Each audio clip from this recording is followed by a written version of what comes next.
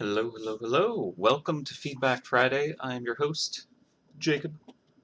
Welcome, welcome, welcome. Hello. Hello to you all. So, I think that I outlined what we were doing in the video description today. Basically, we're going to be working on the Tiger Jade base for the upcoming Lunar New Year event. Believe that's going to be coming in February. Hello, Dan. Hello, Diamond. Jerly, Lapasa, Pokefleek. Hello to you all. How can we get more animated snow? I mean, you can smash extra parts. There is treasure chests.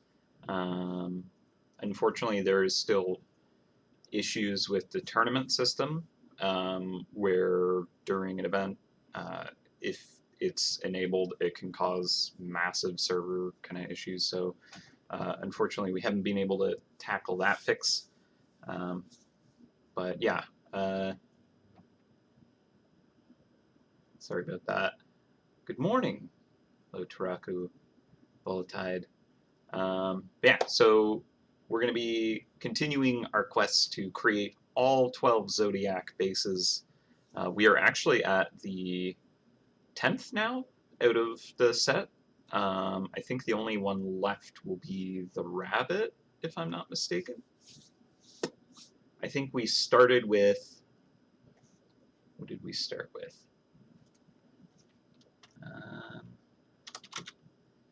Jade bases. Let us see.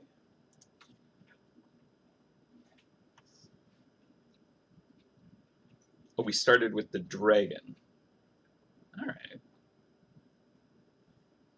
So yeah, we've done dragon, snake, horse, sheep, monkey, rooster, dog, pig, rat, ox. We're gonna do tiger today, and then I believe rabbit is the final one, and that will be the full set of 12. So hopefully you haven't missed any. We're still not locked down on how we're gonna kind of continue going forward now that all 12 have been, well, not now that, but when all 12 have been created. Will we kind of like bring back the original? Will we start a new set? Will we do something other than bases? Et cetera, et cetera. I think that because it takes 12 years to actually like get through it, and missing any of them, you know, like I think there's stuff to figure out with that. So it'll be an interesting thing, and we're interested in hearing what you have to say about that. So, I mean, those will be ongoing discussions. We have 2 years to kind of figure that out at least. Hello, Hermandy. Hello. I'm sure and certain I've pronounced every person's name wrong, and that is what I will continue to do. Makes it easier if I just get everyone's names wrong. All right. So here we have, we're in Clip Studio. This is the base template file that I have. We set this up last year when we worked on the Ox base, I believe, or maybe even a year before that. Pretty sure, have we actually managed to do every single Jade base live? I feel like we might have. Let's see. I think so, because I generally have people help verify details on it, because I do not read, write, or speak any kind of languages other than English, and even poorly there. So generally, I think, have we always put the Chinese character on the base? Let me verify that. I think we have. Maybe not, though. I feel like maybe the horse base did not have it. Let's see. Okay, so dragon does, snake does, horse does not. I was right about that. Was that the goat? Sheep. Monkey, yep. Rooster, yep. Dog, yep. Pig. Rat. and ox. Yeah, so it's literally only the horse, which was the third one. So I might actually like redo that one at some point just to make it actually fit the entire set, because it feels weird to have all of them have the characters, but not that one. Oh, you know what? I actually think I made a Jade base file where I had all the other ones as reference. Now that I think of it, I remember doing that. So I wonder if I can find that file really quick. These should probably be in their own dedicated folders because they're part of a selected event.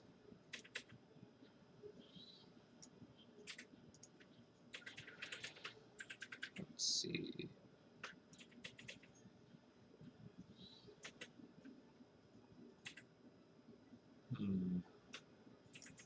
I feel like if I did save it, either I made sure to... Ah! Did. Okay. So this doesn't have all of them, I don't believe. But, alright, so that's good. I'm actually going to open this in Clip Studio, however. Cool. Alright. So the one thing about Clip Studio is it doesn't know what to do with alpha channel files. So I'm just going to dump all this into a folder to hide it. Okay. So this has all the Jade bases, which is cool, good for referencing.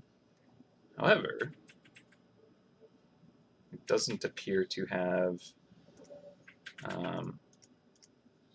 my nice kind of little layout grid, which is actually quite nice. So I might actually remain in this file and just kind of pull this one out as something to reference.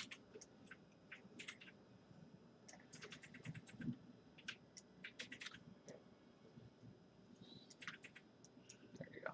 I just put it in a different window so I can kind of like look at what I've done for other years, and that's kind of nice to see what range exists so I can work within that. Yeah, I did enjoy kind of creating just the plain Jade. So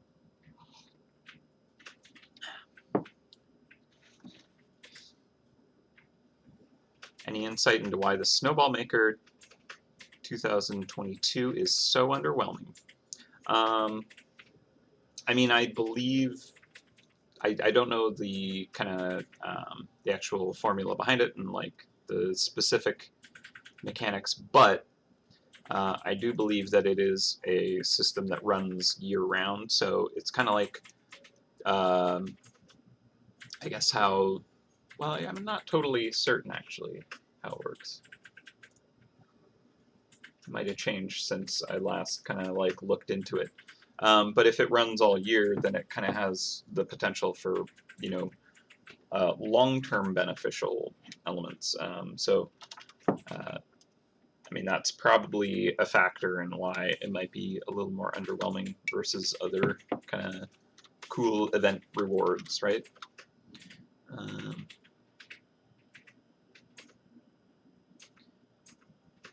think that it's designed to pair with the new train base that upgrades snowball charms. Normal snowballs for the price of 45 cookies, aka snowballs, and 30K. Maybe I'll look into that. Yeah, I mean, if it's incredibly underwhelming, you know, where everyone is just kind of like, this makes no sense and is bad, it's something we could certainly kind of like consider tweaking. But I mean, it's gone through testing and validation and stuff, so I'd assume that it makes sense as how it is, but you know, that's something to kind of figure out possibly. All right, so I just found a public domain version of the Tiger and regular Chinese characters. Let's see.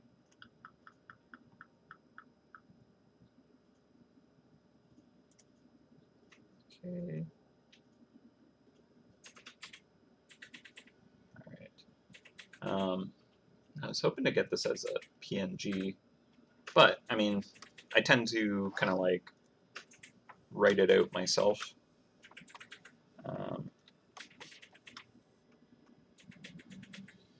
However, I do want it to be as close as I can manage. And honestly, if it is public domain, which it says it is, I figure just kind of recreating it will be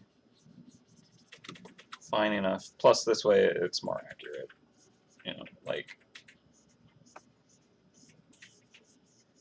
I don't know if the other ones I've created just look like a child has, you know, tried to write the alphabet kind of thing.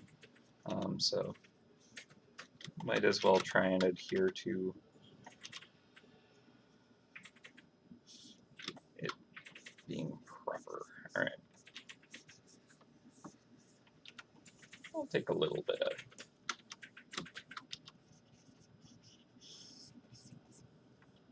Let's reduce that so I can see where my marks are. Should probably use my smoothing brush here.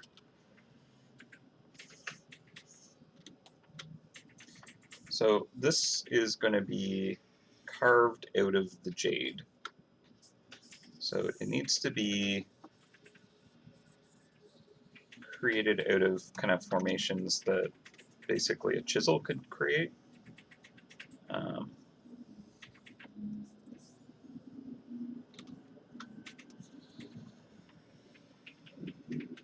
So flat edges are actually quite useful there. Super thin channels are a bit more difficult, but doable. Very kind of agile curves might be a bit more challenging. So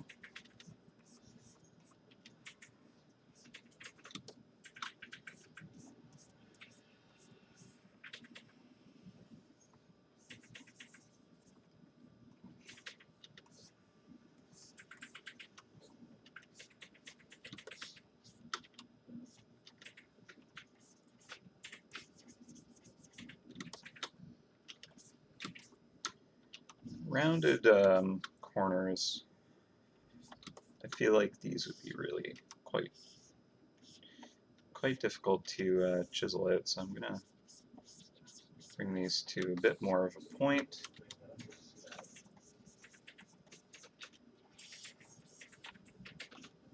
Maybe something like that.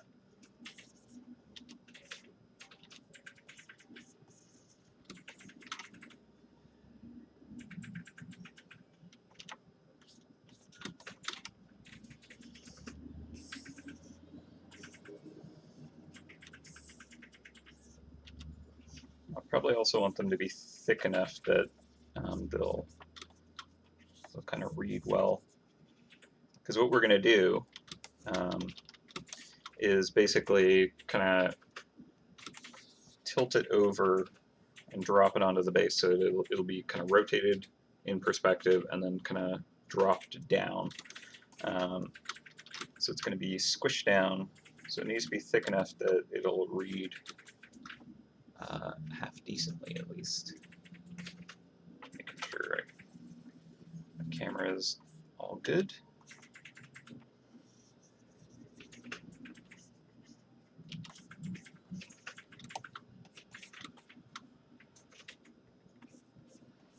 Yeah, sorry, I don't have more clear insights around the snowball maker. Actually was on vacation for a week when we were doing kind of like some of the more kind of final testing and balance tweaks and stuff, so I didn't end up kind of chiming in on some of that stuff. But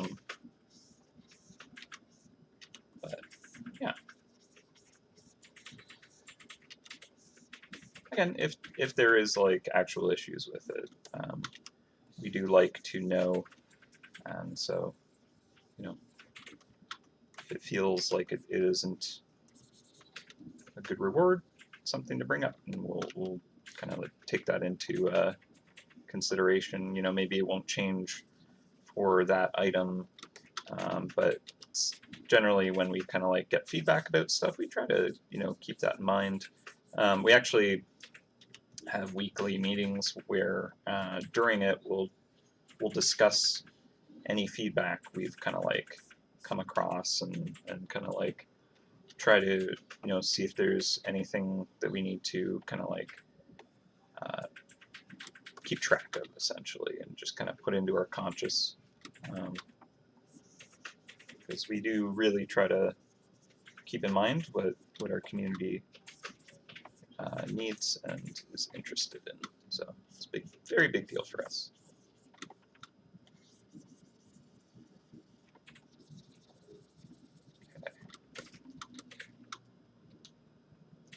Okay.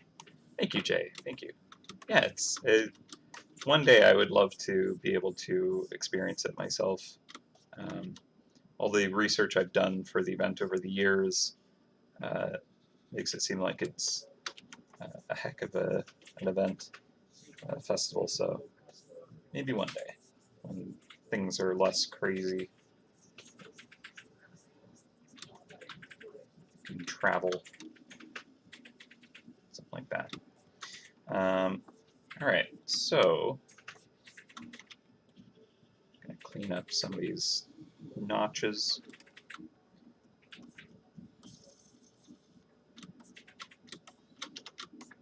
So this says Tiger, and this is, I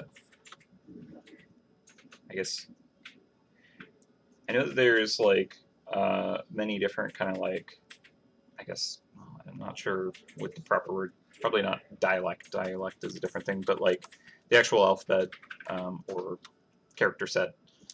This one is stated as regular Chinese, so I'm not sure if that's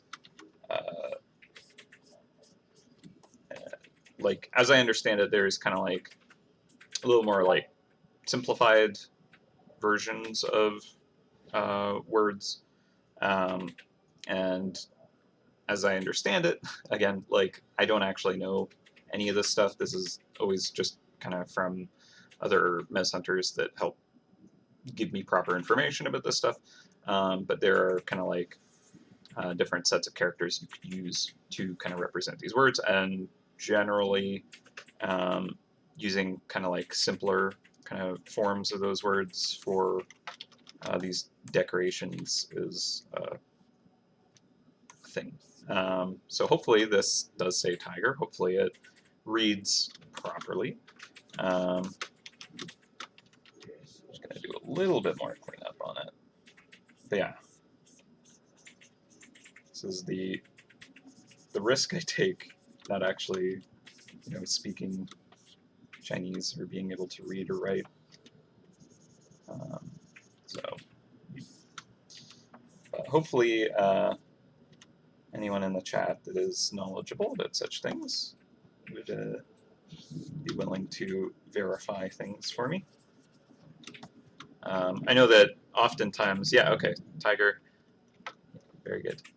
Traditional Chinese / simplified Chinese. Yeah, see, like, I actually don't know terminology. I apologize for my ignorance, really. But yeah, basically trying to use kind of like the simplified forms so that it's more readable on this surface, really. Yeah. Oh, they're the same. Oh, interesting. Okay. For Tiger, the traditional and simplified characters are the same. It's correct either way. Wow. Okay. That's cool. Yeah, I am. Good pointing out.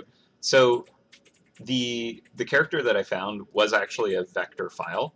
However, when I tried to bring it into Clip Studio before I started the stream, and it was like a minute before the stream started, It just came in as like a big black kind of just box. It did not load properly, and Clip Studio does do vectors.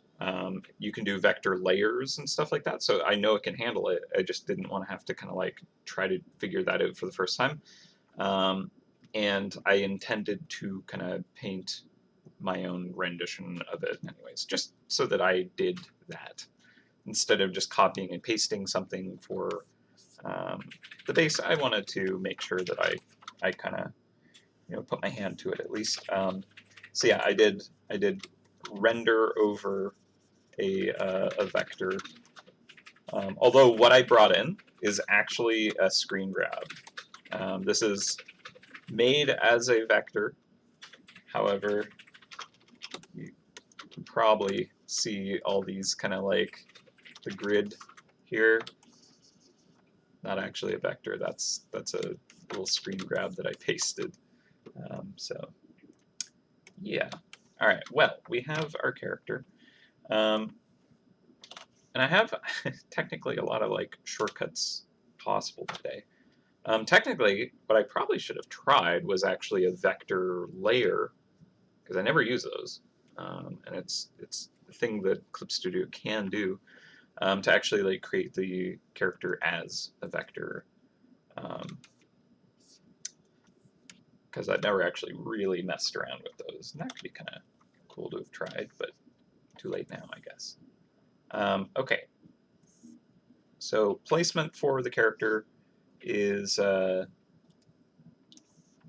probably going to depend on what we want to do for the rest of the base. So, if we bring back this here, oop, hello, please snap, there we go. Okay, so if we bring back this here, this isn't all of them. I guess, is it just missing the aux, perhaps? I suppose it is. But what I do like is having kind of like the character itself. So like the dog and the rooster and the monkey. I quite enjoyed those. Oh, we don't have the pig here either. Or the rat. Yeah, actually, it's missing quite a few. Yeah, so the way that I'm going to go forward with this, and I've done it a few times now, and it worked well, is basically I'm going to plot everything onto this rectangle here, which is kind of mapped to the dimensions of the base, or close enough. It's probably not actually perfect. So I'm gonna plop things down, and then when I'm happy with that, I'm gonna deform and transform basically each of these corners into these corners, and that should basically put it into perspective on the surface of the base with the proper angle. So that is a nice little trick, and then the fun begins of actually kind of like using these, the actual kind of fill here to carve into, to create these three-dimensional kind of like the embossed depth. And then after that, kind of like hitting it with some light that's kind of diffusing through the material, since some of the pieces are now thinner because of the carving.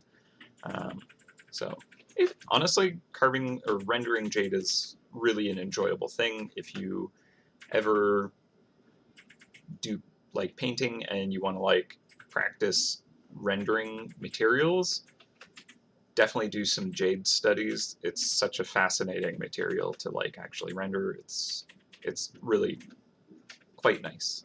It's a fun one, and very complex too. Like there's a lot going on to figure out with it, because there's a lot of like light kind of passing inside through the material, and kind of like having this like beautiful internal glow, and then polishing it to get reflectivity, etc. Like lots of cool stuff going on. But what we want to figure out is, how do we want to kind of map out the base? So we obviously will have some kind of cheese chunk on here. and also a trap of some kind. A lot of them have been getting, these are some older traps, but a lot of them can end up taking a good portion of the base itself. So do we want to put the character face up front and more visible, or do we want to kind of put the character where the cheese goes? These are things to kind of like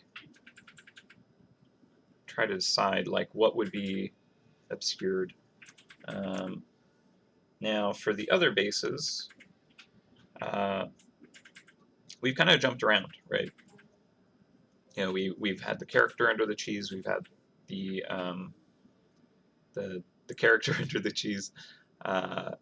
So it's kind of, I feel like almost like even split. Let's see. So snake was the word. Dragon was the word. Horse was just not having the word in it at all. I don't know why I never bothered with that. Sheep has the character's face. Monkey has the word. Rooster has the character itself. It's in the animal. Dog has the word. Pig has the character face. Actually, I really like how the pig turned out. That was a neat one. Rat has the word, and ox has the character face. So yeah, it's honestly just anything goes. It's pretty even split. All right, let's see.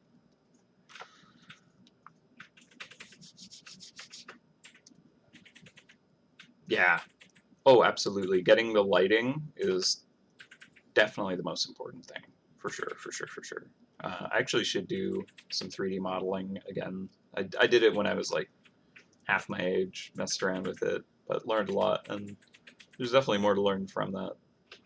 But yeah, it's very, very kind of like, especially with what I like to do, there's a lot of crossover. So yeah, like lighting, materials to like really kind of like show it properly is so important. All right. Tiger jaws on either side of the cheese, so it appears to be eating them. That could be interesting.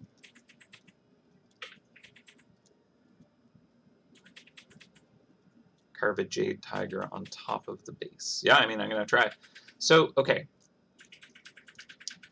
I have a thing I could use. Actually, I think I'm going to switch my camera just so you can't see the spoiler because I'll have to pull up that file. So I'm going to go to my beautiful face over here. But I did actually create a tiger face that I never ended up using. I actually put a decent amount of work into it. And for what I was doing, it was just too detailed effectively for the size that it was. It's a small little thing. So it was basically unusable because it just would not read well. Like it might have read, but it was just probably not. So let me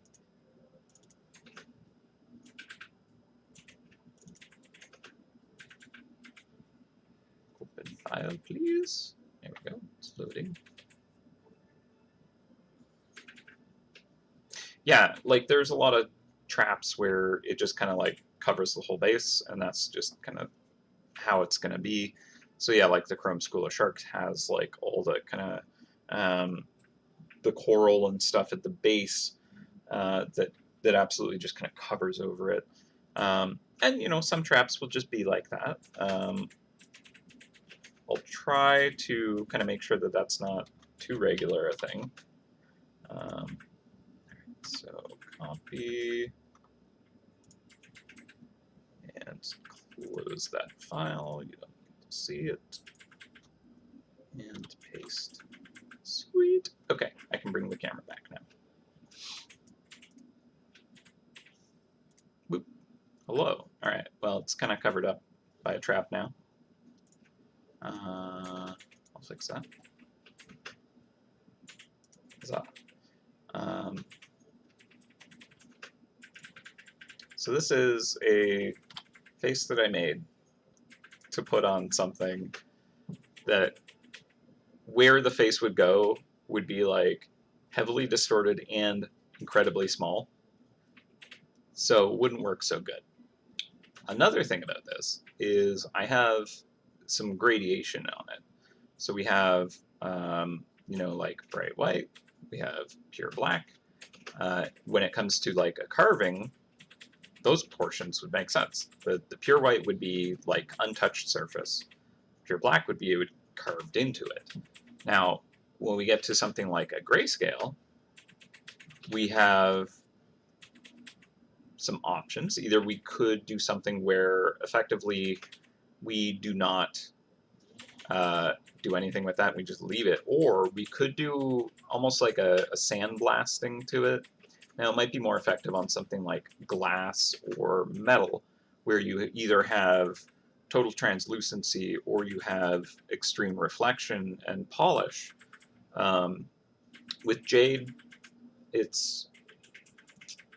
I'm not sure if it would be the most effective thing, but I think it could work, where essentially we could have a little bit more, I guess, occlusion going on, a matte surface as opposed to super polished. Now I did notice with the bull or the ox and the pig, I believe? No, I didn't do it so much on the pig. Did I do it for any others? The monkey? Okay, so I think we can do this.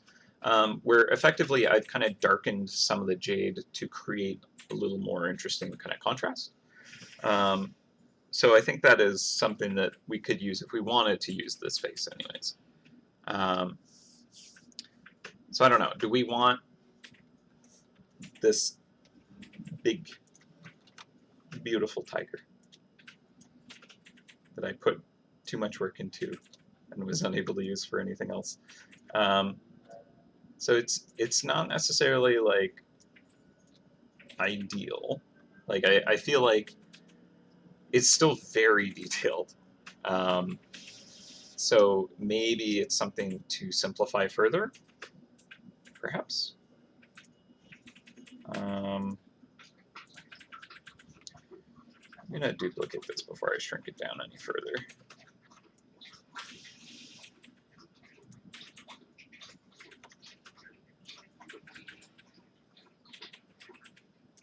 I know that when I've done the other bases, I've put the character inside of a circle,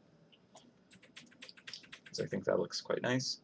Now, if I put the tiger's face up here, there's a very good chance that basically most of its face is going to get completely covered by a trap, and you'll just see kind of like maybe the chin and like its snoot poking out.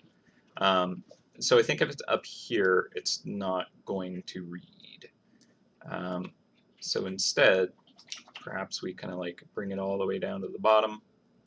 Could even do something weird where we have like the mouth overhang or something and change direction for the chin. That might not work so good. We could like bring it down to here even. That could be kind of cool. And then have the character closer to the center and like have the kind of rings behind it, perhaps. We did the same thing with the ox, and I'll copy that image so I can show it here.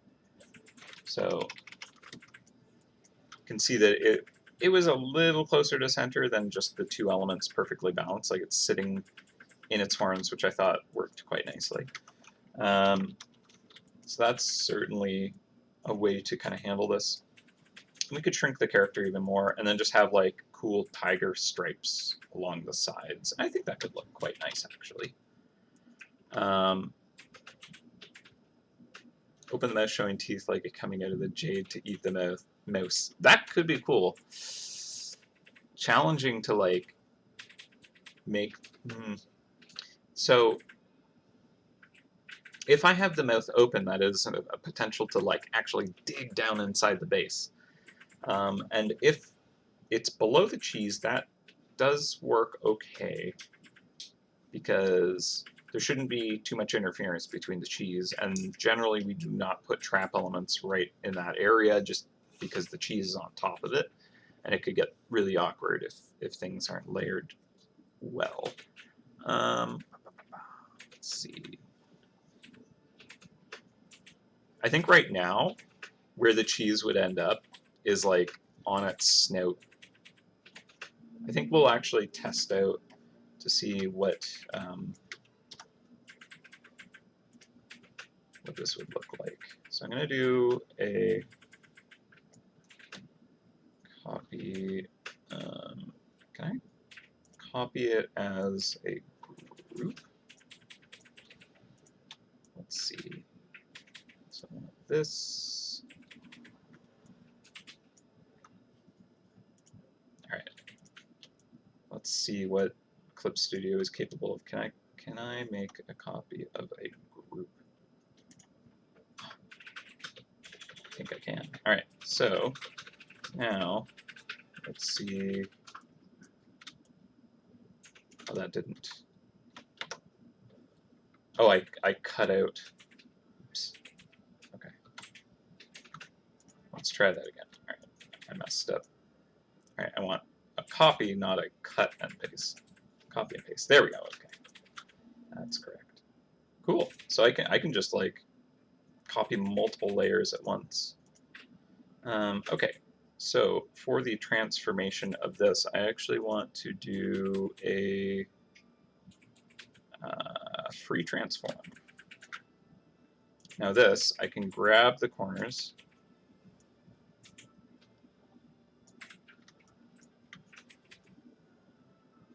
and drop them down. It's wild. Okay, so here we can see what its projection would look like. So let's hide the frame there, the grid. Where is that? I can hide the cheese as well. Is this the grid here? Yeah, okay. We'll get rid of that. Okay, so here is kind of the idea of what this would look like. And now we could even do stuff like slide this around if we want. Move this up or down. I think it is okay all the way down here. Let's turn that cheese back on. So yeah, I almost want it like going right off the bottom here. It's like we could put the mouth here, but it would be covered so much unless we like really open the mouth, and then that's, I don't know, it's too much. Like all the other characters feel kind of just like kind of chill, I guess. Like I guess it could be eating the cheese, but it's a weird angle to like translate that, and I would really actually have to change the drawing of the face a lot to like have it open its mouth, because like its cheeks go up, its kind of like whole face and jaw would change. And in fact, I'd probably want to tilt its face, so it'd be basically a full redraw to kind of like make that look right. And making it look right there is fine until it's translated into this view where it's a 2D projection then carved as a relief in a surface that hopefully will look good. So it's a lot of work with no guarantee of like knowing if that will look good in the end. So it's kind of like I'm not sure. Now it's a highly detailed character, and it's kind of easily obscured, right? So it's a little weird. What we could do potentially even and this might be a bad idea, but if we like expand the tiger's face to like fill the frame even more, yeah, I don't think this is gonna work so good. But if it like really fills the frame, essentially the tufts on the sides here would kind of like instead kind of like rotate down here, and chin there. That's maybe not so bad actually. Okay.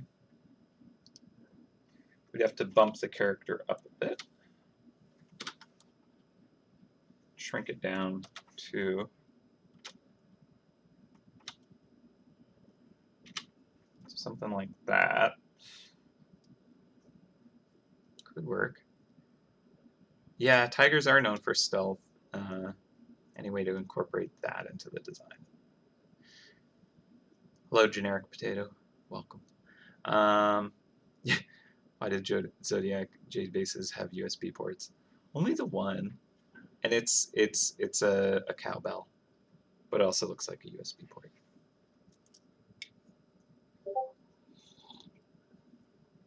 Hello, Plester. Sorry, I missed your message earlier.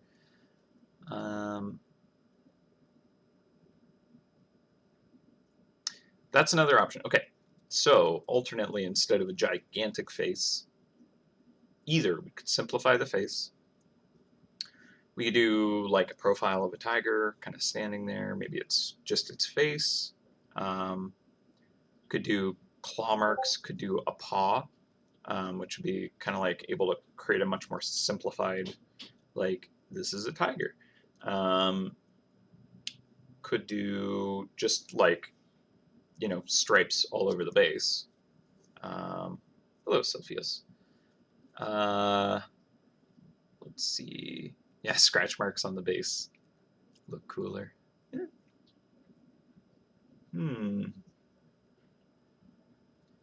Jaws coming out of the base just a little. I mean, if it's like so minor it wouldn't interfere with elements, there is a possibility of kind of like having a little bit of raised portions of it. That's possible. Can I lower the cheese? No, I can't modify the cheese placement. That's only and very rarely determined by the trap. And we really like do not do that basically ever. I think we did that like 2 or 3 times in total. But yeah, generally the bases are designed to be these elements that are just kind of like a complement to a trap. So they're not necessarily supposed to like be hugely detailed, steal the show kind of thing. Like when they do, it's just kind of like the whole thing is, you know, beautiful and magical looking, right? And it's not like a face that is supposed to be kind of like totally readable here or there. The like Jade bases are a little bit unique in that there is often a character, but honestly, we expect it gets covered up, so it is what it is. All right, so I think gigantic face. Are we cool with this? I kind of feel like this might be the way to go, the way it is right now. Ooh. Yeah, if it looks like a tiger in a Chinese painting, that would look cool. You know what? I might actually pull up a reference of like jade carving, because that's relevant. So jade tiger carving. They do got that roar going.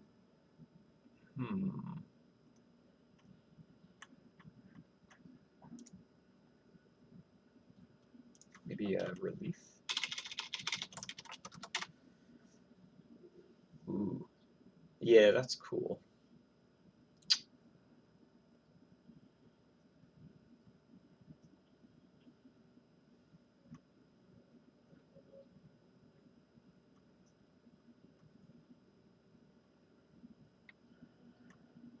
Well,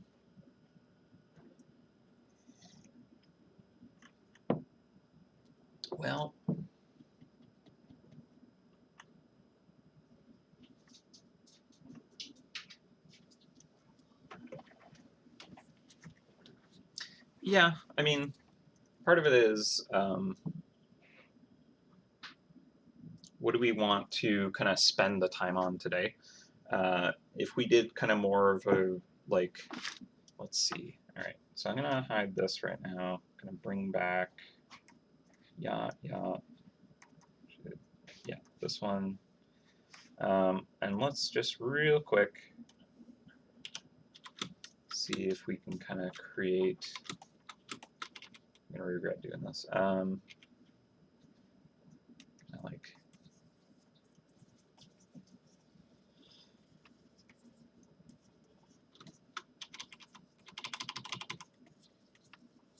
kind of more of the traditional.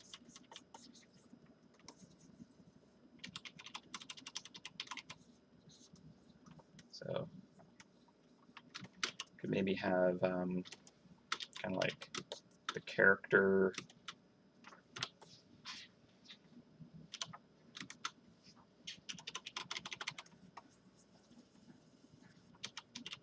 Maybe if I like wrap the tail around where the character would go. So like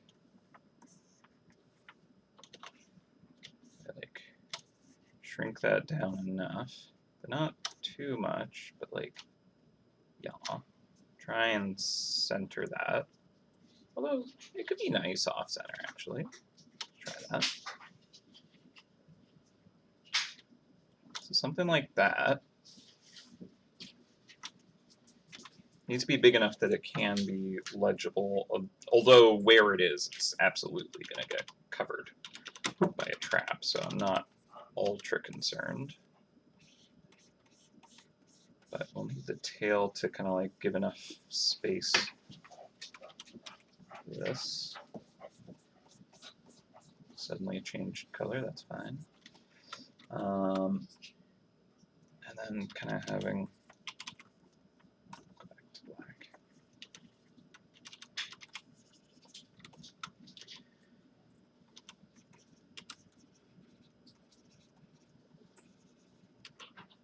Now trying to like create a tiger face in such a small space, because again, like this is going to be distorted, right?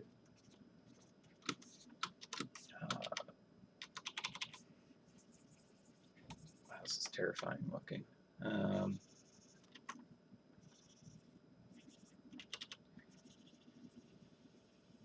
Maybe this will look like a tiger by the end. Probably not, though. Certainly doesn't right now. Yeah, so tigers will have nice big shoulders.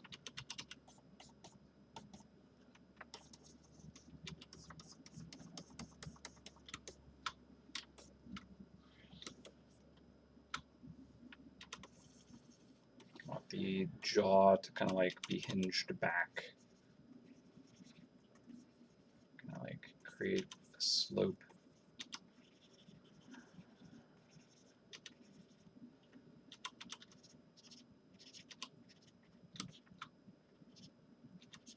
It's a little bit more of a roar now.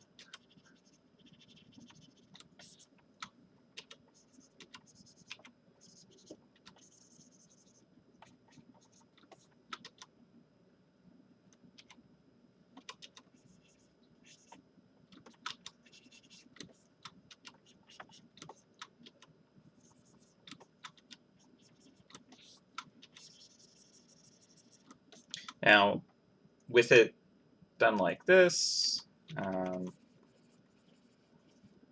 like, could look cool, sure. However, the current layout, I feel like it's gonna just like cheese smack on its face and donezo. Like that's it. It's gonna be covered no matter what cheese I use. So I could flip it. That might actually do it. Let's try. Can I just copy all layers? Does that do it? Nope. That does not.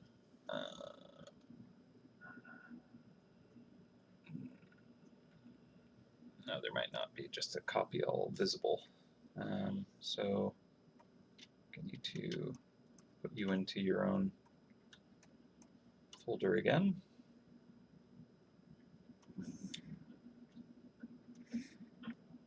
right.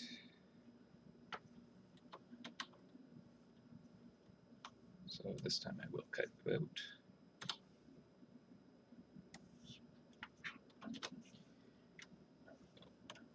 I need to transform as a pre-transform. Boop. Boop. Boop. And bop. Close enough. Okay. So, won't work on this side. Kind of already knew that going in. Should have just assumed. Because, yeah, like the moment I drop a cheese, it's like right on its face. Of course, I can move where the character is pretty easily. So, that's kind of moot, to be honest. Let's see. Just delete that. Okay. Did I delete the wrong one? I think I did. No. Get out. And get out. Alright, so first of all, I'm going to flip you.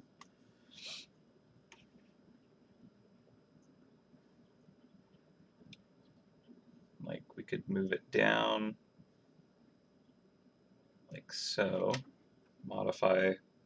We want to rotate it at all. If we do this, the paw could be like on the side of the base. That could look cool.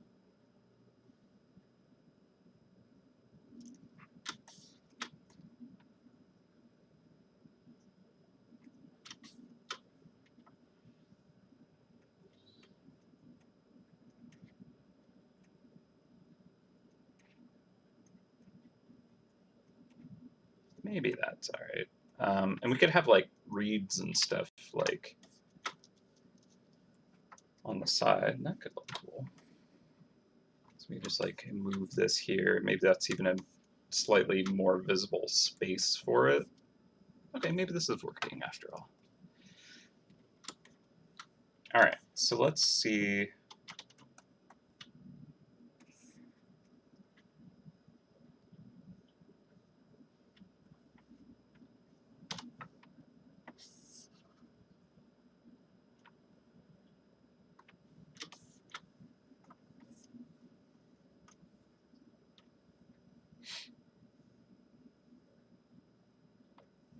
Control Shift T, okay. So we could. All right, so now the cheese is just smacking on its face.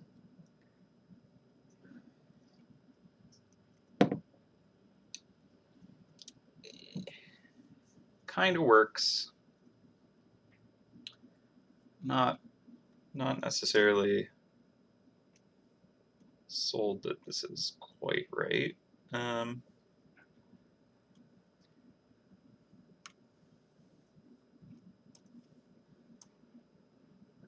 Maybe if I just move it so the face is like right at that edge. It'll be interesting trying to render this kind of like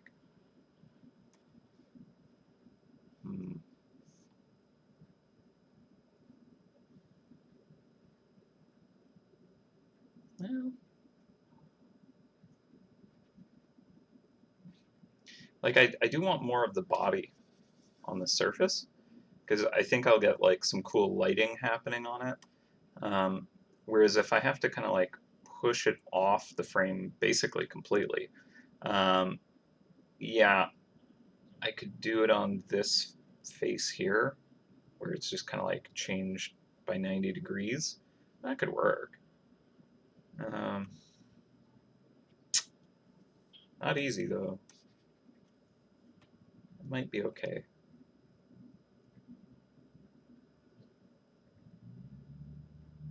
Yeah, like the reeds would look better as kind of like the sides, I feel, you know? Let's pop a trap on there.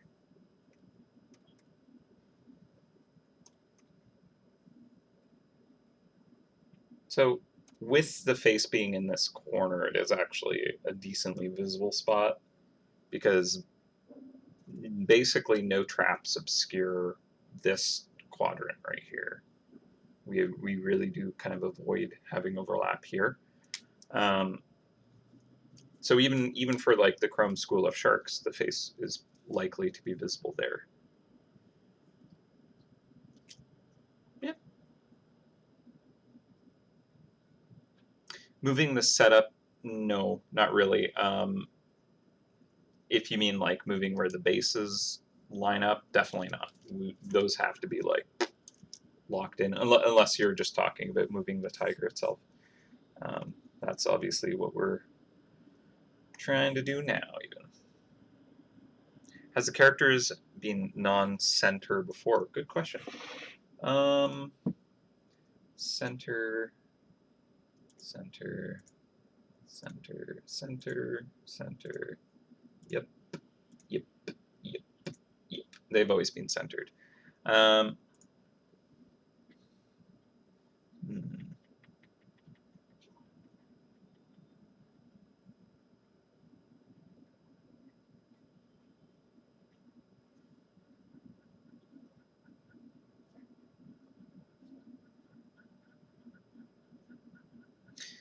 That's a good point. Yeah, the Holiday Express trap would definitely cover over basically all of it.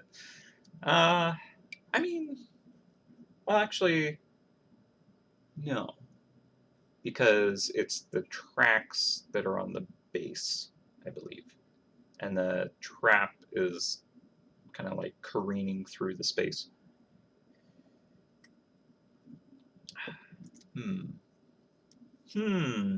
Okay, well, you know what? This design has grown on me a little bit. And if we do shift it like this, we are actually recentering the character. Not bad.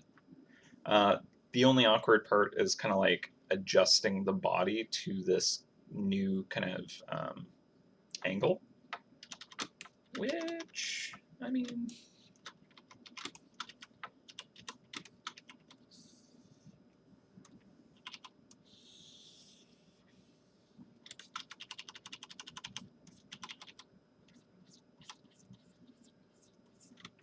like if we just kind of go with it, you have like a shoulder. Go back to my references.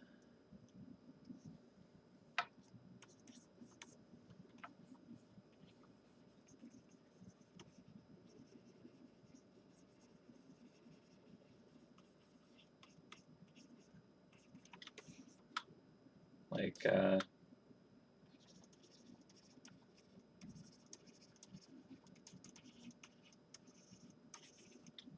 mean, if it's just intentionally done this way, then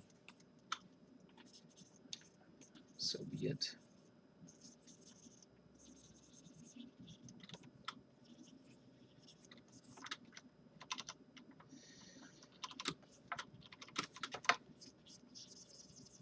Plus, we could have kind of like reeds or whatever, kind of like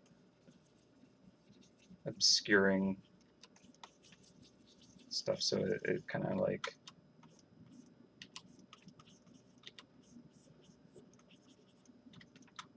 it's hiding, you know? So you kind of see the body.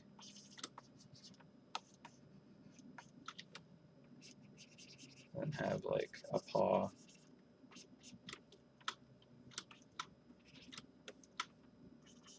It swiped at us. I don't know. Like we have multiple dimensions to work with, so it's suppose we could have a little fun. Just have this coming out at us. Actually, that's kind of cool. It's all right.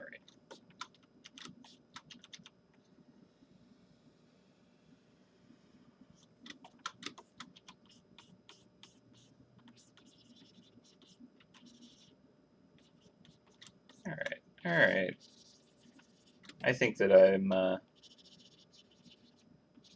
getting more and more content with this design. And we can do like reeds and stuff, kind of like this.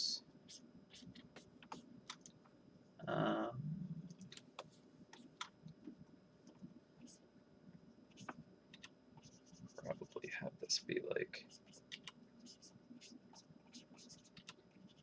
awkwardly a block curved. Let's see, like it's pressing reeds apart or something like that. No.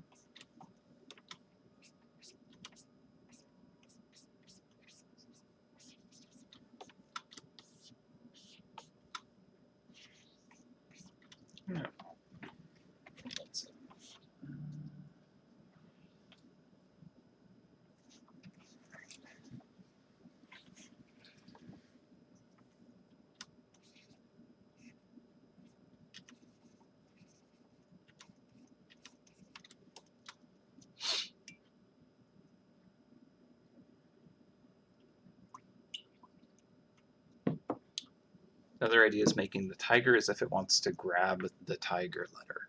Yeah, that could be cool. Like if it's like going around it like that. That could work too. I do feel like the tail isn't a bad way to kind of create that.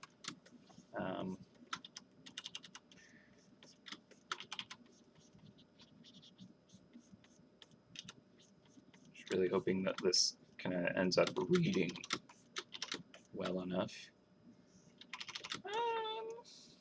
Yeah, it's not terrible, maybe.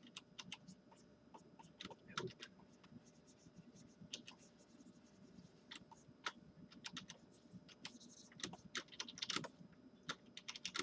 Again, it's like smushing it down at a weird angle, and I don't know. Let's turn off this cheese here.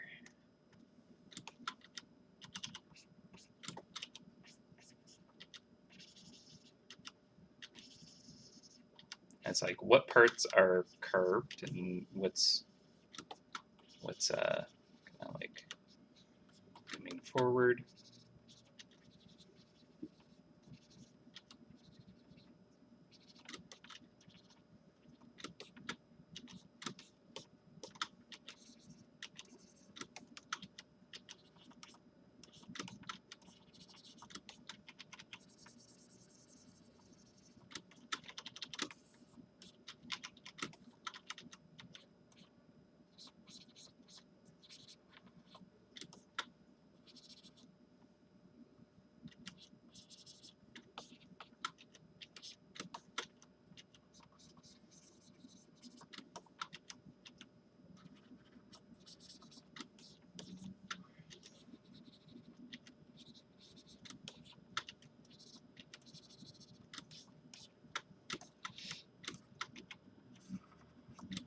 It's like I'm taking something that is distorted and kind of like undistorting it, but it's actually distorting it more, technically speaking.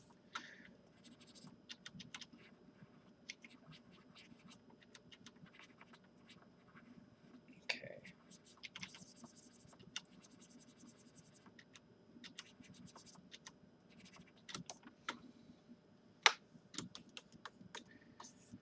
This ear feels like it's too low.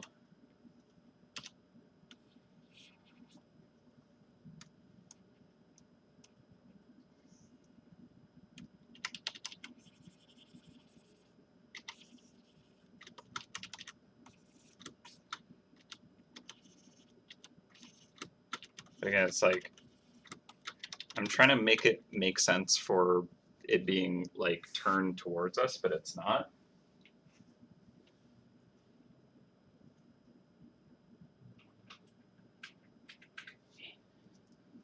All right. So, okay. So what I want to do is probably have like the reeds and stuff behind the face kind of like curved back, right? And these will be kind of like not super contrasty the way it's curved, just kind of like rippling, kind of like texture almost. And then for the actual character, I want that to be kind of like, you know, popping out in parts, like where the kind of snout is like the muzzle is white. I would want that to be kind of like really kind of like sticking out the most, and polished and shiny. And then to kind of like get the other parts of it, like the mouth, I would kind of have it kind of carved down in there, recessed. And like, again, I'm trying to like imagine that this is kind of tilted down, and then I'm going to actually be like etching into the surface and like like carving away stuff to create this. So this tail should actually be kind of almost raised compared to everything around it, right? Or is it just carved into it, right? Is everything around the tail kind of like carved away and leaving the tail, or is it the opposite?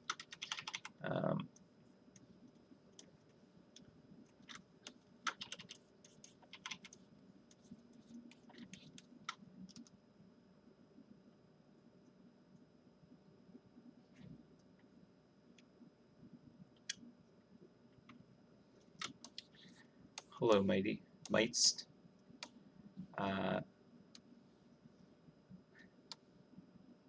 Inari cohort. Can I arm the Chrome School of Sharks? I can. I'll just have to pull that asset into here because it's not currently in this file. Let's see. Can I do that? I'm just going to switch my camera real quick because I might spoil stuff otherwise. Very good at that. All right. Import image. Let's see, where are you hiding, Chrome School of Sharks? Another thing about the Chrome School of Sharks that won't quite work for this is it is a massive trap. So that actually means that the base is a reduced size for it.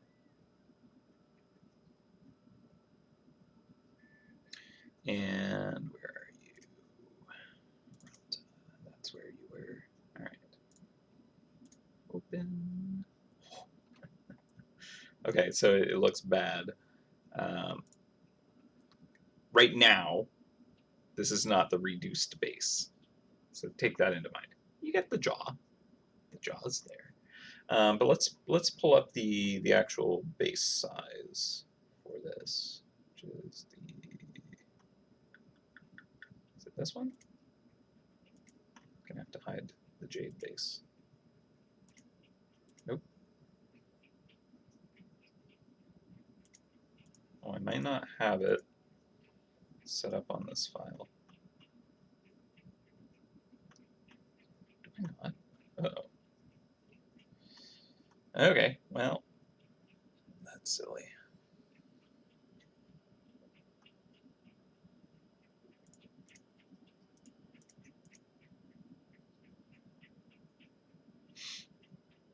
This looks like it's the right thing, but it's actually not. It's a bad old file. But let's just modify this to match that anyways. Okay, where are we?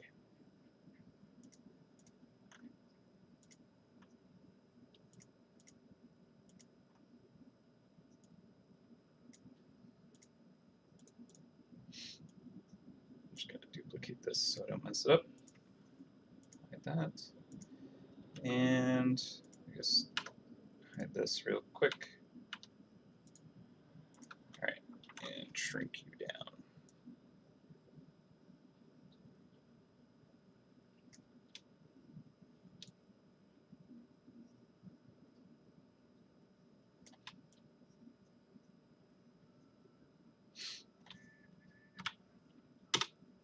Okay, so that's closer to its size. So you can see that it actually does kind of work. It's kind of like peeking out from the debris. And then, of course, the cheese chunks is not going to work here either. That's shrunk down to like 70% its size and moved down. But, yeah, it should actually be okay. That's not terrible. Okay. That works. Okay, so we'll get rid of that. Goodbye. I'll put you up in traps. And go back to the jade slab. Like that. Okay, cool. All right, I think we're going to keep going with this direction at least. Paw is kind of weird. The side of the body, I think we can make that work when we render, I think. I'm a little... I don't know, am I sad about not using the big face? Probably not. You got to see it, it's good. I was pretty happy with it, but I don't know, it might just be too much. Okay. Real quick though, if I just made it like smaller,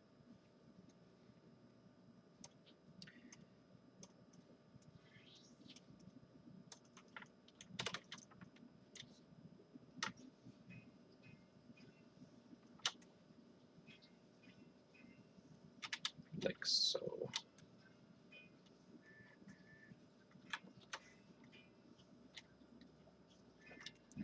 Same.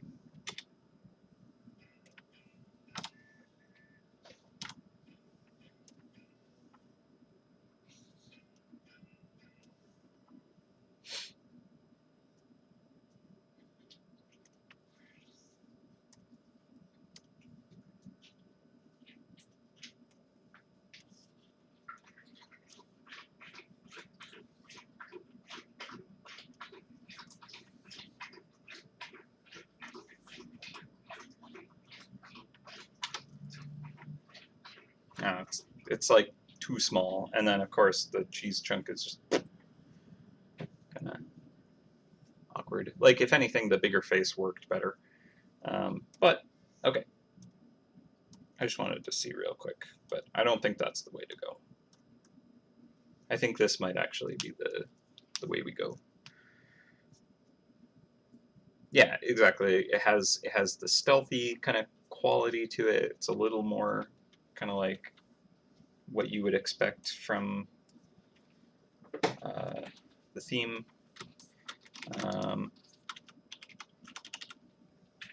see.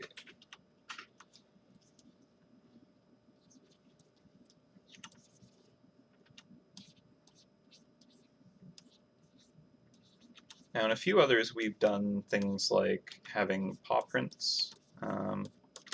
I think we already have so much kind of happening here that it doesn't necessarily need something like that. So I'm good with kind of like not bothering. They don't all have it anyways, I don't think. Do they? I don't think so. Now I have to check. So dragons, no, not really. Snake, not exactly. They don't really have paws anyways. Horse, no. Sheep, no. Monkey, no. Okay, so rooster, yes. Dog, yes. Pig, yes. Rat, yes. blocks. Yes. Okay, so it's only like the last set that we have been doing that. I mean, I could just kind of slap that, but it's like, it's not a huge deal if it's there or not. It's not hard to include. Not opposed to it.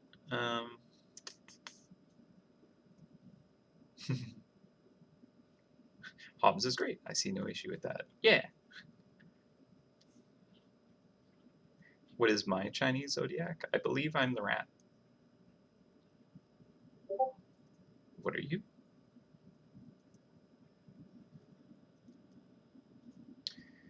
For the body, can we remove the sharp edge for the bit? Yeah, I think, okay, so like this right here, we should be able to round it. Because there shouldn't really be so much trap interaction.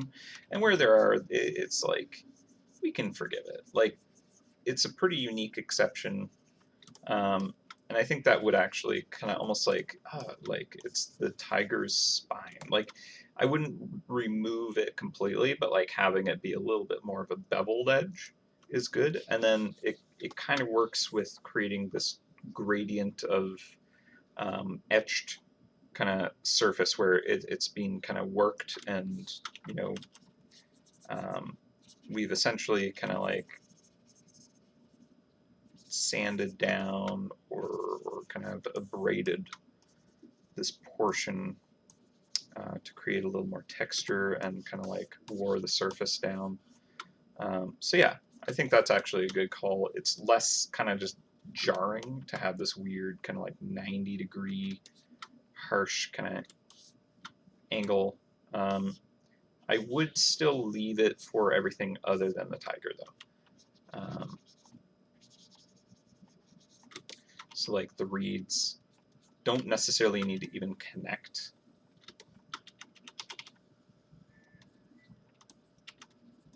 And if we're kind of feeling like the reeds snapping at this point is awkward, I would actually kind of create a frame even to kind of like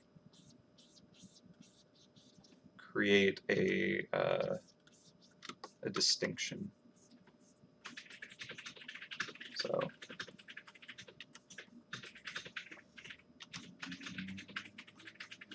it's like all the reeds can comfortably go right up to this edge, and then they hit this kind of border, and so that transition isn't really as kind of like jarring. So that's kind of a way to handle that.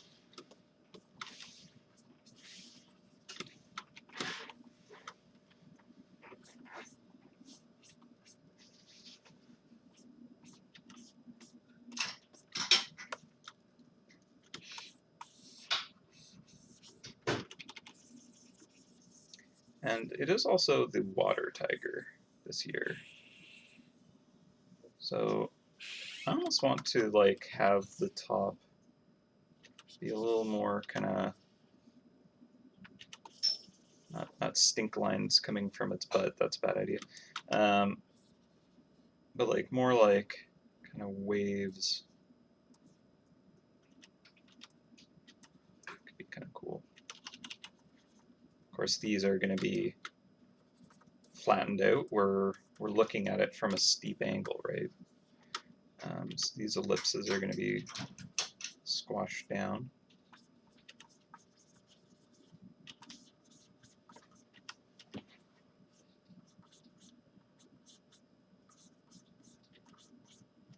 Kind of creating more of that like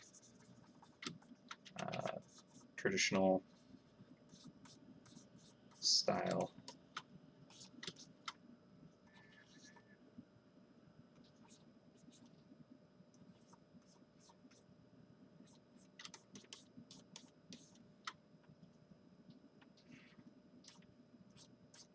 And I think it'll just be a cool like contrast of texture. So we'll have these reeds that will almost kind of like create the stripes of the tiger, I think, at a point. Like here it will be kind of clearly like, oh, this is where the tiger is kind of like hiding in stealth, but then as it goes to the sides, maybe they kind of like start to kind of like become more of just tiger stripes.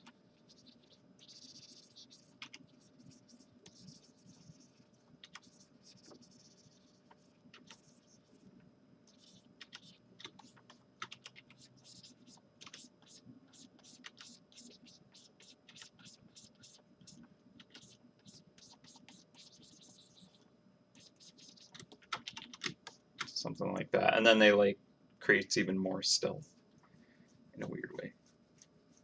Incorporate the stripes on the tiger into waves. Ooh. Maybe. Do we want to bother with the paw here? I think it's okay to leave it in. Maybe.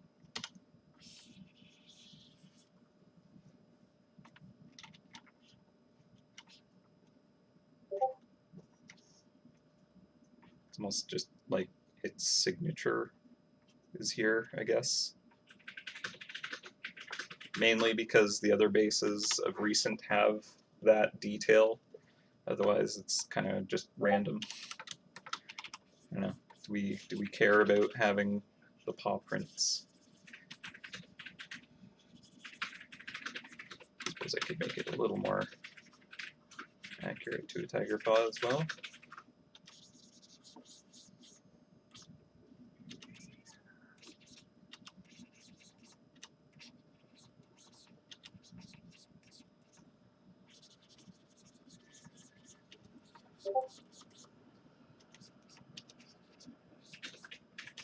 And then ultimately, of course, to really cement it, it's like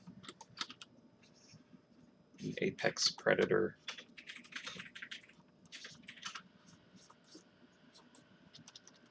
Give it claws.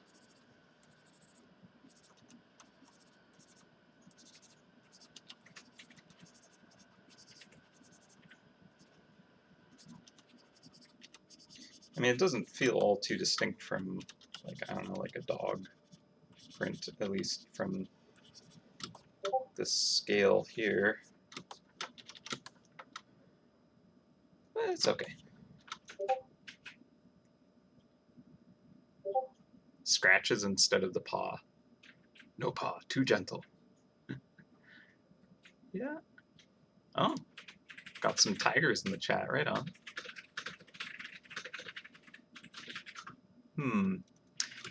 Oh, the paw print down here? Yeah, maybe. Could try that.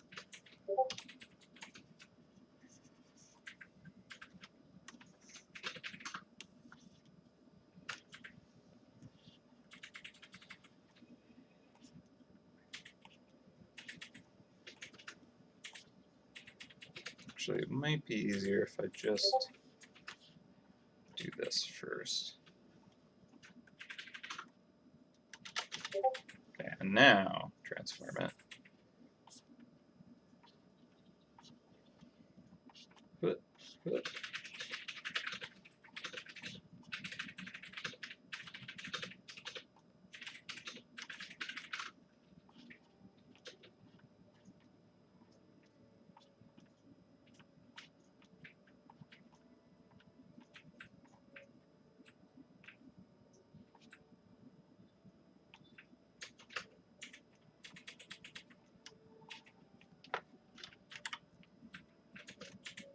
It's a lot going on, right?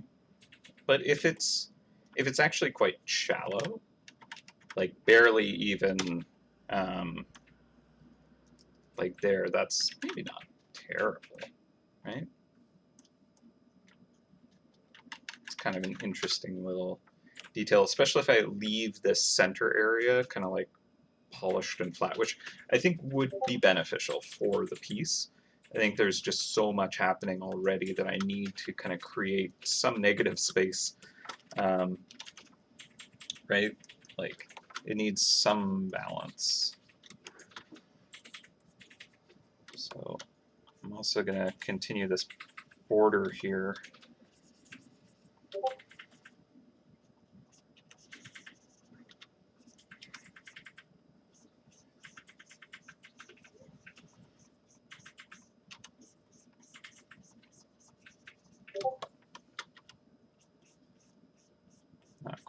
perfect, but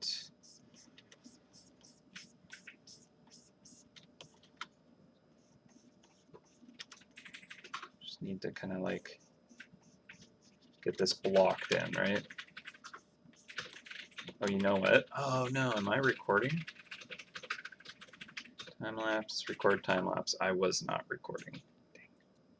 Okay, well, I've not been very good at recording and doing anything with my recordings anyways, so it's not crazy. But I do want to try and collect them where I can. Okay, so if we have the paw up there, I'm a little more comfortable with the paw there, to be honest. So I'm gonna just scooch that one out of here.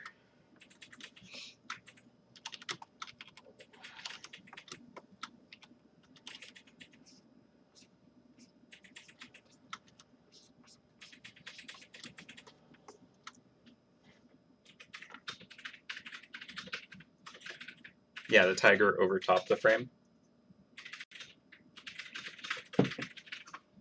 I definitely feel like it has more presence that way.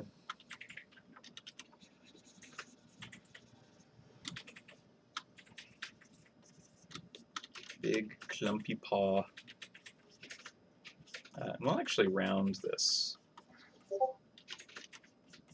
because we can do that.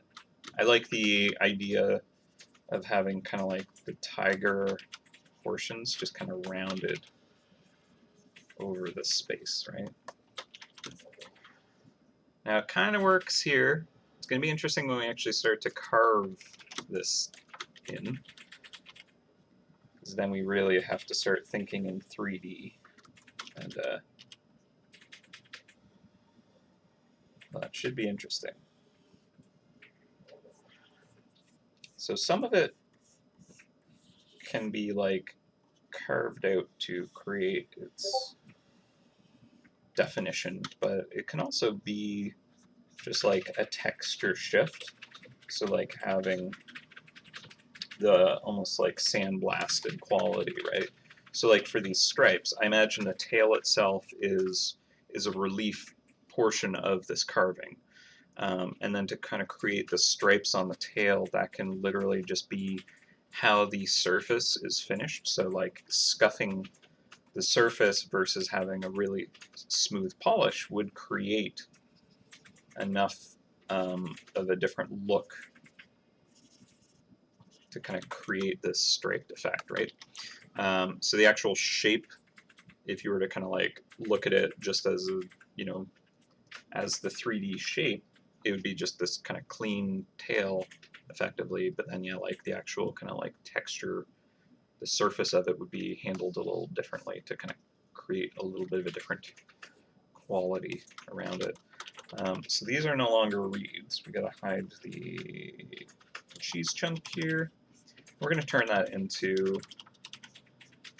the water waves. And perhaps even having just a lot of nice kind of empty space might be quite nice.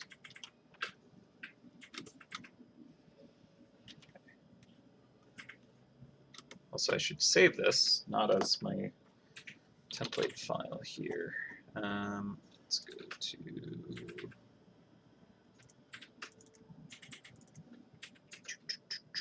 Lunar New Year 22, Jade.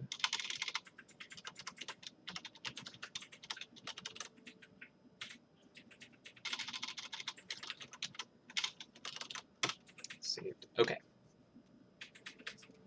Okay. Okay. All right. So for the waves,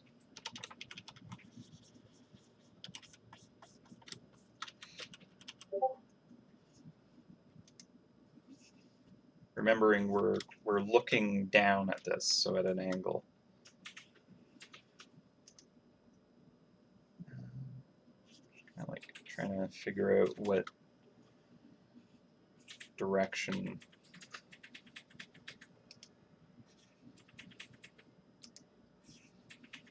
Maybe something like this.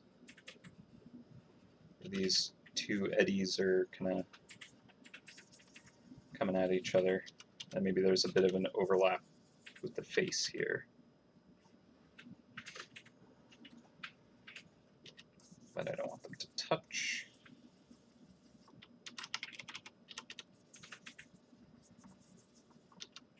And again, I want these to be a little more subtle.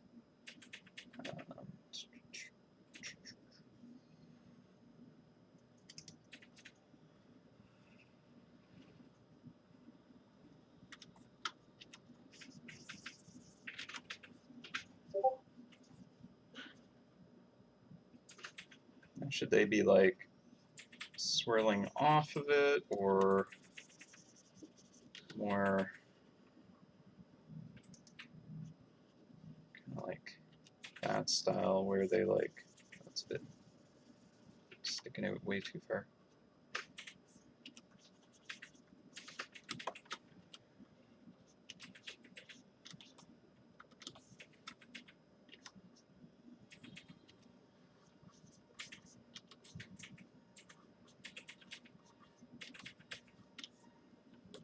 It's more like air with that.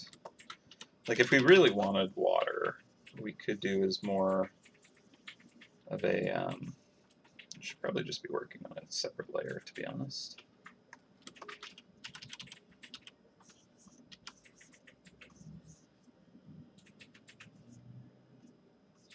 We do more like ripples.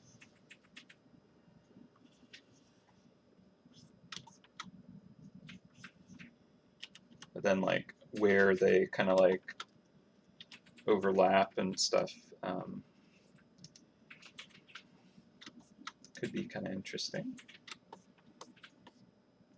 It doesn't feel as traditional, maybe.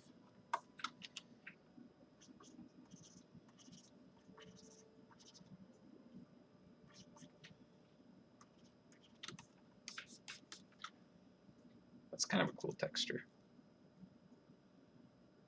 I don't mind not using the OG Tiger. You got to see it, so that's good enough for me. I just like, I did spend a lot of time on that, trying to get it to work, and I was like, it just won't work for what I need it for. Oh, maybe I can use it for the base. But I just like this better. I think it is genuinely more interesting. It was a really good idea, so thank you. I forget who suggested it, but thank you. It was a good idea, and I'm glad I decided to explore it. I think that this is a really cool looking base, right? So do we want a little more kind of like wavy kind of tendrils, or do we want more like, oh, that is like water drops on this surface? I kind of like this. Like, I think that looks cool. It could be fun to do with Jade. This, I think, feels a little more traditional, but I don't actually know.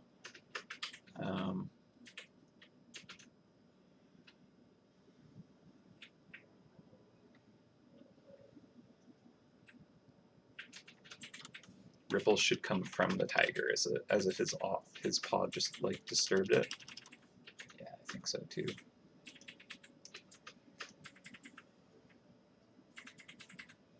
Or her.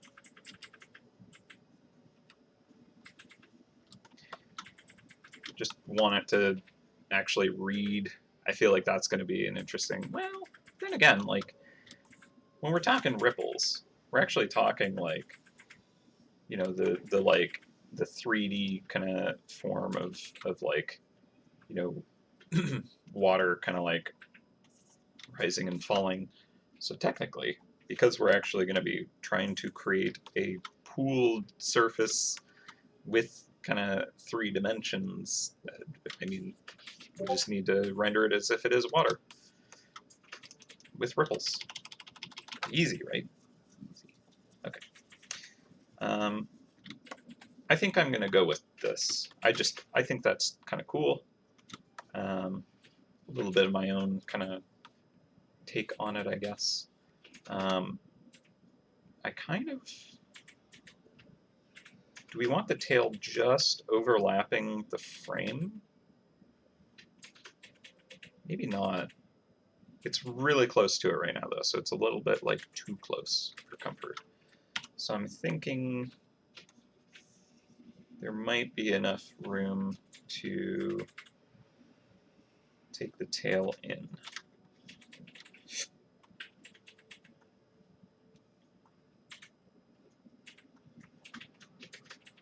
It's a little tight.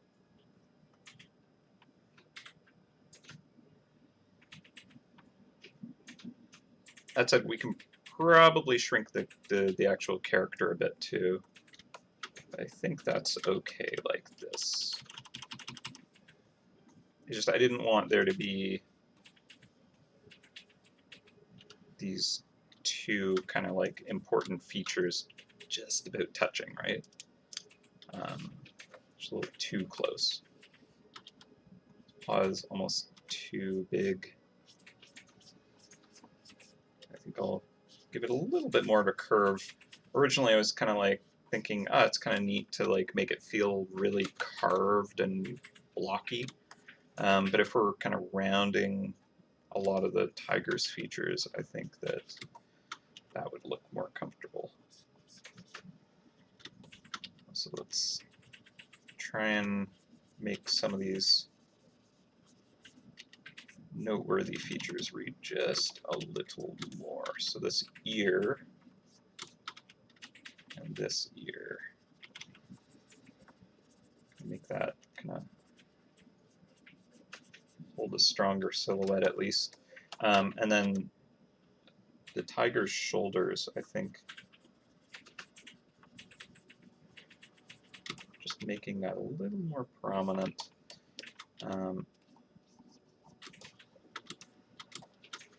Might help. Okay, so here's something we haven't done, is let's give it a flip and see how ridiculous it looks.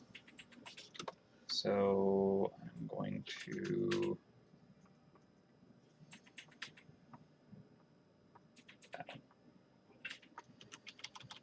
get rid of that here, and all on the tiger. Goodbye. Yeah, that helps. Okay. No, it's not bad.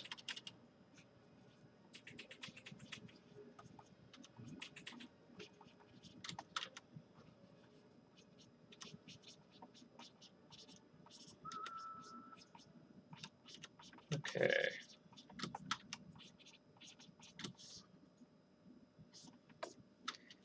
Gonna bring the body in. Create a little bit more of a curve here.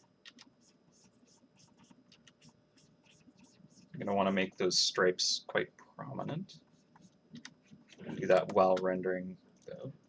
The base of the tail is quite thick, which makes sense for this angle. That might need a little bit of refinement.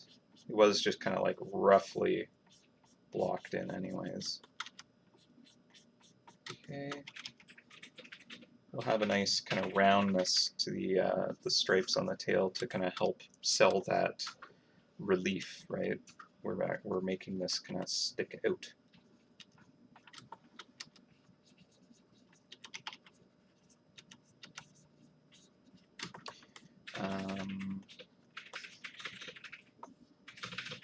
It almost looks like the paw is coming out of the base and sitting on top, and honestly, it kind of works.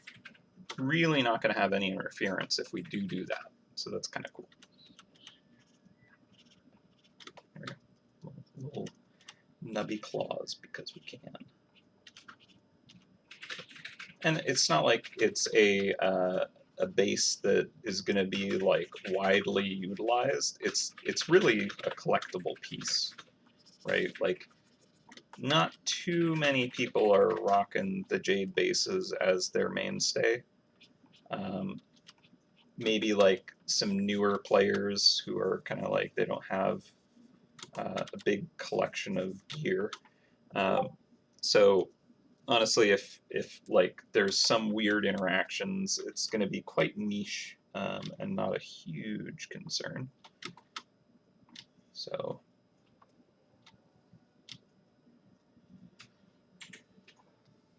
should be all right. clean up some of the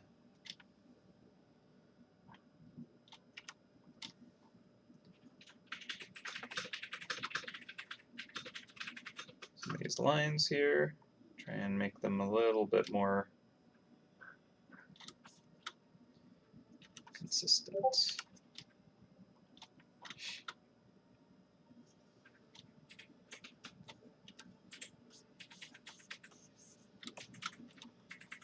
Cool. All right, we're getting there. We're getting there. I'm feeling good about this. Okay, so I want to shrink the character down a bit.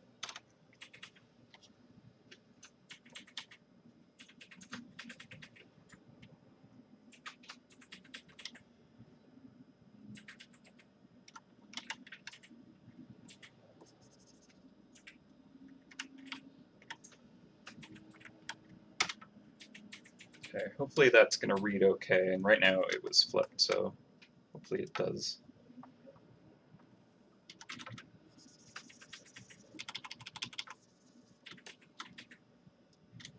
Stripes on the claws. And usually the paws are pretty stripe-free, at least down at the fingers. Little fingies. So this arm here, I think, is a little lost. Not that I think we need to go too ham on details. There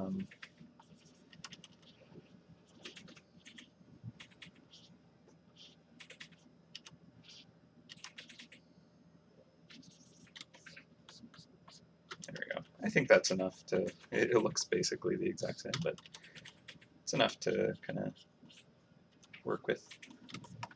Okay, so I am gonna get rid of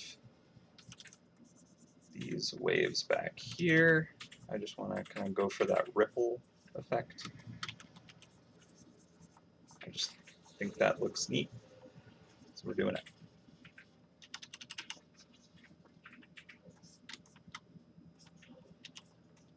And very soon we can actually start to render this, which is going to be interesting. Okay, so onto the ripple layer.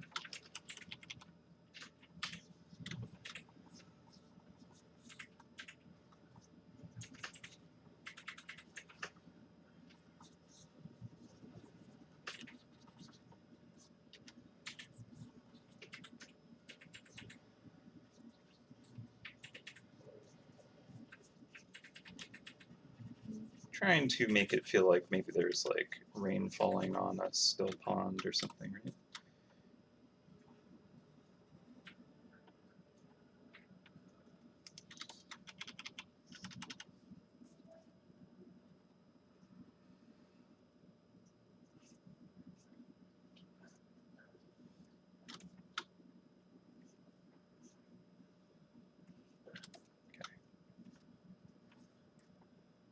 I think I'll figure that out as I go.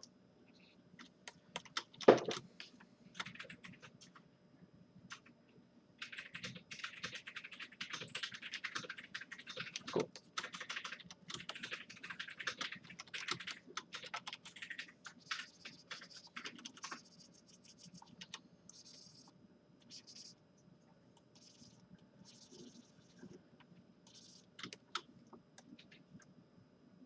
That's why.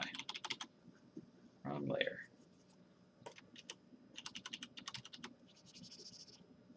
I have these stripes continue here, but then have the reeds kind of erase.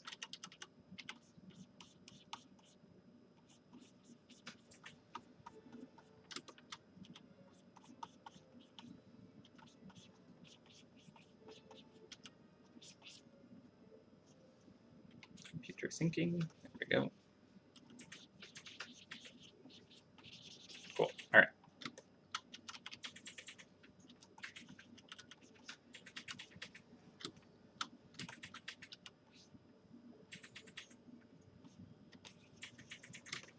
Sweet. Okay, so the front of the base feels the most unresolved. I think we can actually just deal with that when we're rendering. I'm feeling good about where it is, so I think I'm just going to start carving. Rain is not evenly spaced. Fair. Fair enough. It is not. Quite a random thing.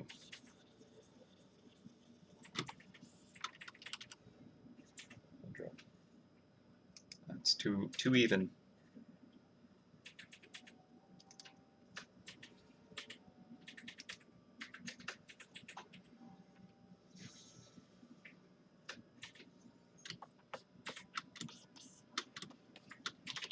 Honestly, I think I'm going to just figure it out as I go for that part anyways.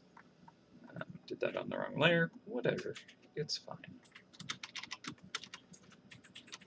I'll just put it on the correct layer though.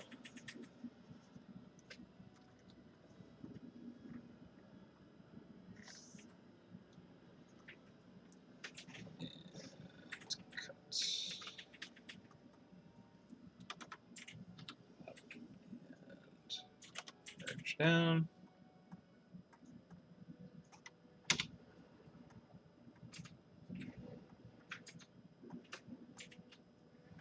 Interesting.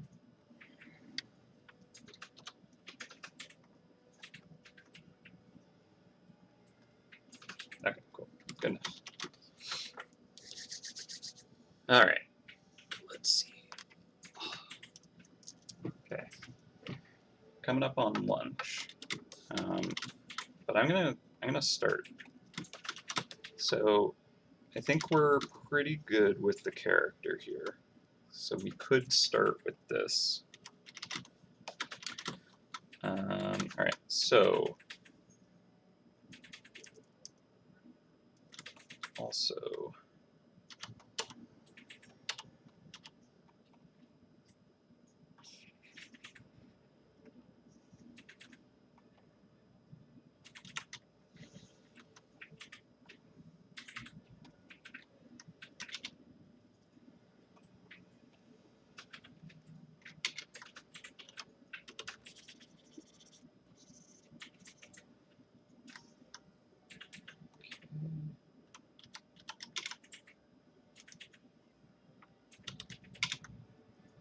just kind of adding color to the sketch. Although I'll probably, well, normally I work on layers outside of the sketch and just kind of like don't use the sketch in the final piece.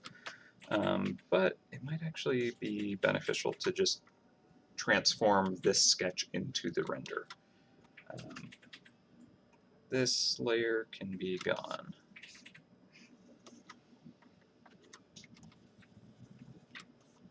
Okay. I think we're pretty well good now.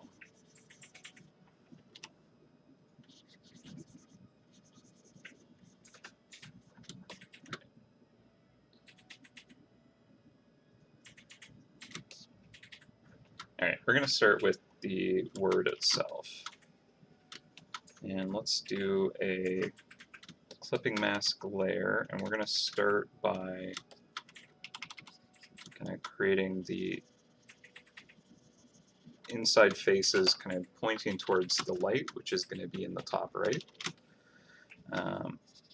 So basically any of the surfaces that are kind of facing in that direction are just going to be getting a little bit of kind of muted light here.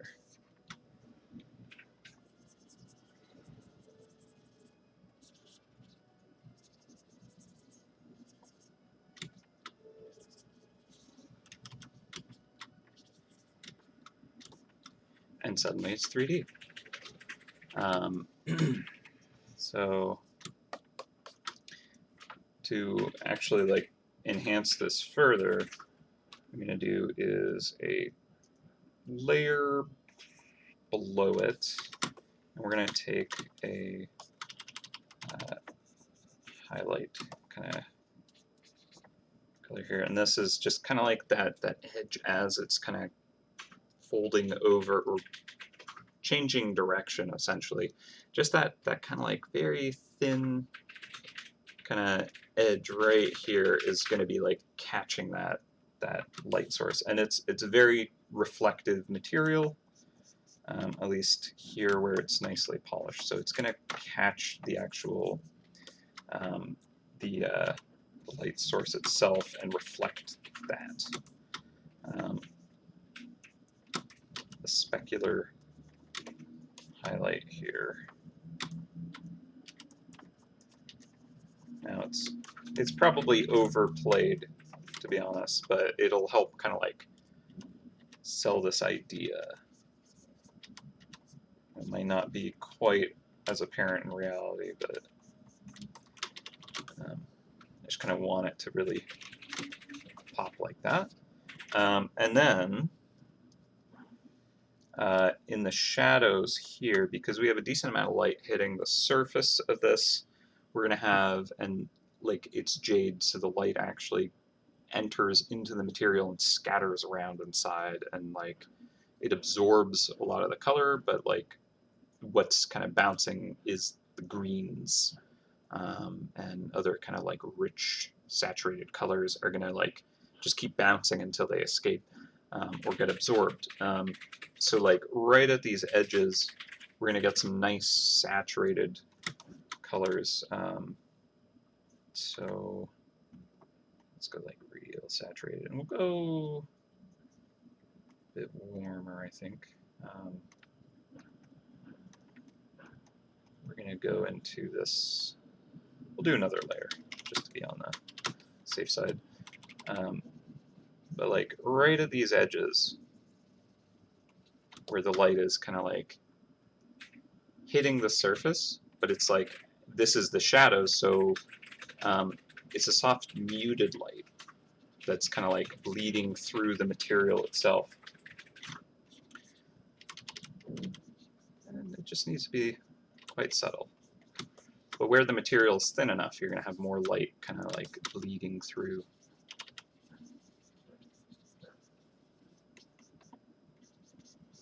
So if there's like a particularly thin piece, like the tip right here,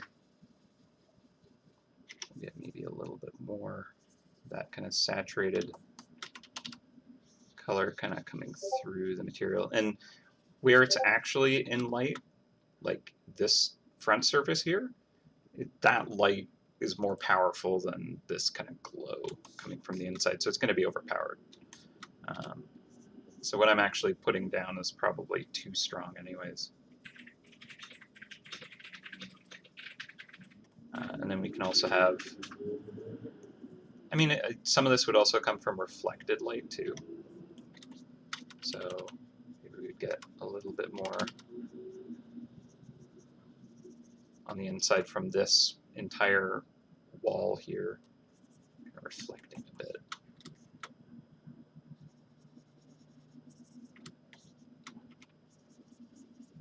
Just basically just kind of give a little bit of a internal glow.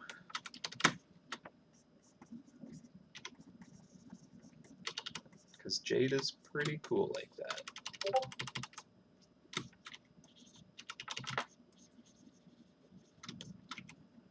Yeah, subsurface scattering. I love it.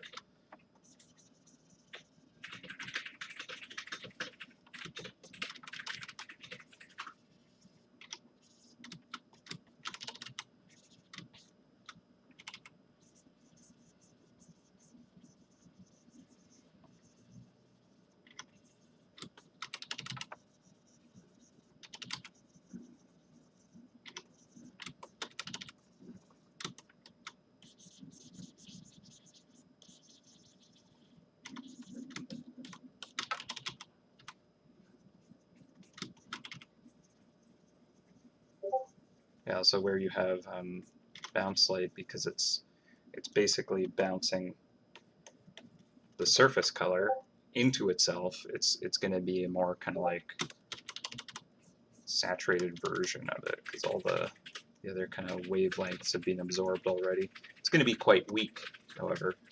because it's already kind of like a lot of the light, the potency of the light is being knocked out. But, yeah, if it looks cool, make it happen. So I'm actually going to punch up some of these front faces now, because I think that would look pretty nice. So surfaces that are like really kind of like facing forward.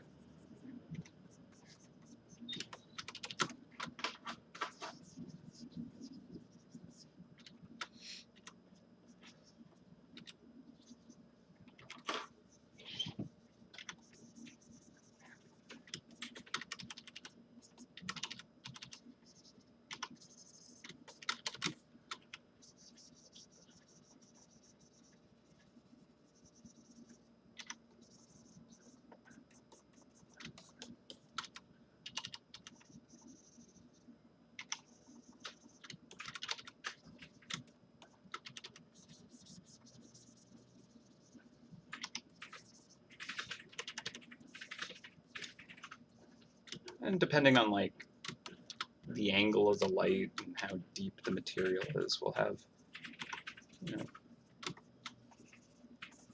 some fall off as it kind of goes down into the chasm, as it were.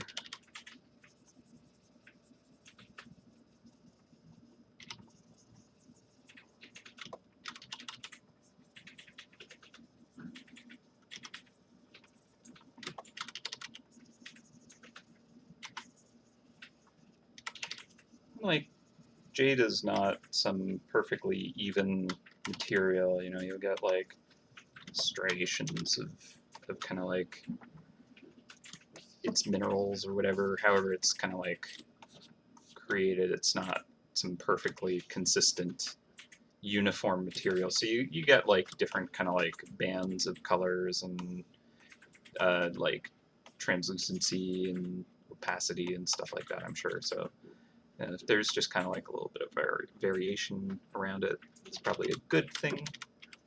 Push that up a little bit on the top here.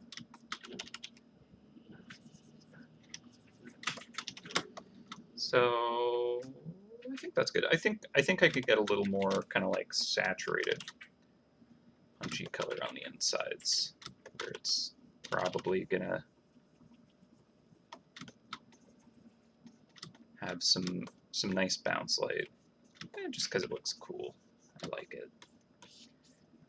Might actually be a bit lessened here.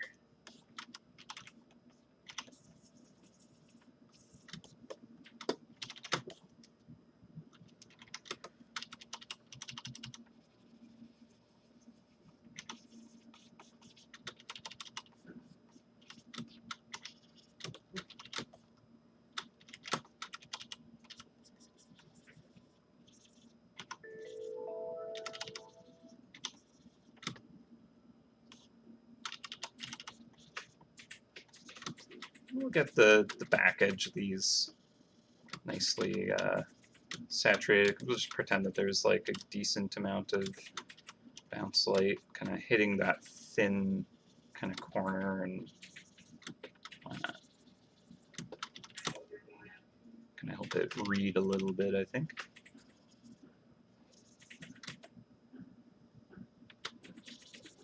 We'll soften it too.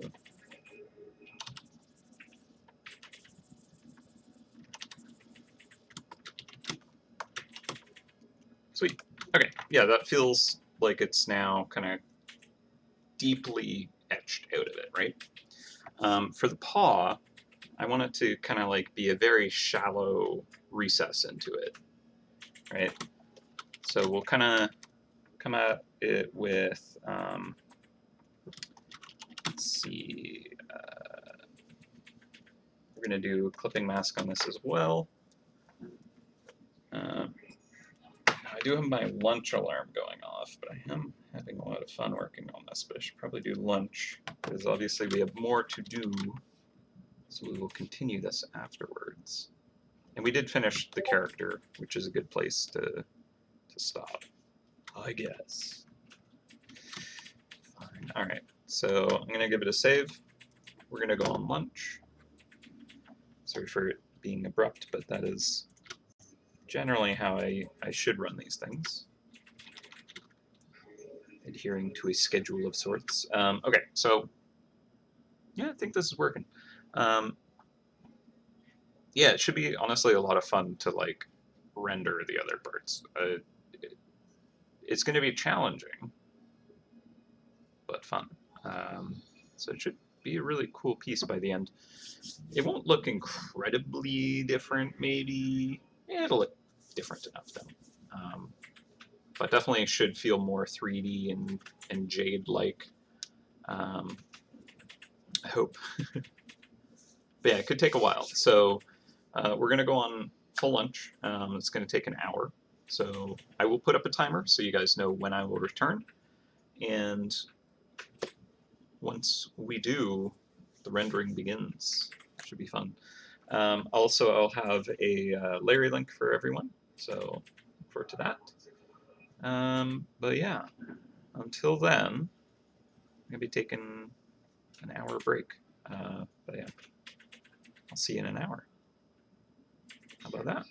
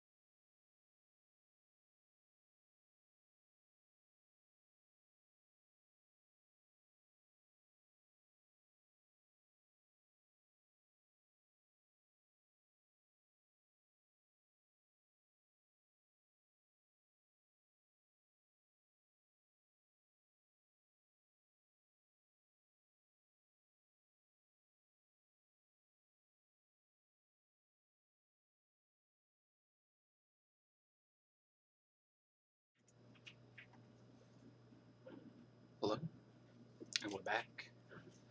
Welcome back, welcome back. Lunch has been had. We are refreshed, ready to render. But first, I have a Larry link to share with everybody. Just copy and paste that to you in the chat. There we go. Someone was asking how they can get more animated snow for this event, and the Larry link is one quick little answer. Enjoy your 5 animated snow. All right. Cool. So I pulled up a spectroscope and spectrometer analysis of jadeite and omphacite, which is basically jade, just to kind of like have a better idea of like what wavelengths are absorbed, because I'm weird and want to know such things. But I think we can just jump on in and render away. So let's just do this paw. I think it'll be a nice quick little one. We can do it on one additional layer probably. What I want to try with this is a little more of that kind of sandblasted texture on the inside. It's just going to be gently dished out. So first I'm going to just kind of create that soft recess, right? So it'll have just kind of like shallow walls to it, if you will. And I imagine we could start with kind of like treating it as if it was just the same surface quality, so like just as flat and polished, and then scuff it up, or just go straight to scuff it up. I think that would be easier actually. So we're not going to have as harsh a shadow wall on the inside here, but I'm still going to get that kind of refracting light, or let's see,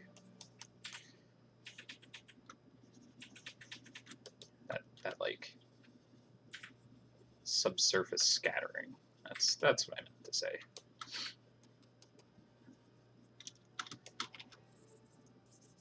And I think we'll actually get a little bit of it everywhere. Just if we are going to have very kind of like textured surface, I feel like there's going to be more potential for it to just kind of like bounce around everywhere. It's probably that much there. And we're going to work in our kind of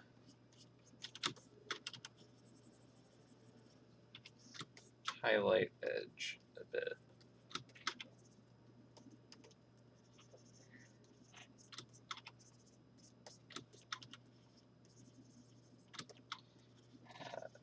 It's kind of an awkward angle to catch that highlight, I think.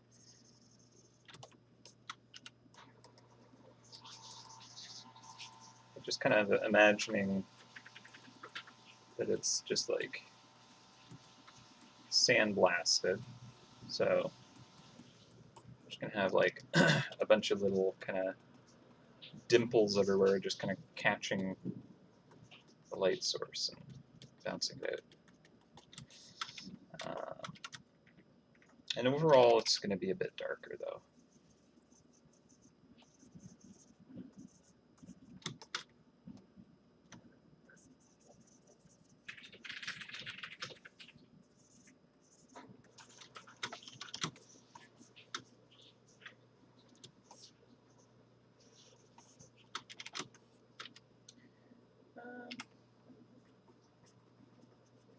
It'd probably be easier to do this with 2 layers, where you have kind of like the darker tones on the layer below, and then lighter tones on the layer above. So you kind of like push and pull with a little more ease. So I'm going to try and take it a bit darker overall. But I think I'll leave the outer walls a bit lighter.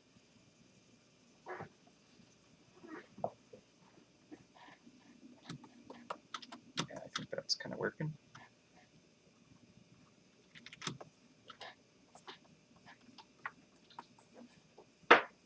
Okay.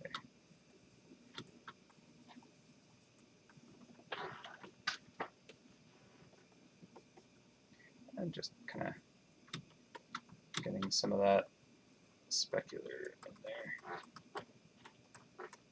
Or the subsurface scattering, rather.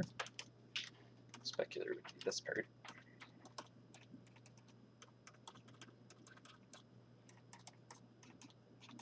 Also, thank you to everyone in the chat who have been just kind of giving such nice comments about the piece. I appreciate you. Thank you very much. Okay, so I think that's kind of almost too much now. It feels almost like a weird gummy jelly kind of looking material, which I think is probably too far. So let's see, maybe if I use a should have stubble, no, not the blender.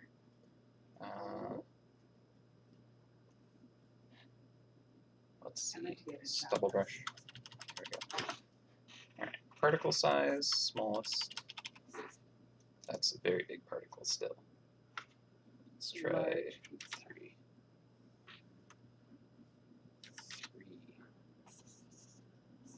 Okay. There we go. That's feeling a little better.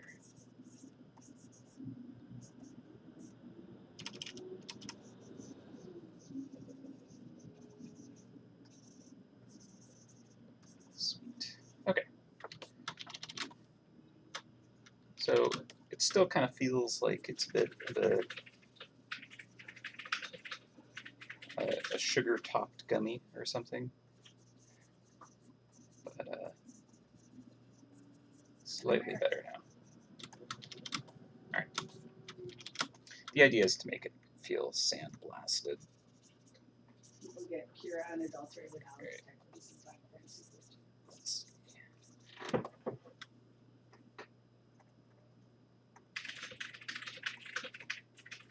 Very different from where it was before, huh? All right.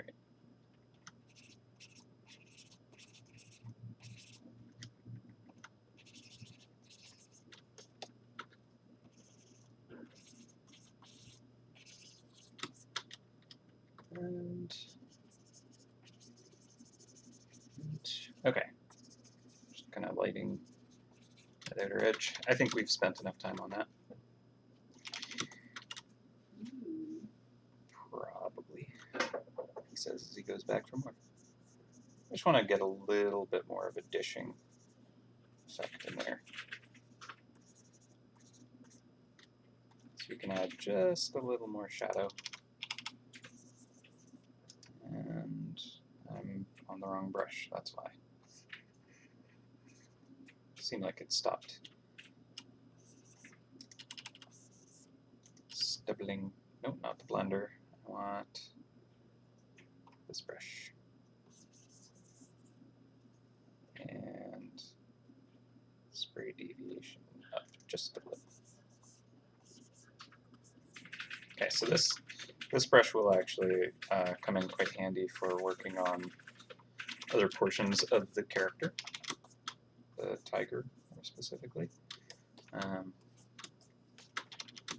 So I'll be able to do the stripes with kind of more of that texture, right? Well, I'll have the body of it polished, I'll have the stripes themselves using that kind of like sandblasted quality. That would be easy with American food. All right. And I say, let's move down to the tiger. We can do the background stuff as kind of like the the final pass, or at least a bit later. I think resolving how the tiger itself will work will allow us to know how much contrast we need to create using the background, like the water and the reeds. Because I could see the tiger lightening up quite a bit, but also darkening in parts. And we'll also, benefit from kind of like understanding this in a grayscale space too.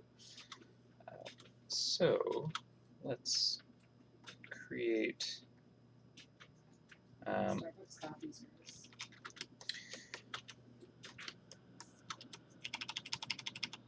I'm going to work off of the sketch. I don't normally do that. Canada, like, I don't know But, if it's the same in America, but they purposely burn their coffee to make it taste better. I might as well just refine this and use it to kind of like create volume and shadow. It just, I don't know, I don't normally try it this way, but I kind of feel like it will work. So I just wanted to give it a go. Oh my god, my music's so loud. Maybe some inlight gold on the tiger. I love the idea of that diamond. However, that's probably more of the next set of bases kind of territory. I was thinking if we continue creating jade bases, which I enjoy a lot, so I think I would like to do that, I would like to create new ones. And I was actually thinking of going from pure green jade into more of a kind of like white jade with like different kind of like textured colors in it, and then like gold kind of inlays in that or something, like extra ornate and opulent feeling. So I think that would be like a cool next tier of them. And I don't know. I'm considering, proposing such an idea, and then maybe having the original kind of that Zodiac basic jade base available only that year or something like that. So if you missed any, like in the years that you kind of like correlate with that, you could kind of, get it then maybe. I don't know. I think that the concept of it being limited edition is already present with the capacity of being able to like bring it back, but it's still extremely limited with it being basically, once every 12 years. So if you miss it in both windows, you missed it, right? So it's still very limited capacity. And then, it's a next tier version. So again, not something we're dealing with this year or even next year. It would be the year after that, because we have to do tiger this year and then rabbit, and then we're on the first base that we started with, the dragon. So I think that'd be a really cool direction to try. And maybe they could be different kind of like styles of jade going forward, like start with kind of like a white base but like mix all kinds of stuff into it. Who knows? But yeah, I think that would look incredible. It definitely would if we had gold inlays, but I think that for going forward, just to kind of like make this match with the rest, I'll avoid it right now, but coming up, I would love to bring that kind of quality into it. I think that would look awesome. So definitely, I feel you there. Same mindset there. Just we're not ready yet, I guess. At least I just want to make the set feel connected, which makes me want to repaint the horse base. So, I mean, maybe we'll just wait until it comes around again to do that. We'll see. All right. So for the tail here, I do want it to feel like it is a recessed portion of this carving, and to help create that effect, creating an ellipse here will kind of like help show that three-dimensional shape. But I don't want it to. Hang on a second. But she only hurt herself with it.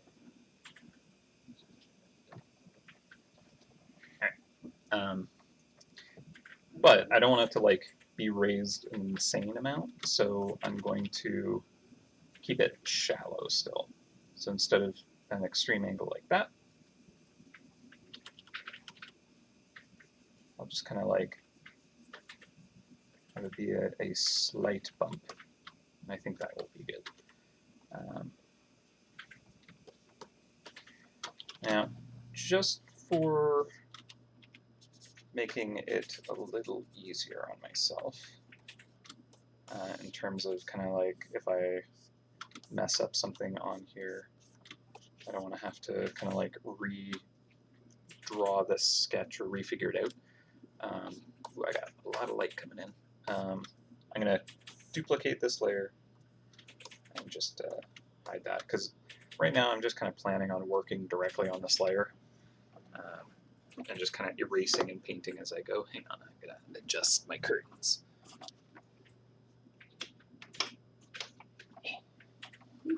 Very bright.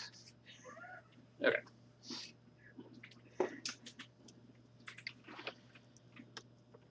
So I'm definitely feeling like there is a bump enough here. And I want to treat these bands with this kind of like quality of surface there. I don't know. Actually, now that I'm looking at this, it might still be easier to not work using the sketch as the actual render layer. Just because of the kind of like outside edges like this.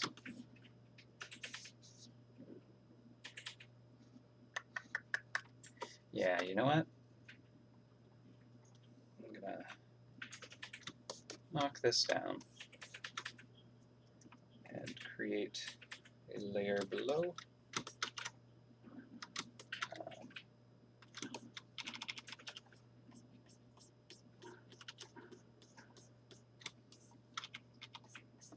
We're going to start with our highlights.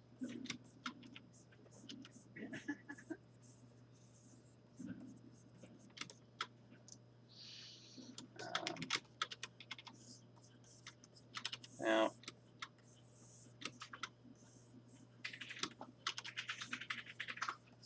as I said, I want this to be kind of like a shallow recess. So there's not necessarily going to be like a lot of kind of like this specific angle catching the light, but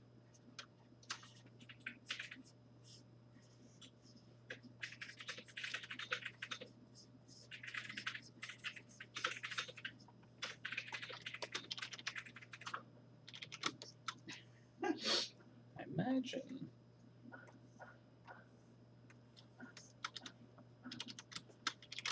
that we might actually get it on the kind of like inner fold here. Just a very thin band of it. Actually, I should do this on top of the sketch. Yeah, this will be easier to work with.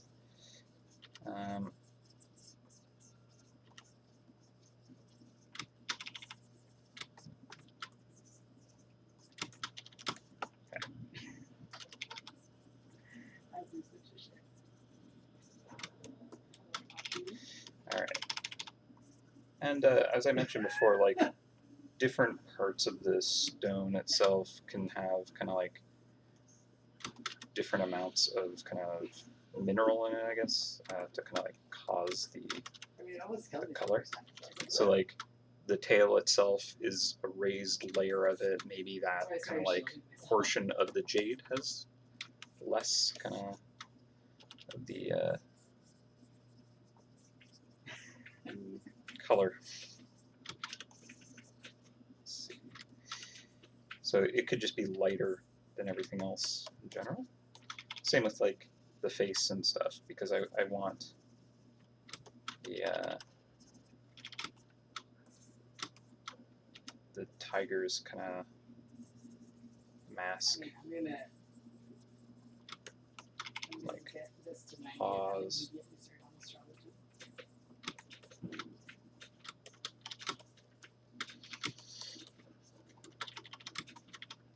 probably just like the body in general. Accidentally swapped colors there. So just kind of lighten it all up. Although the shoulders I might actually make go darker.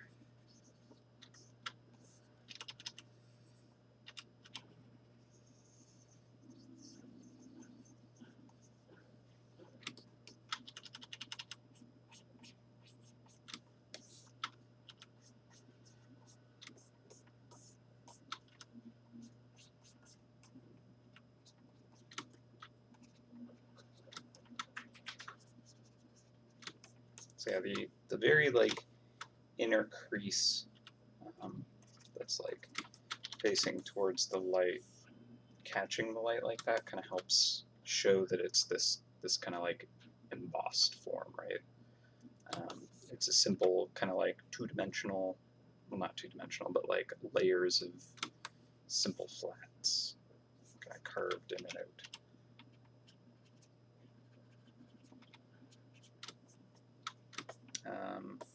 So that is a start. It's kind of a case of like figuring out where to build it up to like start to detail it and figure stuff out. I do want the actual like stripes to be kind of cut into the base a bit, which I think will be like really cool. And also like stuff that's like carved in deeper will be darker. Like how the lettering here is quite dark is because it's like actually just this chasm. So like the mouth being quite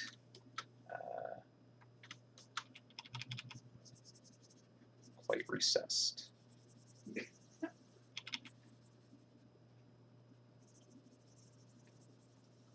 Of course, we're looking at this from an angle, so we have to kind of treat it in that manner, right?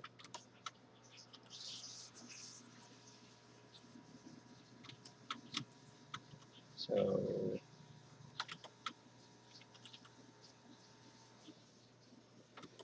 this is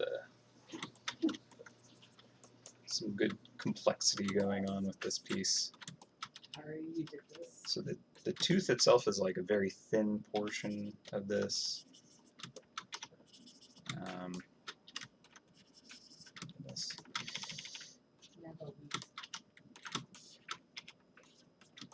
right, and then because I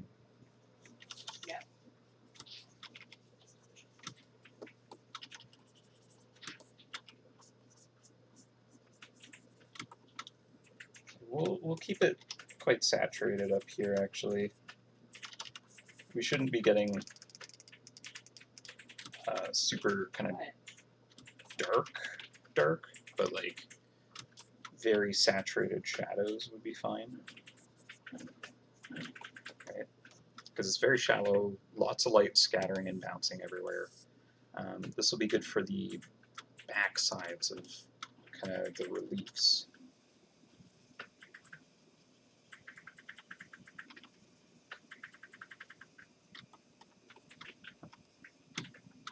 I tried to draw last night and it was not.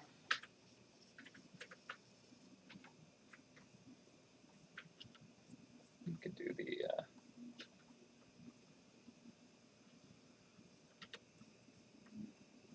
now I'm on the tiger layer, but why not put this in here, I guess. Probably a terrible idea, but whatever. Alright. No, heart will be fine. This is tough. Heart will be fine. This is tough. Okay. So the ear is going to be coming out a bit. The face here as well. Here's where it's like really like it's going to either work or just completely break. So we're going to use I had last night. They were like getting hit by everything, and then the summoner had the audacity to be like, "Oh, Sage isn't very good at killing and like panic situations." And I was like, very saturated fill here. That looks If like I a ha- weird if I hadn't bleeding used goat. all my cooldowns, people were getting hit by dumb shit.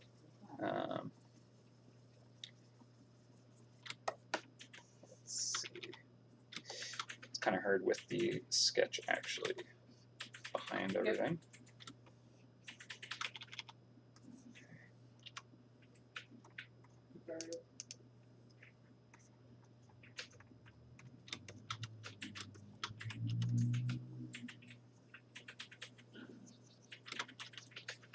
We'll just go with this for now. We'll see how well this works. We'll see. I think it'll kind of maybe figure itself out as it goes, but it might look bad initially. Stories skipped so that they could play it. That's my theory.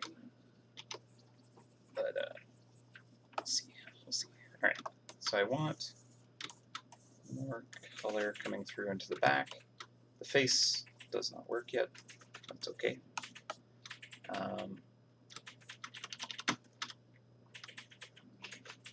Just accept.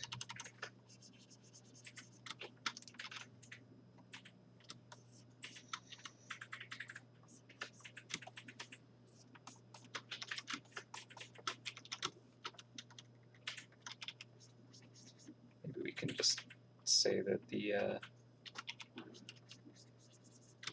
artisan actually like carved in far into the mouth. Really kind of create a deep dark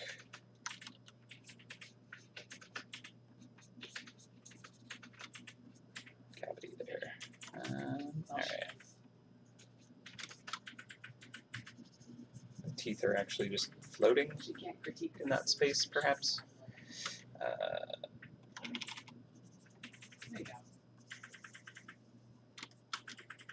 This is tough. And deciding on the fly how this works in 3D.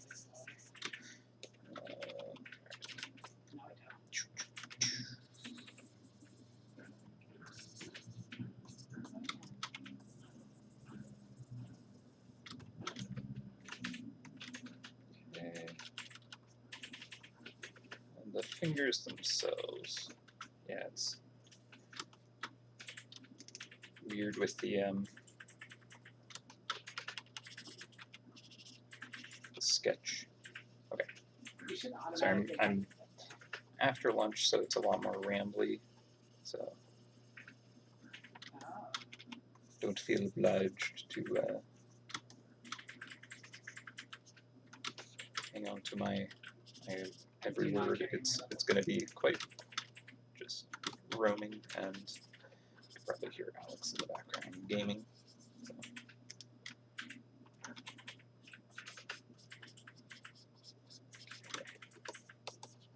Doesn't really have a tiger feel to it yet.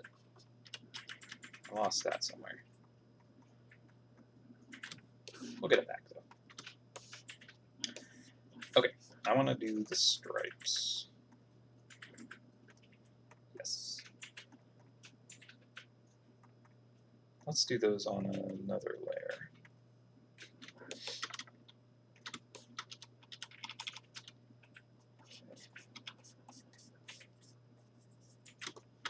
And I'll even use a heritage brush for this.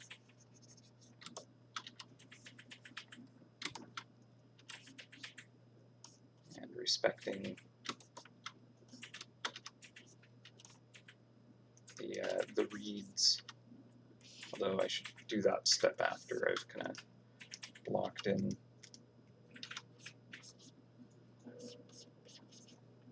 all of the stripes so that I can have a nice consistency among the reeds.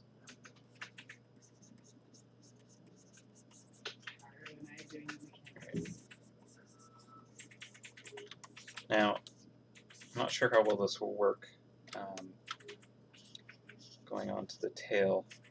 So I don't necessarily want to do the tail as deep recesses, so it might not work. But we'll see. You have a week. We shall see.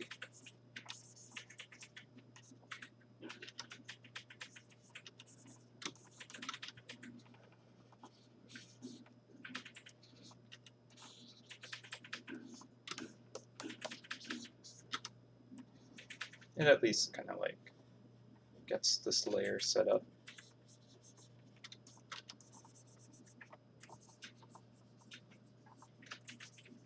So I can come back and use it for rendering how I want to later. And it'll also help it feel more tiger, which is good.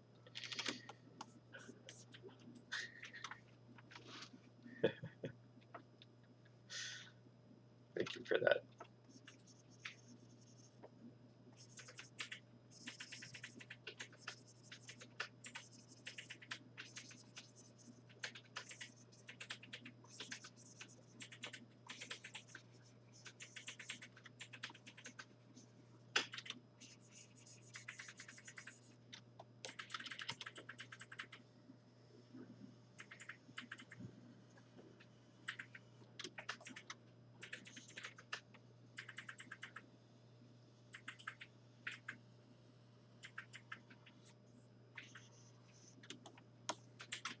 Actually held my breath doing that.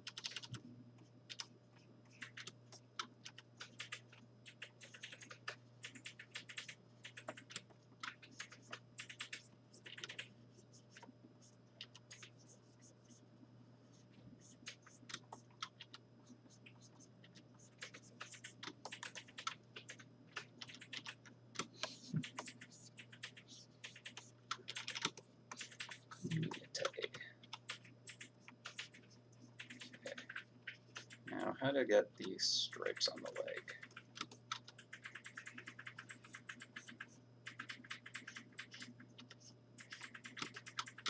I don't want to over detail this, right? That's something that could end up happening.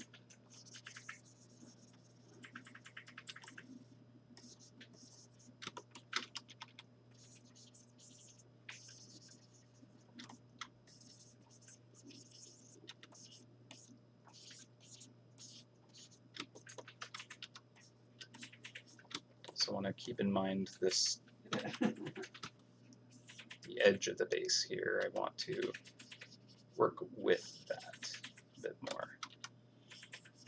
Make these stripes feel like they're at least transitioning from one plane to the other a bit more.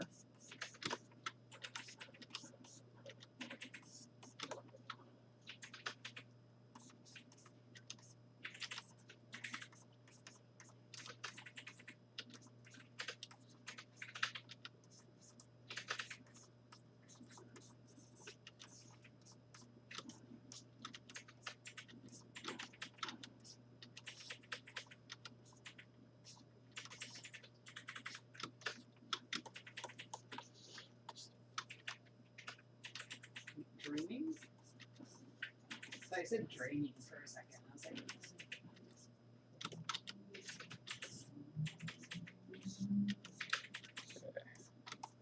cat does not need to be drained. So that's getting some little detail. Yeah, I don't think I'll really make these stripes super recessed now that I'm looking at it. I think I will just kind of go for that alternative texture to it. Right now I have a lot of busyness up in the shoulders, and it kind of like doesn't transition to the back yet, so I'm just gonna modify these to kind of have a little bit more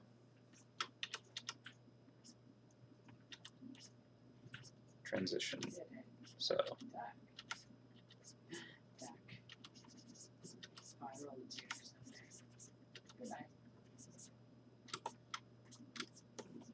yeah, there we go.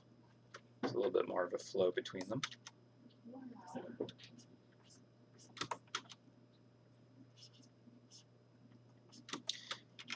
And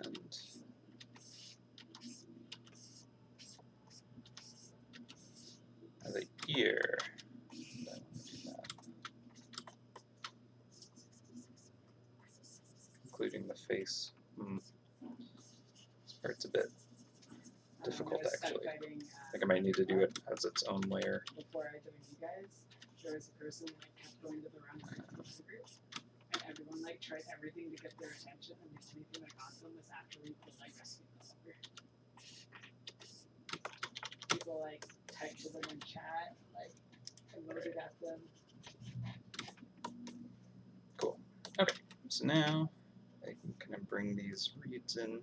And actually, a better way to do that is to use a clipping mask. Because that way, if I decide to change any of these reeds, I can do that quite easily and get back anything that was erased and bring that back.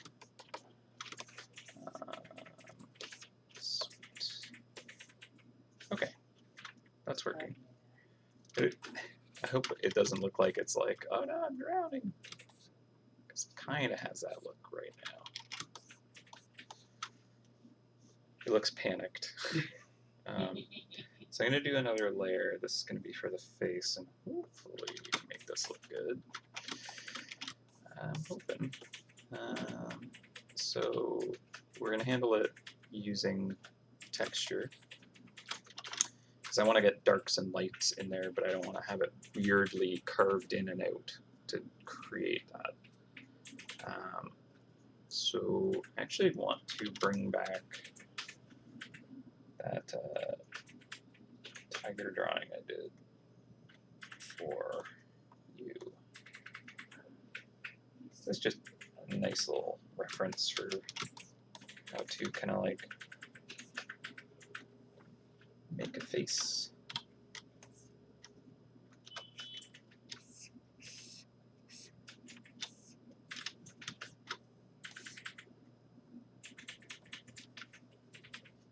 Just a little reference. Okay, and back to you. New layer for the face.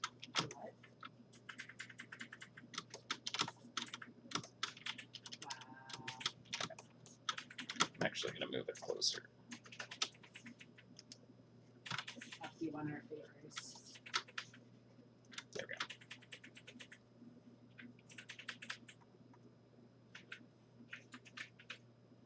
This layer. Okay, we're good now.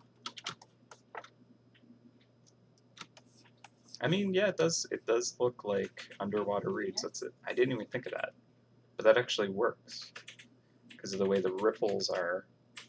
We're creating this kind of like pool of water. And now I kind of want to make it coming out of this water or swimming in it. Oh, that's kind of neat. I could like have some of the bits of the body kind of go below the surface. Interesting. In which case I'd want to close its mouth maybe. Now I'm going to look up a picture of a swimming tiger.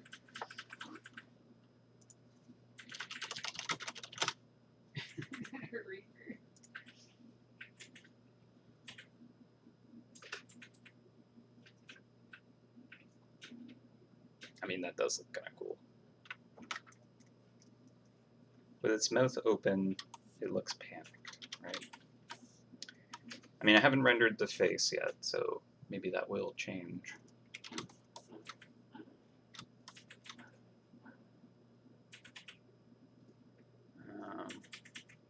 Yeah, making it literally swimming in the jade. It's kind of cool. Yeah. I think we could do that and like have this paw kind of doggy paddling. Alright, let's try that. And we can even have like little pebbles down here. And it does feel like, you know, the softly bending reeds in a little stream. It is the water tiger this year, so it's kind of perfect. Yeah, we're gonna try that. Adding more complexity and making it more difficult. As it should be. Alright, so face. Face, face, face. Where is the mouth? There you are. Alright.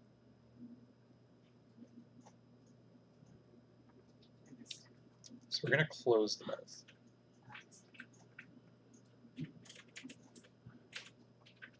What?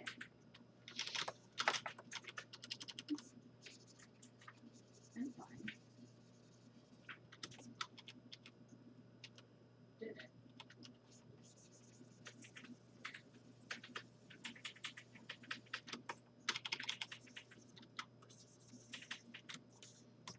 Which I'm okay with. I actually think having nice exaggerated tiger face is kind of cool looking.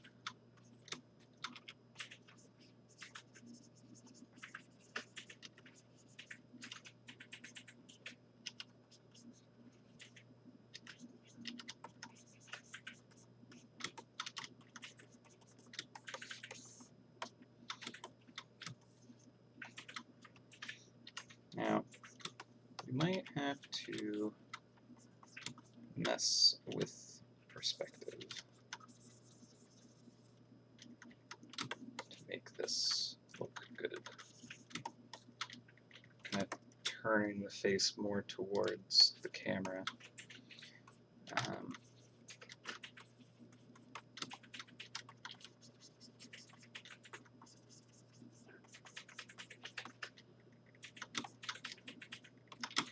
Still trying to remember that we're looking at this like in perspective, so it's still going to be warped and skewed.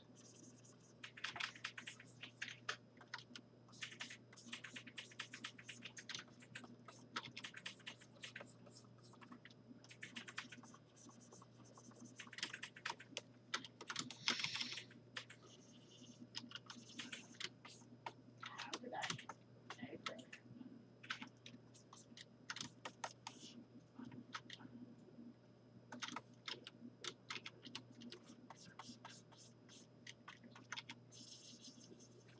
It's going to be interesting to kind of like make this face work with it. It just being like, I just want this light and that dark. I want it to still be an actual like carving, right? And like use the idea of the material to kind of create these values and the depth.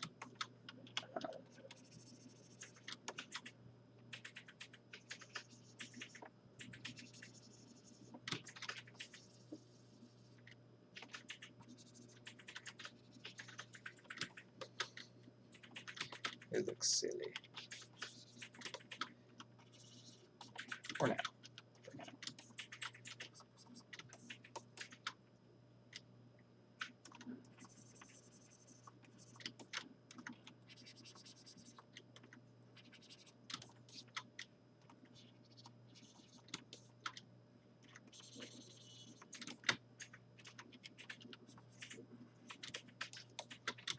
Part of me is just like, oh, don't worry. I mean, it's a very accurate to life piece because it's replicating the difficulty of trying to carve something like this, and it was made by a not so skilled artisan. Yes, it's going to look really bad and it will flip.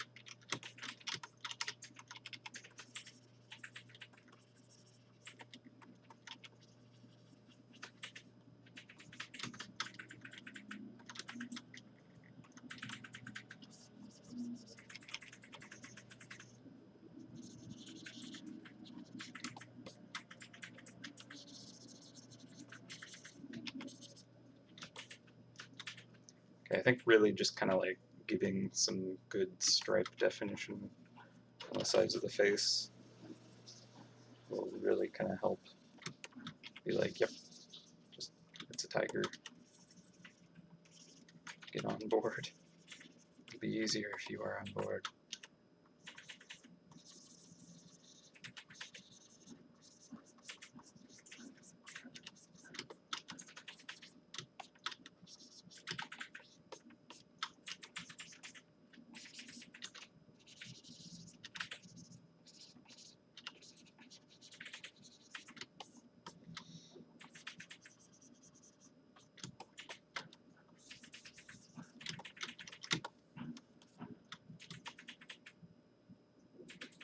Okay, so this snout should probably be like smushed down. Right now it's like really coming out as if it's actually like a fully three-dimensional snout instead of like a drawing that's just kind of embossed onto it.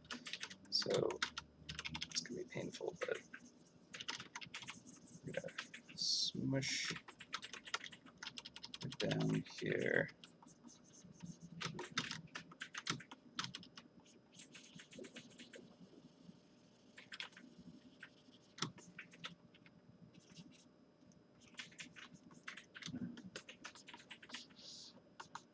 Just kind of flatten it out a bit more.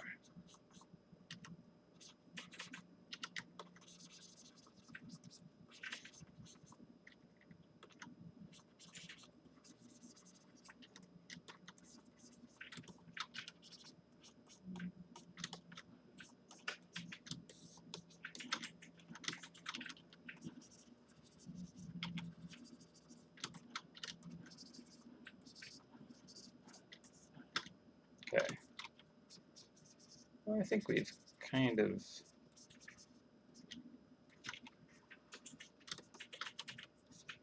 captured some tiger in this now. Now the difficult thing would be to actually turn this into Jade. Now that I've gone ham on this.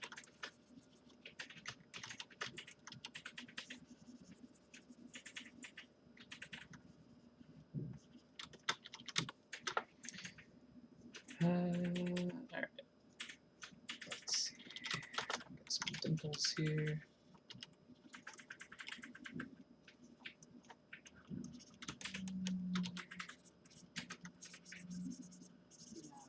They're gonna pull big. They could at least anchor everything.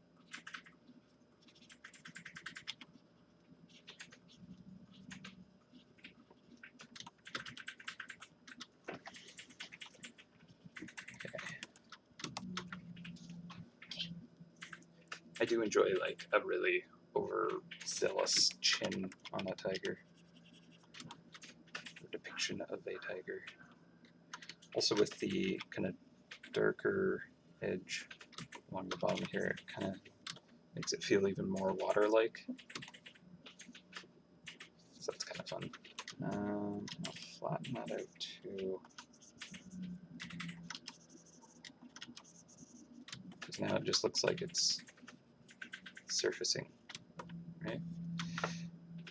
And if I transition from kind of more saturated green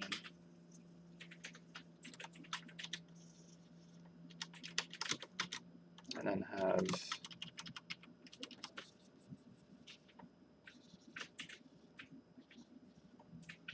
little bit of the white reflection right on that lip. Kind of helps create a little bit of that polish. Makes it feel a bit more wet, shiny.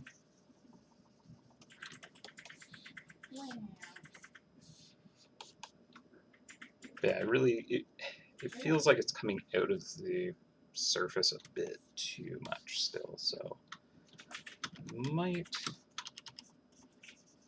have to kind of knock it down even further.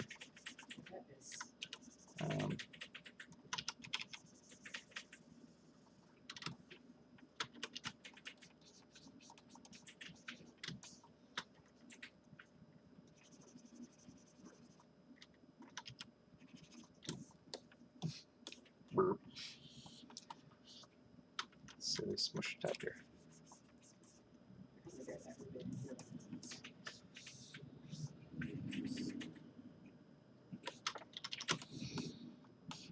I think it's this part of the face that still reads like it's actually 2-3D. So if I like smoosh that down even more.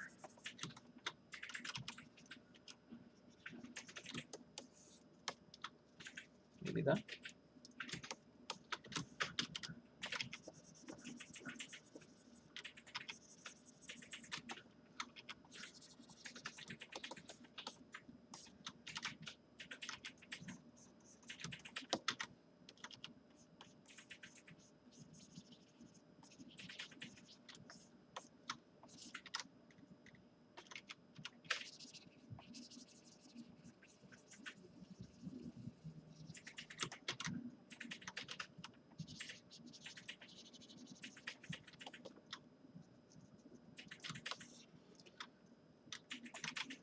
Trying to flatten it out a bit more.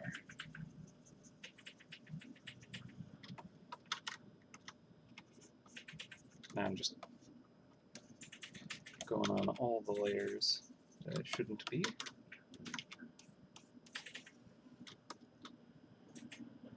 It is what it is. Yeah, we did lose the roar.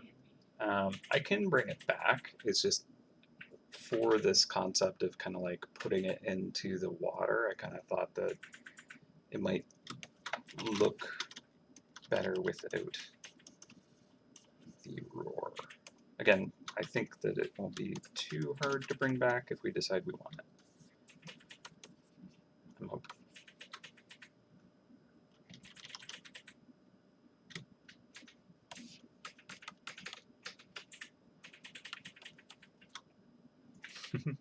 The paw.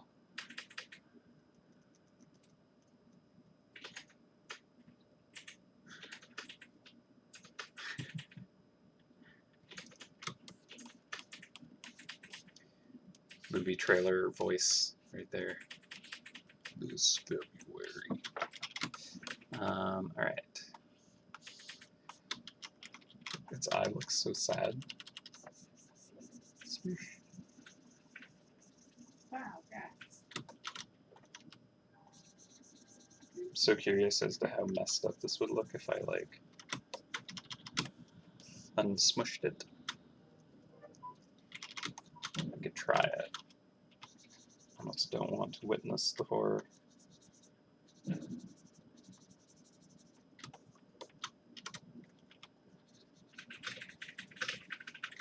Congrats.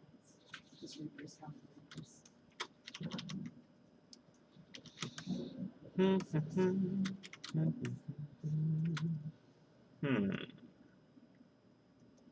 Prominent chin makes his head look flat. I'm trying to make the head look flat as the thing.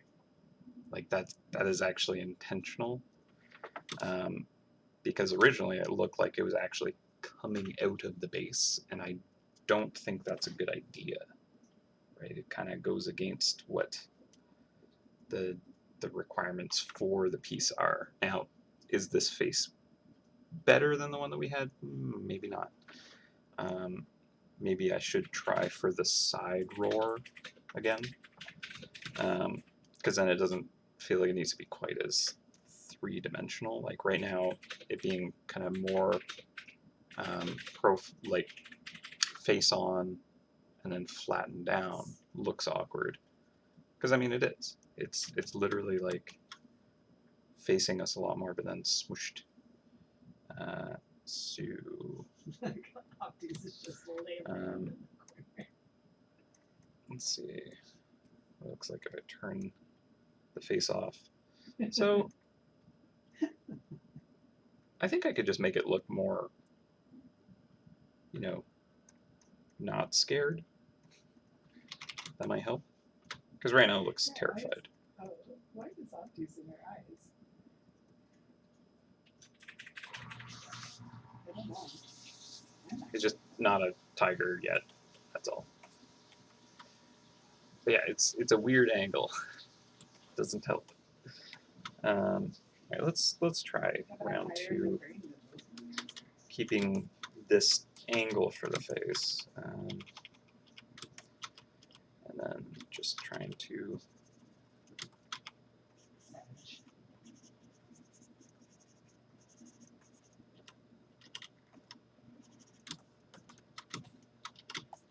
Oh, I don't remember this site. Oh, double sage.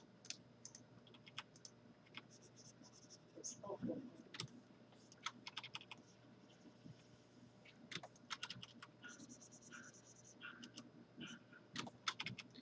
I think when I was working on it before, it was like when I got the stripes to kind of help define the tigerness, that helped. So let's just try that earlier on. Just has a weird kind of like scared face.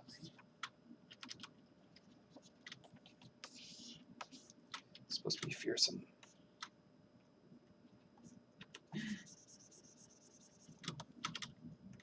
Don't think the ear is doing it. 2BH.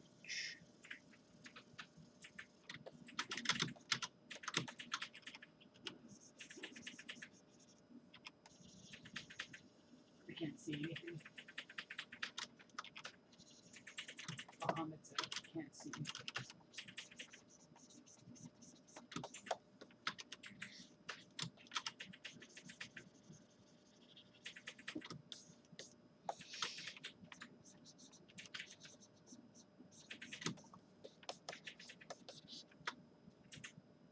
It just does not quite feel right.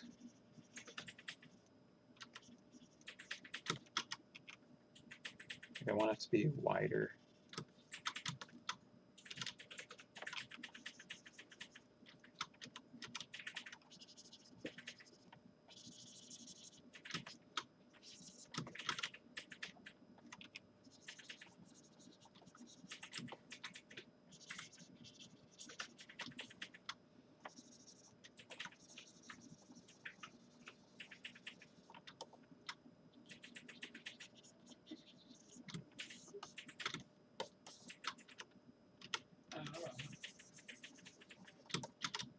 I think the ear needs to be a lot flatter, actually. I've only done it once.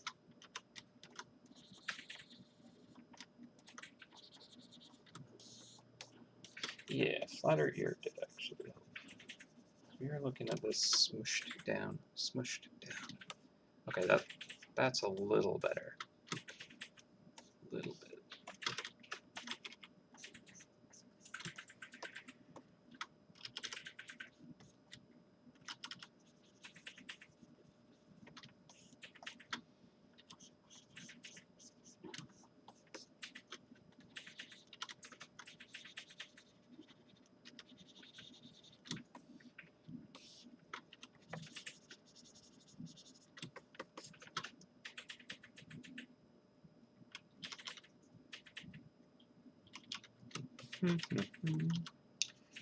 Alright.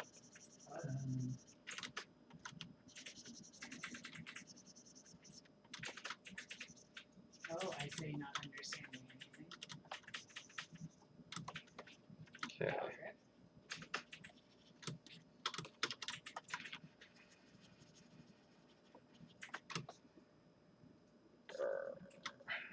I want the mouth, like the top of the face to kind of be forward more, just for kind of intensity and impact. Up.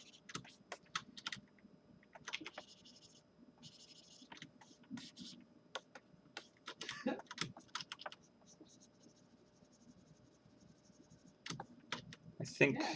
we're twisted for the front of the face, actually. Just, oh. Trying too hard to kind of like show teeth where we're looking for more of a side profile, really. So need to make that roar.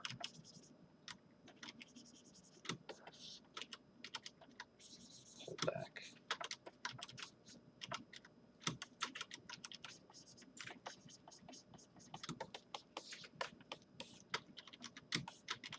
And I think we can open that mouth.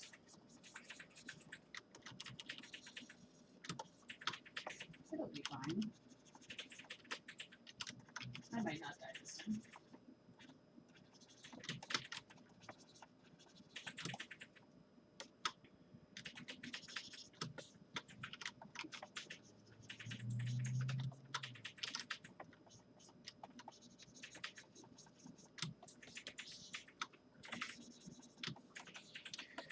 Does not, still does not.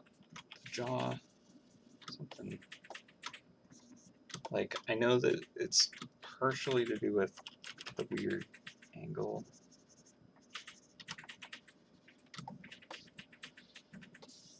Yeah, it just does not look right.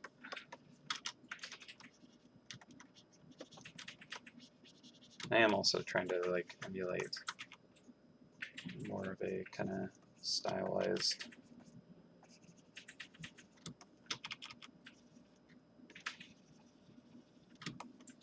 thing going on here, but this roar is like half the roar it used to be.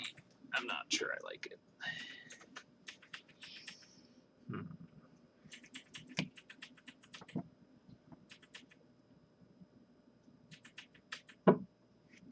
Thank you, Lunari. I appreciate it. It's very nice.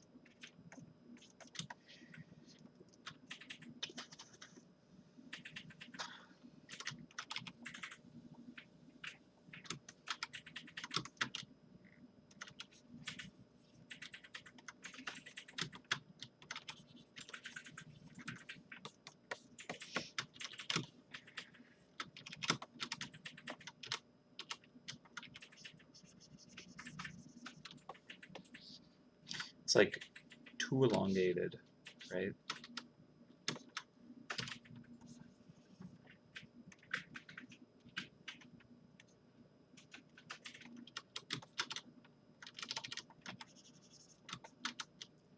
And this paw is just massive.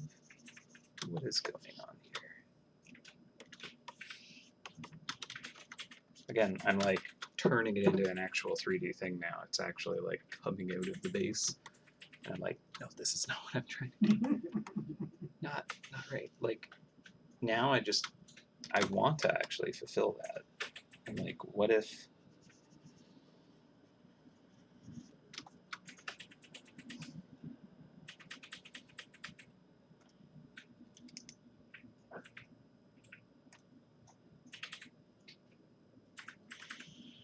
Like, what if this...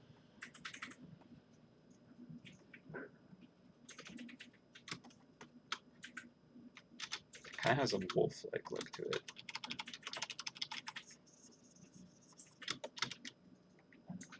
This is not as visible as I'd hoped. See, yesterday I did relapse on astrologing because I kept getting level sage when I played, and then yesterday I only got this level astrologing.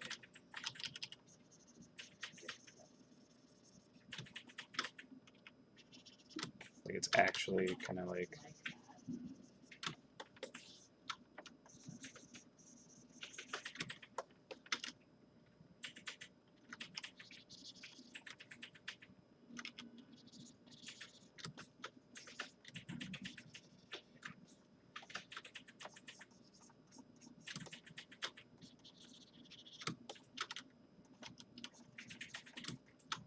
coming out of the base, changing this so much.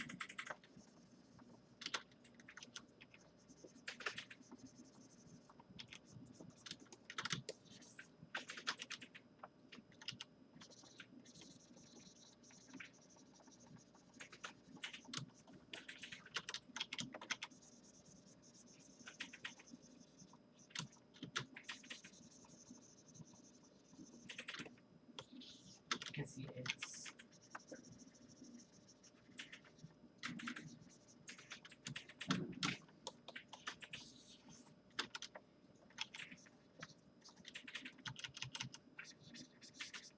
I love him.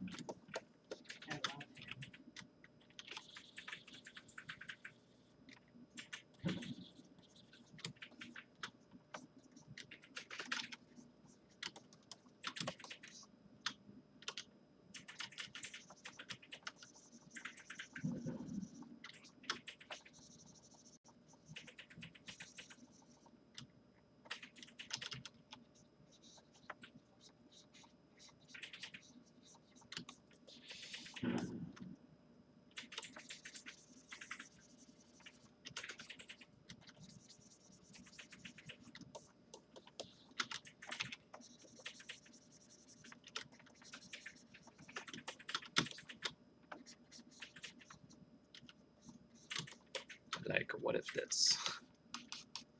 You know?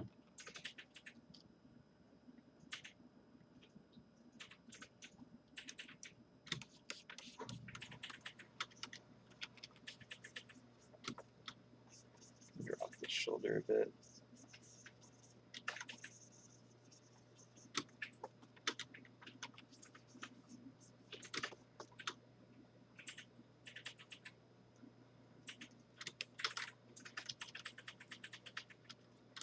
This height is too hard.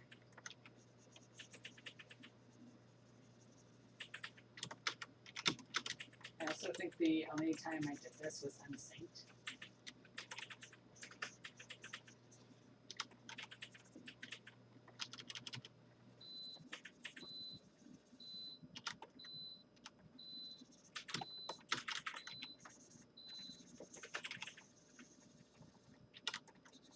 Wow.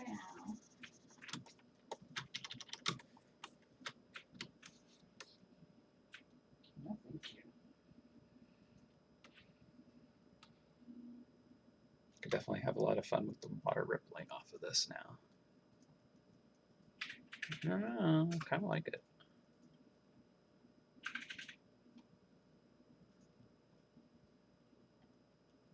Now, how does this interact with cheese is the real question.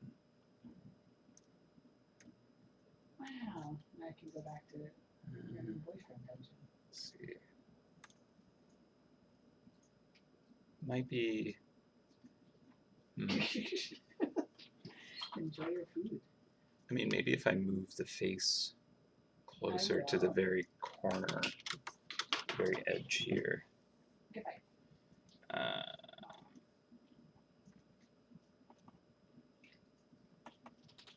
Because the cheese is gonna like sit right on the edge of the head here, which works.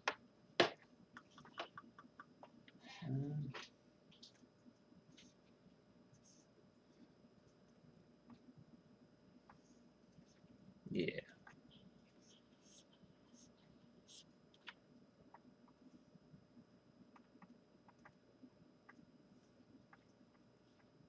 Very different.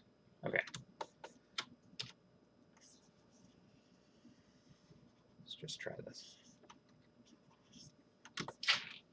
Scooch this over. I really want to be able to copy like everything and it's visible. I feel like that should be a trick.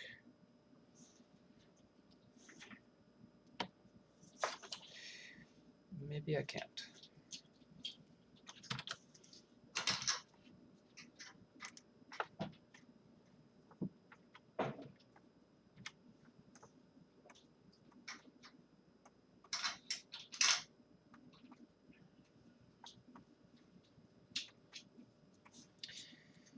Alright, well, let's try it anyways.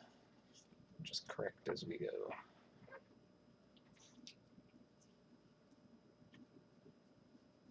I'm going to duplicate this first, in case I change my mind.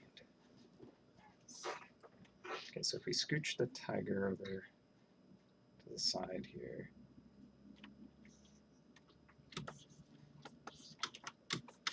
we can at least kind of like have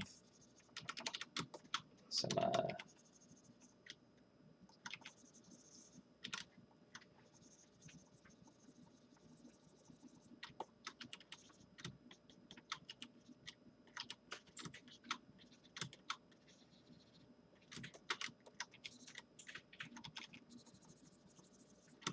visible depth if we want. Is it swimming with its mouth open? Apparently it is now.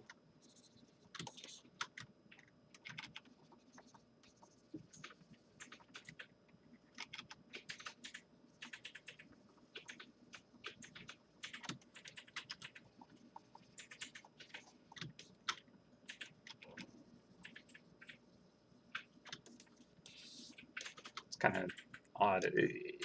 Like, now it's suddenly more like a resin embedded thing, right? I'm not sure if this is quite what I want, but I am a little bit curious as to where it could go.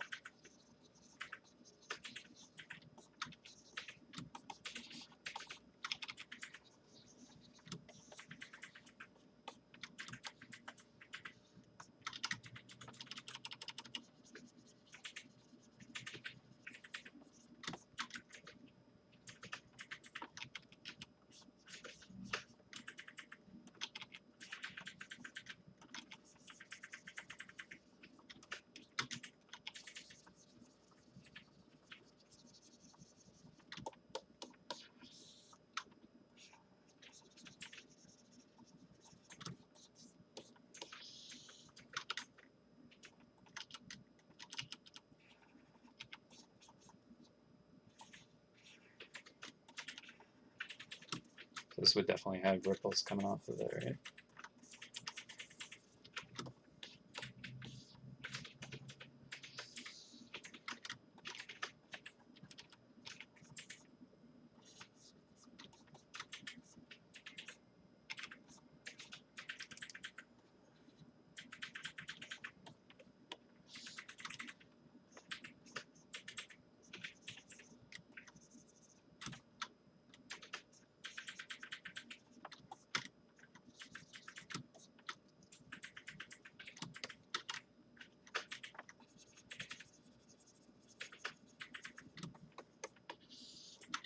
It's like, where's the edge of the base?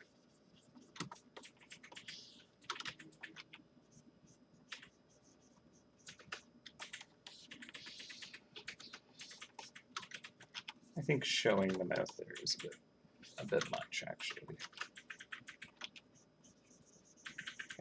I do still want it to just be like a carving in jade. So I need to,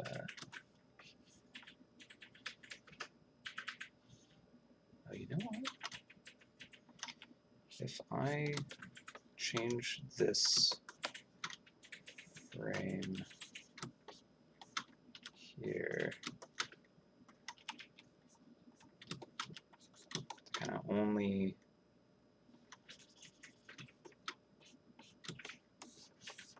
like to be sliced kind of at these edges, right? So it's almost like a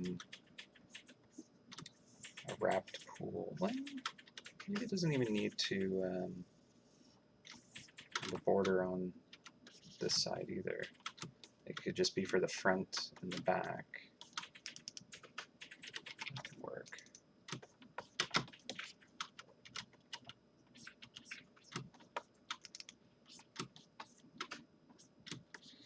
So it's kind of lurking in this kind of murky jade pool of water or something. Weird, but kind of cool. I hope.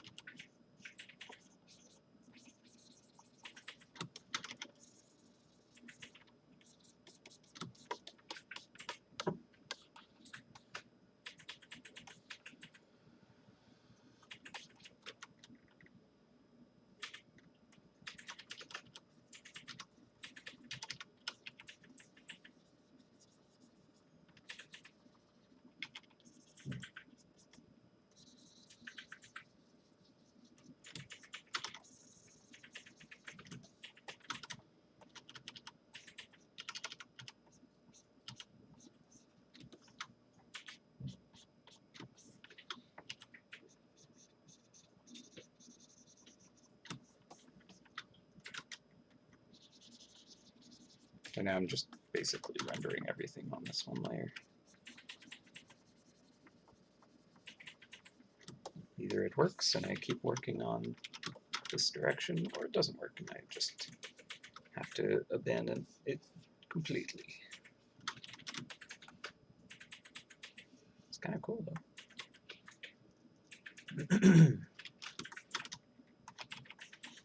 Definitely not where I expected to go with this piece.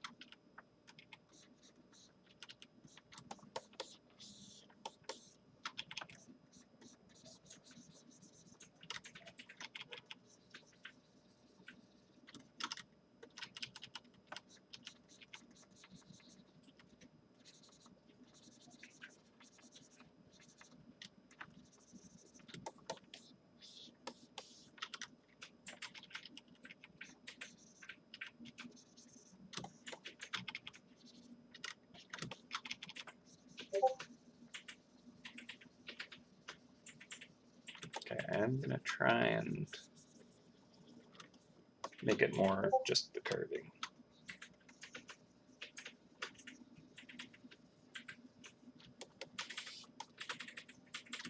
We'll see.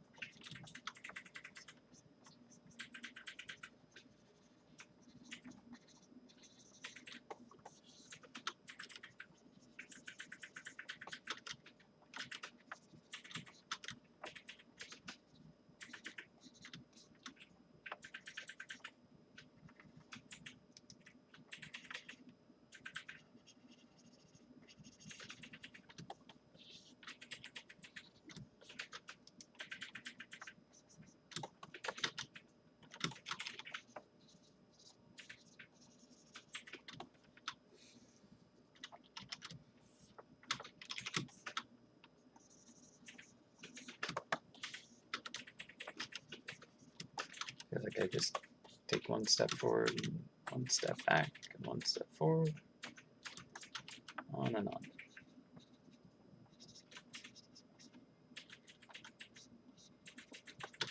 This will be a curious time lapse. There will be moments where I'll be like, why did you leave that? It was working there.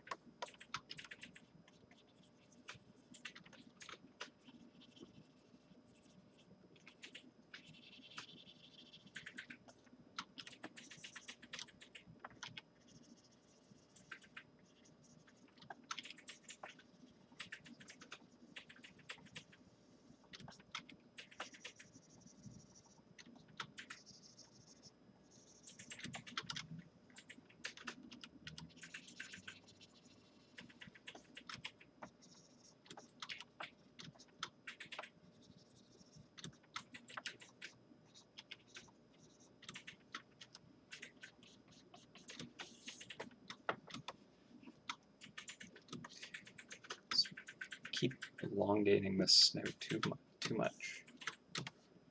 Like, just stretches out more and more. It's like, this is not right.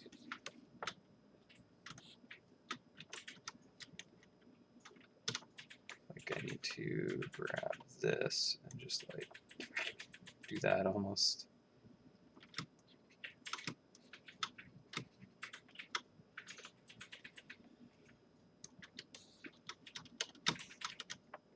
And then just make the eye bigger.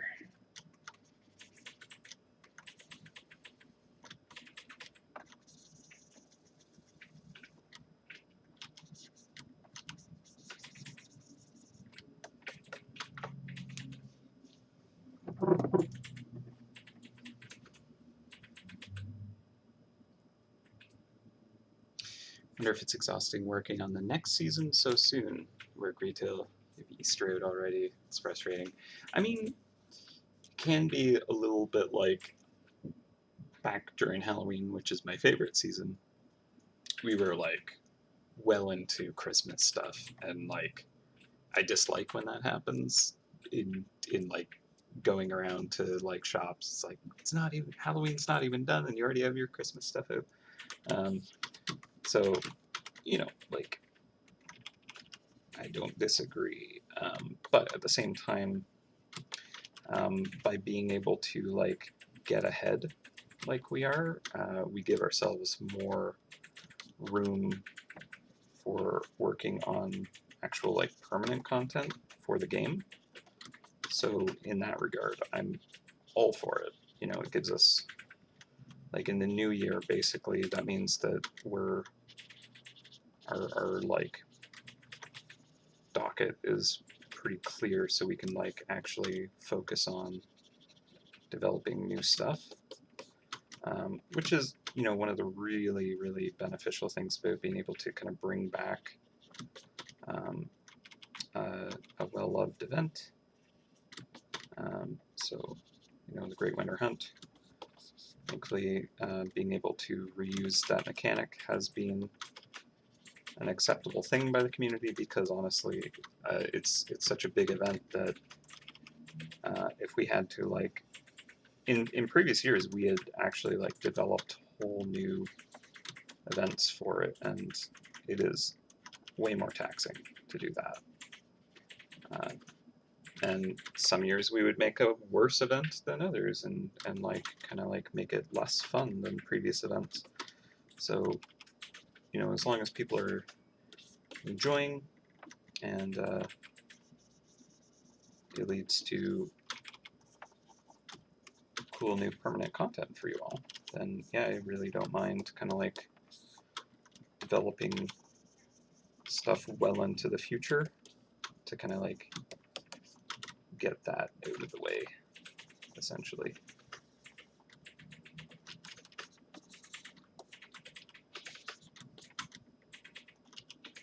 It's worth it. Yeah, when it comes to retail, it's just like, are people looking for this event already?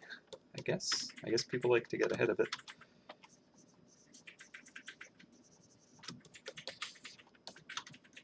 I feel like it makes more sense in one environment than another, but who am I to judge?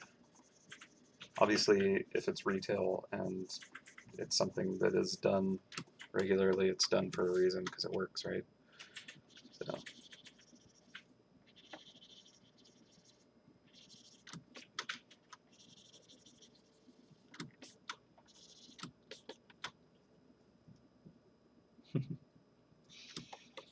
Yeah.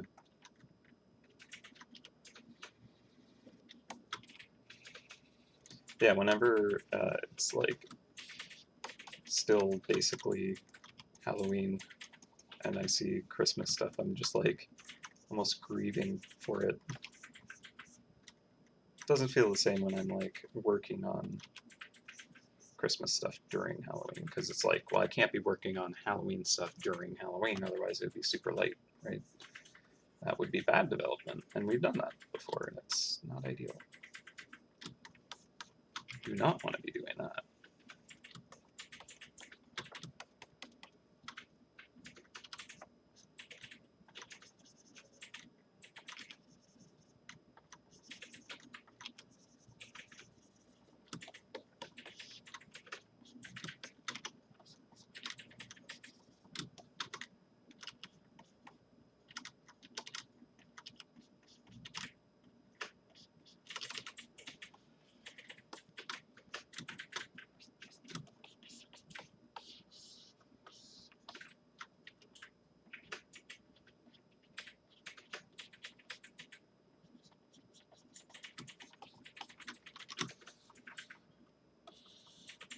Big paw.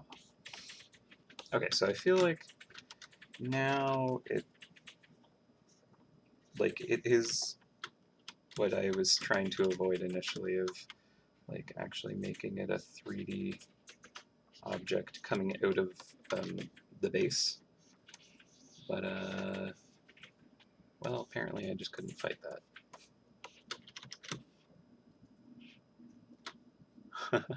Thank you very much.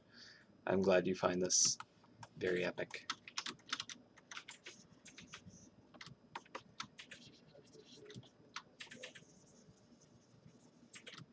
It is fun. It is fun. Ba-ba-ba.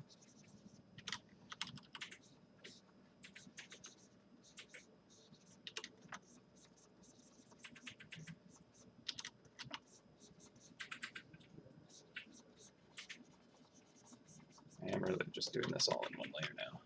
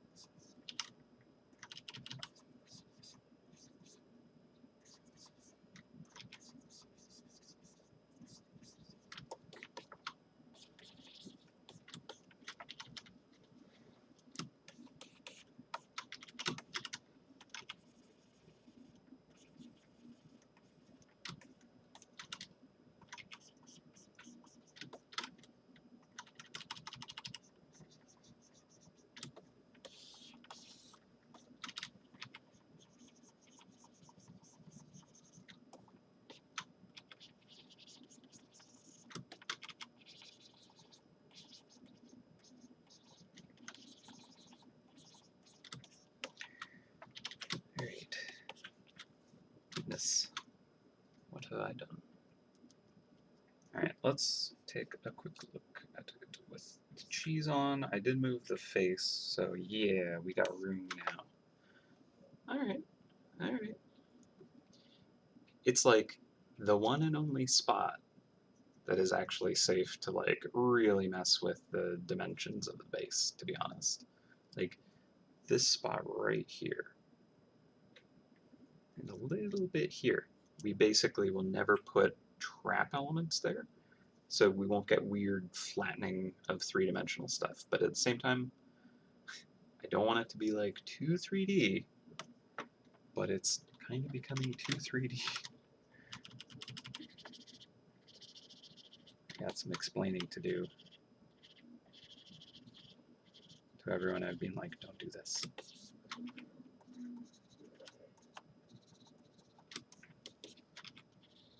Our team, there's a rule. Do not make base 3D. Breaks rule.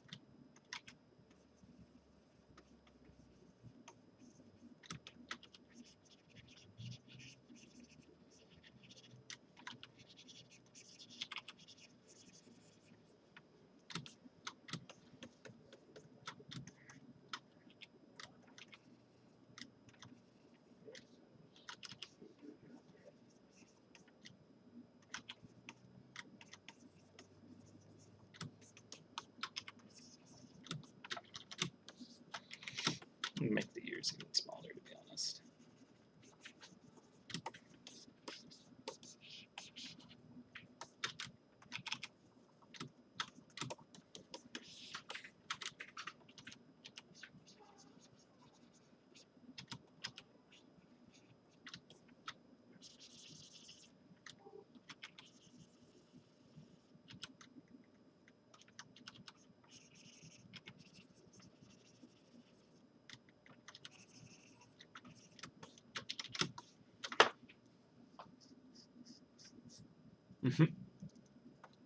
Fourth toe should be showing, yeah. I kind of got that MouseHunt foot going. It's like creatures just have 3 toes.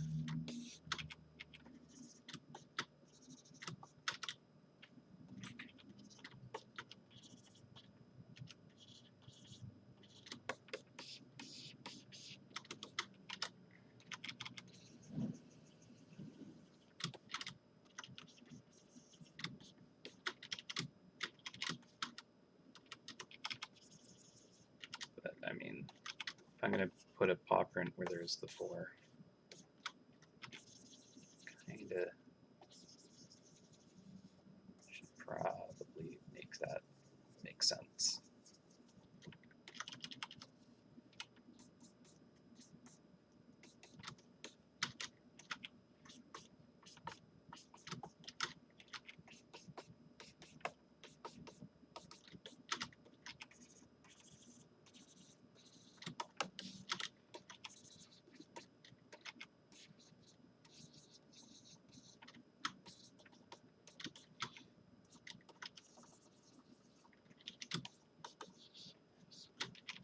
Big paw.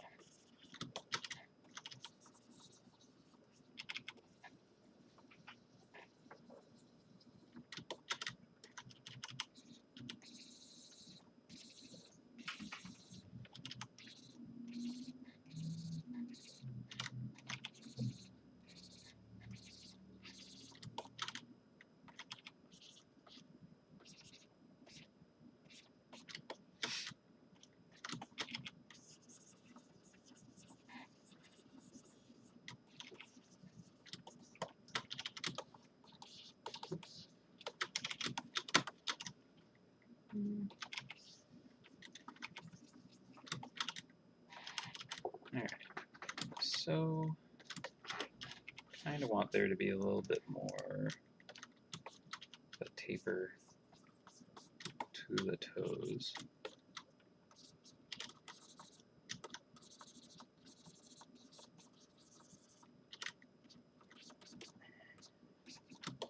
There we go.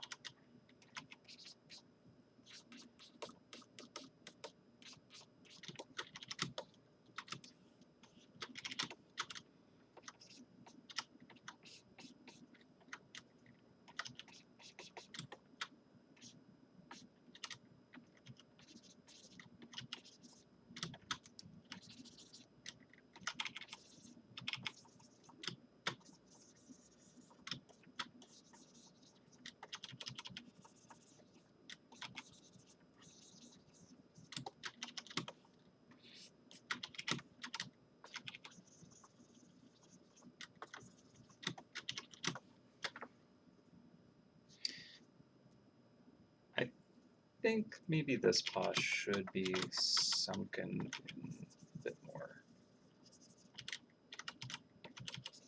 Just to not like go too crazy.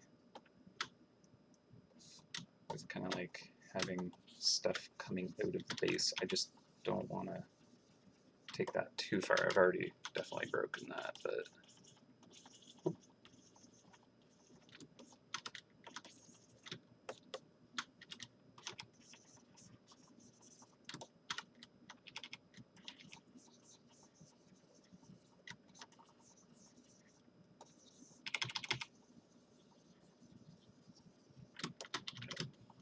we'll mess with the ripple there later.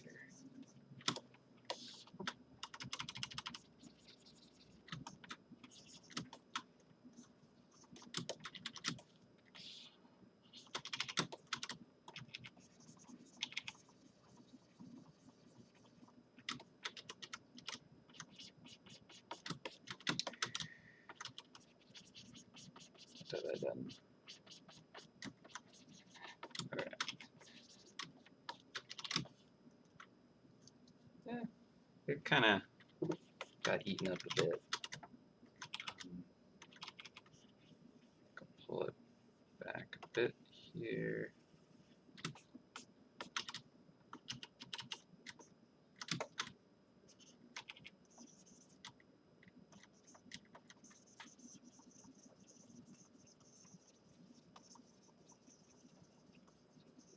There we go. Okay, We have a paw again.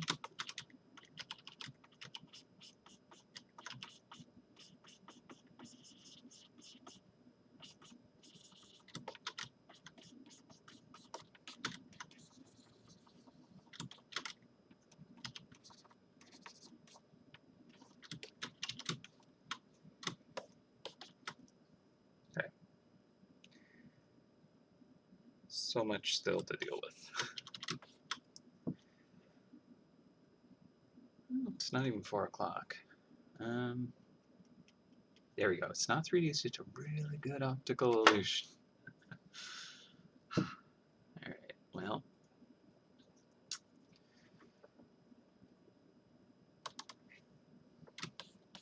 I mean, I did want to make it 3D. I just didn't expect to make the face so 3D. Just a simple embossing kind of thing going on. I mean, it's still relatively flat.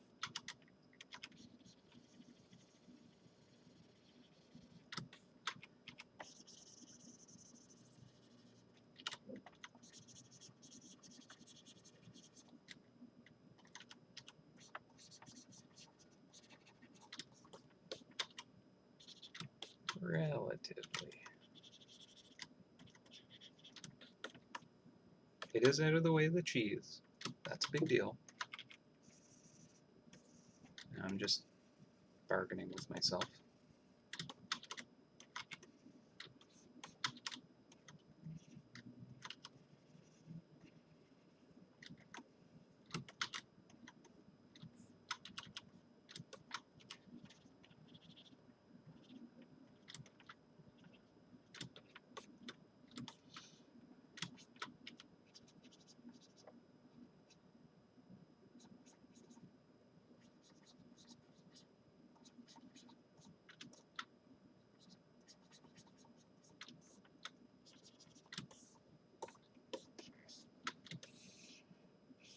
Okay, so I have decided a little bit that the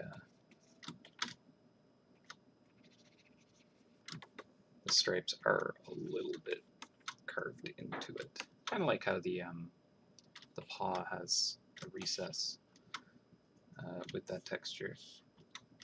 I think something similar is fine for these stripes.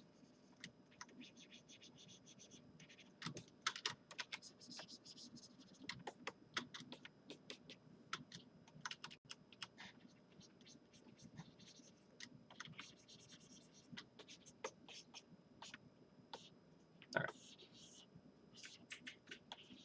I'll just have to accept that that is how it is now.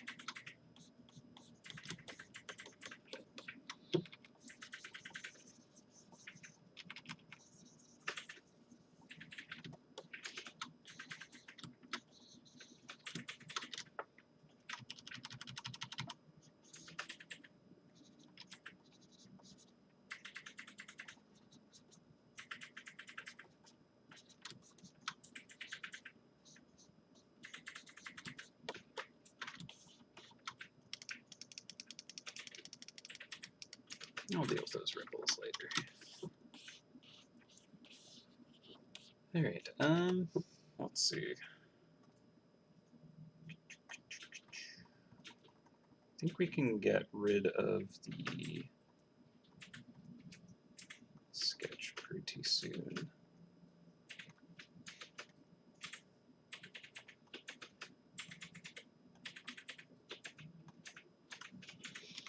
Let's work on doing that.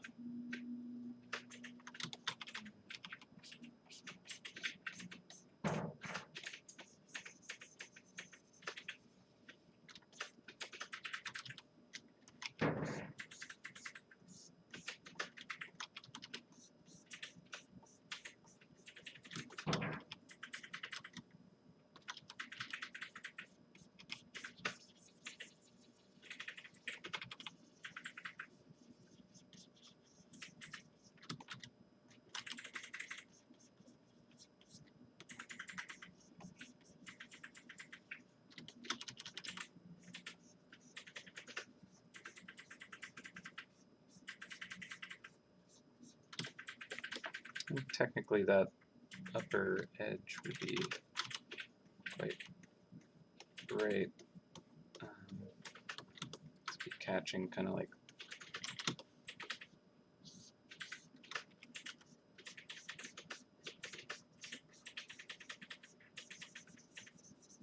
the Fresnel light there. Sure. It's a quite a long tiger. Now that I see the size of the face compared to the tail, it's like the wetness that's just pulling the fur in. Sure. Do I just scale up the face suddenly? Sink it down even more? So just the snout and the shoulder.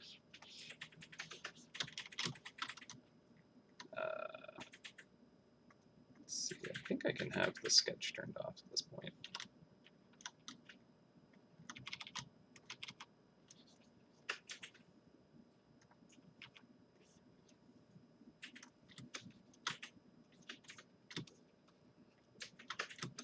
The question is,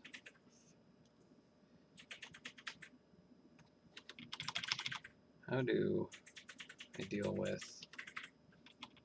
the stripes now? So it's like I want a lot of this to be under the water.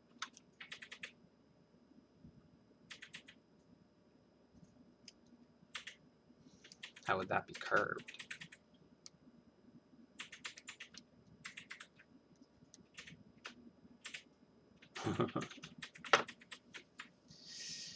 Quite the liberties we're taking with the carving. It's like I want, like I like the kind of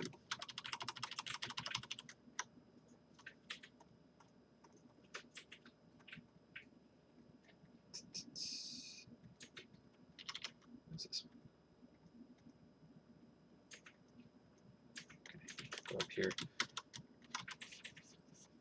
I like it when it's kind of surfaced, having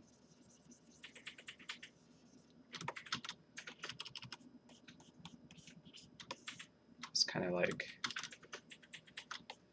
ripple, kind of grabbing it, right? And that can be done in a curving. But it's like you can't really carve the internals of a thing, right? Like if this were to like have this translucency with the kind of like the stripes and cool stuff like that, it's like it would just be this carving in like a green resin almost, you know? Like that would work. You could make it look cool. It doesn't feel like jade anymore. So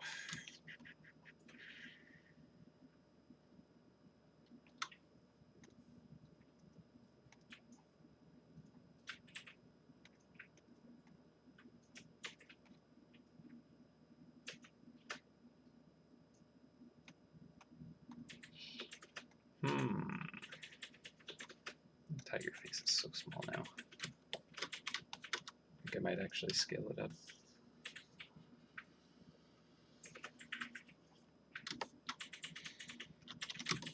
This is quite the endeavor.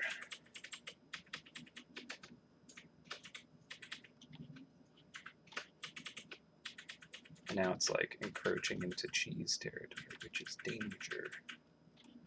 It's like I could move it all the way to the side, right? And then have the side of the face curved.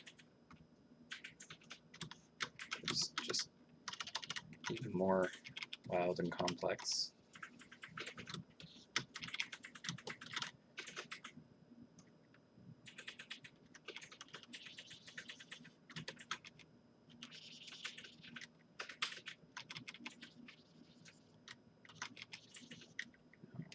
Gray.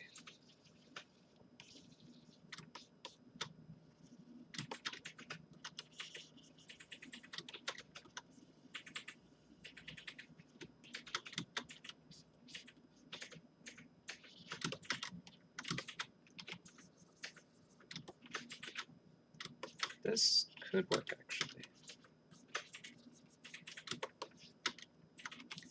So I could kind of like have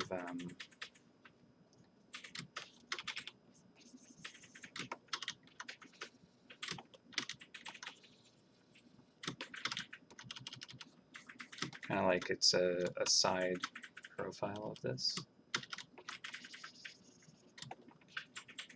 But it's simplified. It's like just the flat to kind of indicate that there's so little kind of detail under the murky water.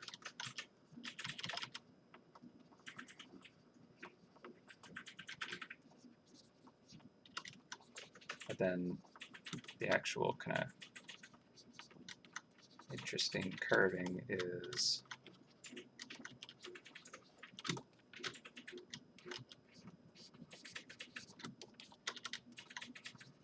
comes from the plant matter below.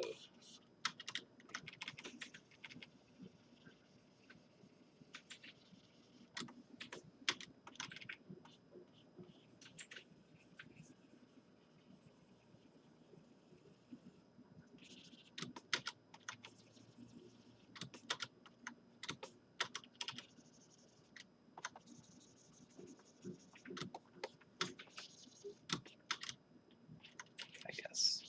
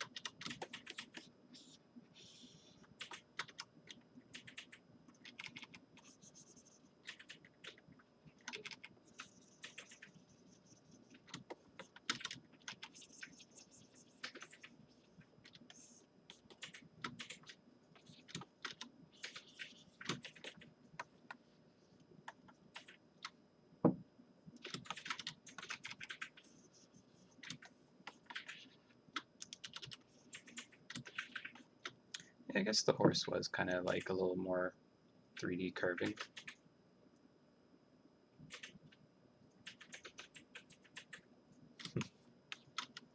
I do feel bad that the horse didn't have the kind of the actual like written character though.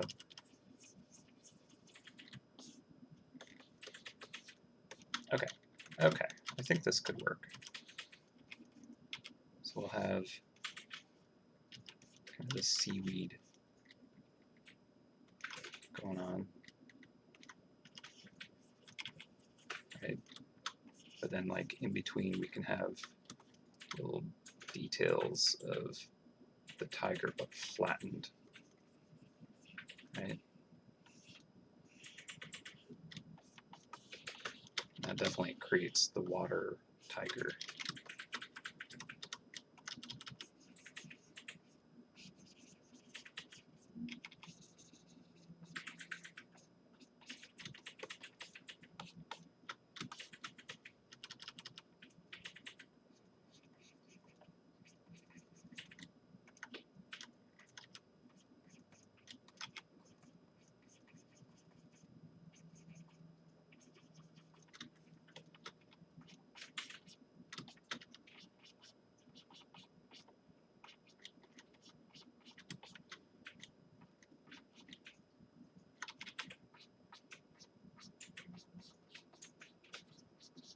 Probably get a little more like blue tones in some of this too.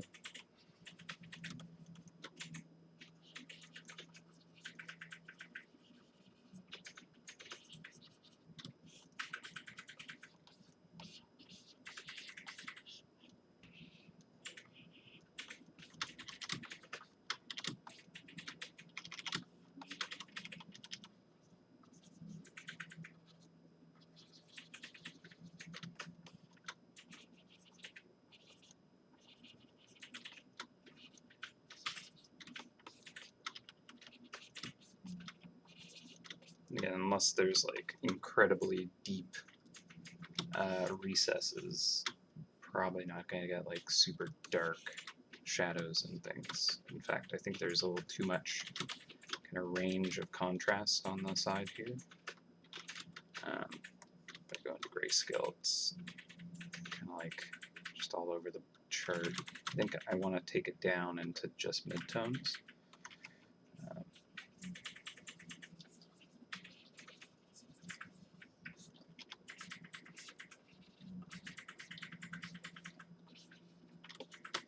So maybe a little more like that.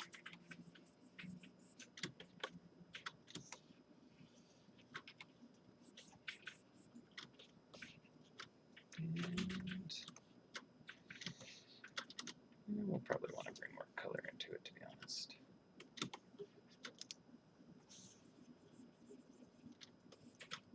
Maybe just hit it all with a little bit of green.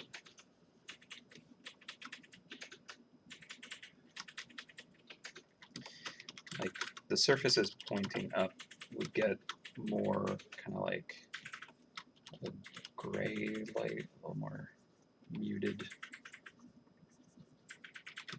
kind of blue. Again, it's going quite high in value, so not necessarily what I want. I just kind of want more of an ambient. Let's see.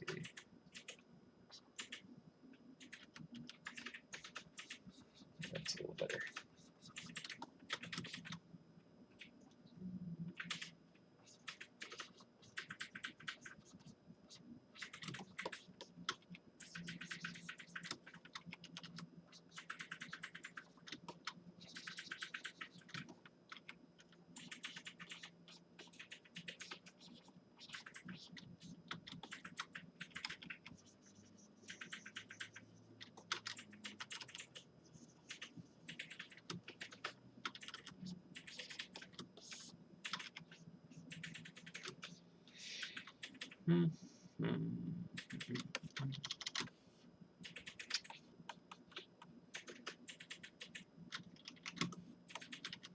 Y'all, I don't even.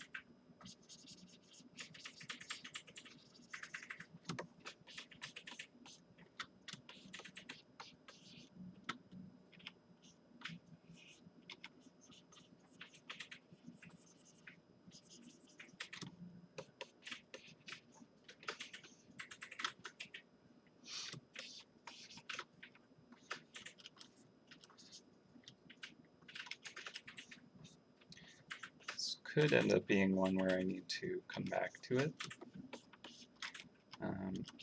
to finalize, because I don't know, there's so much going on with this. I'm not certain that it is going to be, I don't know.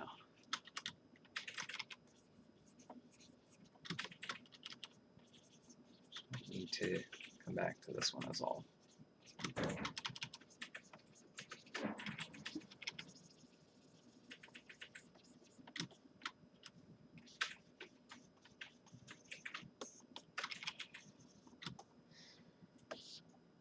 It's probably way too intense.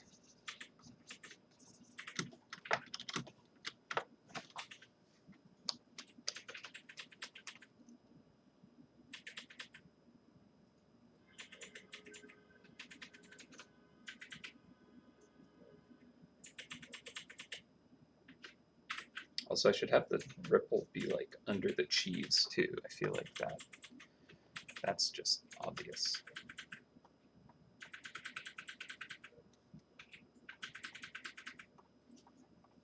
Oh yeah, that's what it looked like.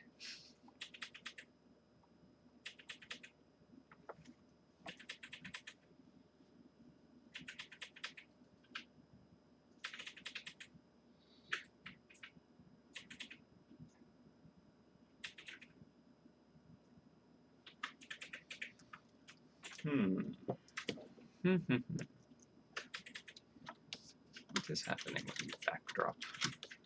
Is this file all messed up? Could be.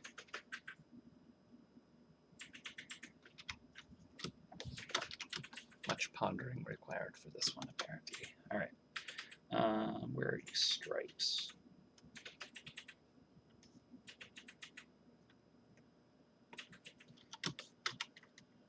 I can at least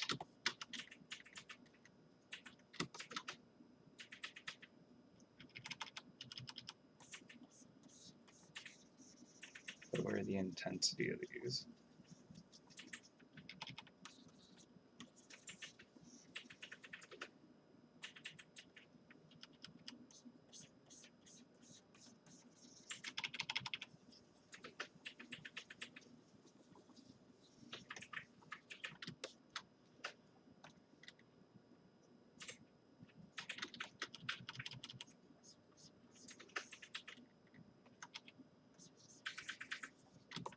Maybe not that light.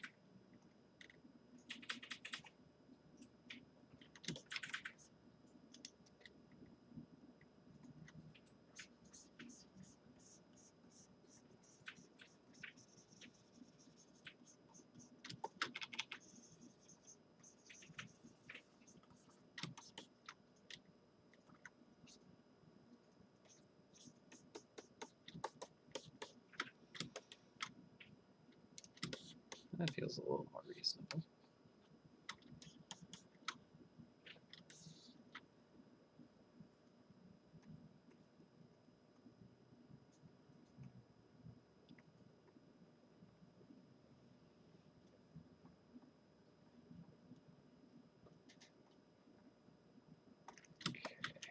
Kind of liked the bit of the yellow.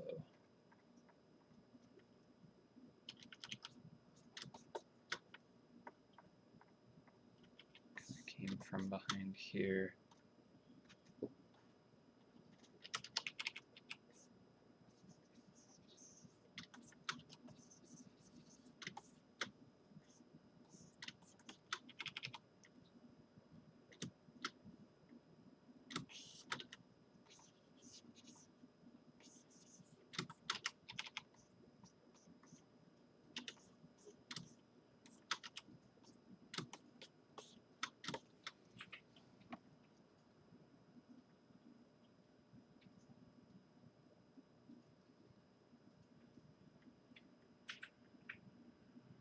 And do I just make this up here basically just pure water? I think I try to, yeah.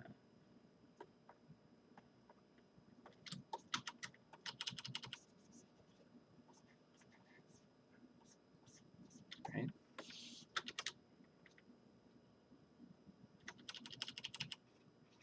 And create that water edge.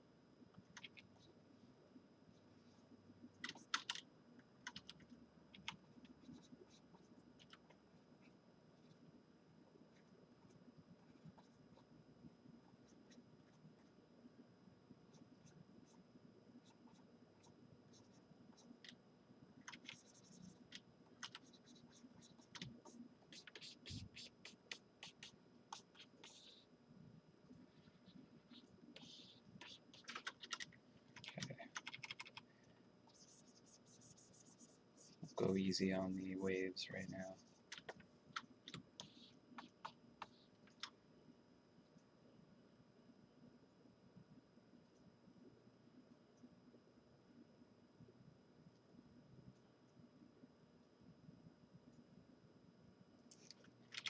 His eye is pretty silly looking now.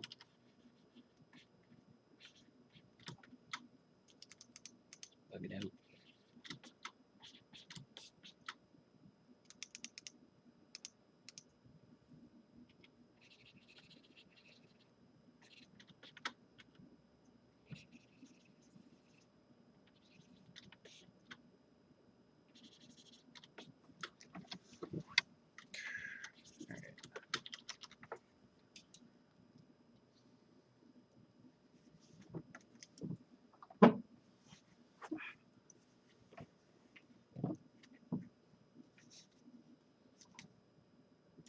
Bot to be gone.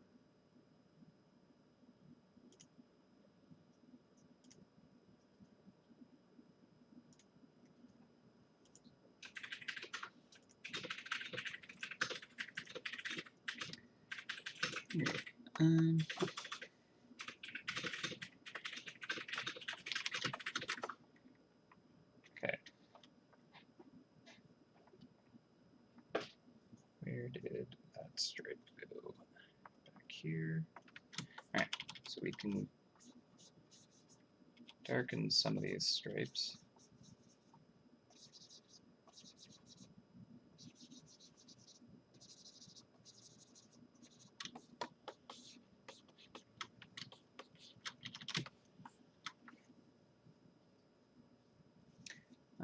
And then I think we'll have the water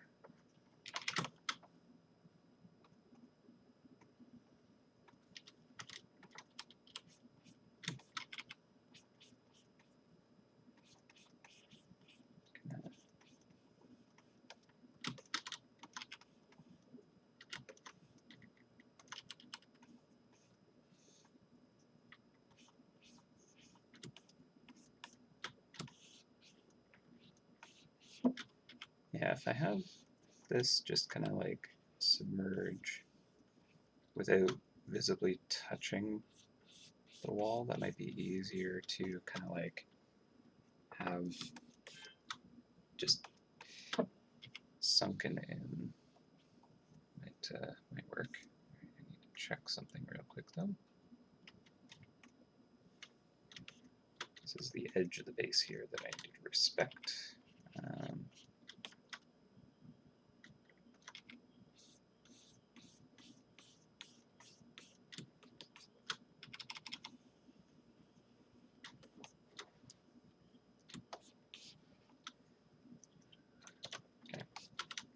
So I've pulled away from it being visible on the side, at least initially. I can still kind of like have gaps in the reeds to show that. The way that it was kind of like being set up, it just felt like it had to be some kind of like material inset inside of a colored resin to like work this way. At least now it's just like carved out of this block, and then with cool details on the side, it just feels a little more like, no, that's still a valid carving. It's not just something that can't really be carved, I guess.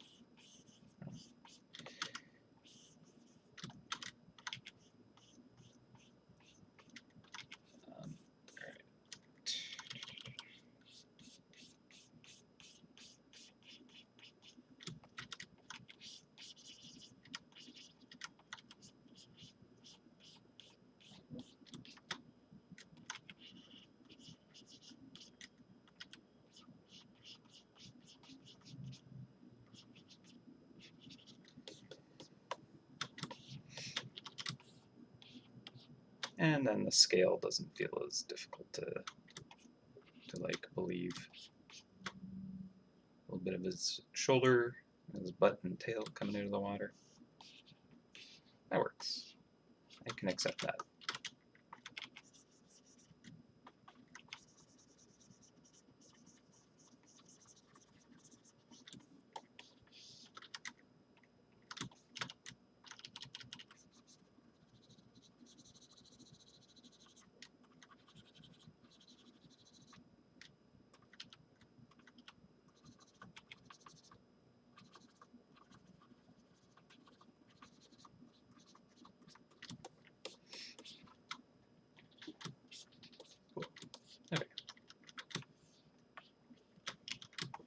the edge here is kind of like a little bit lost.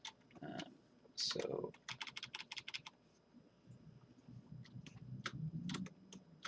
I might re-flatten this.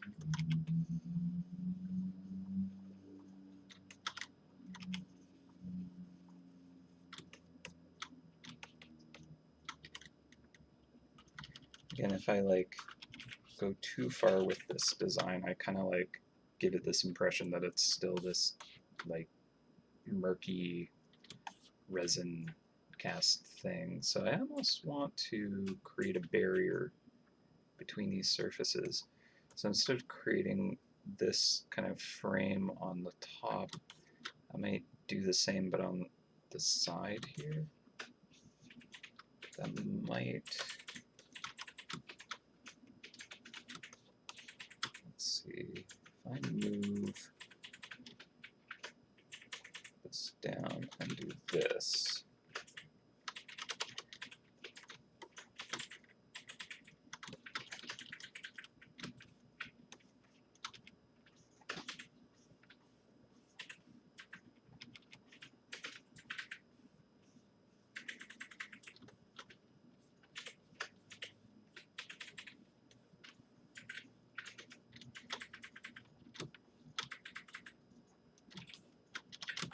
right?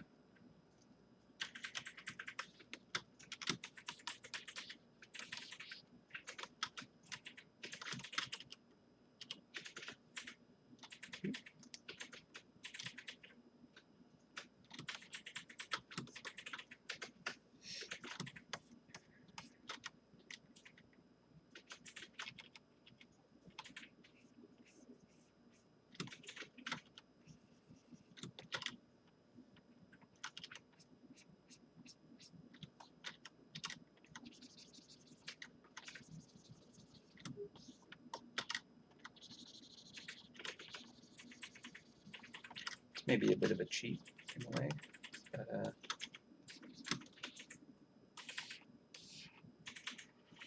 don't know. Might work.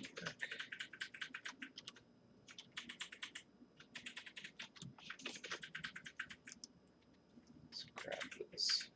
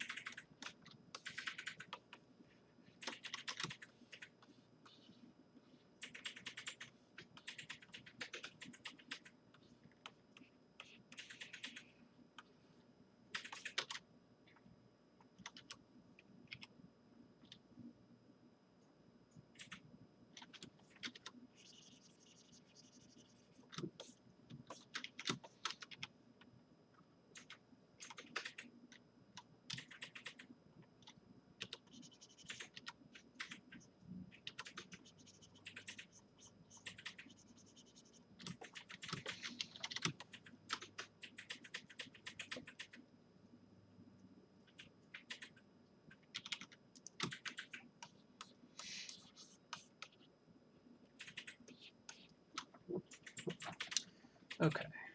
I'm thinking this might actually make this a little more comfortable. Feels less like it's trying to be something sitting suspended in a material, and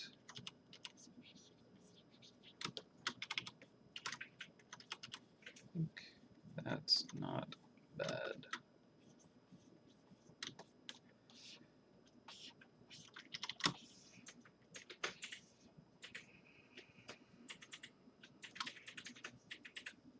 Just a very fancy carving of it.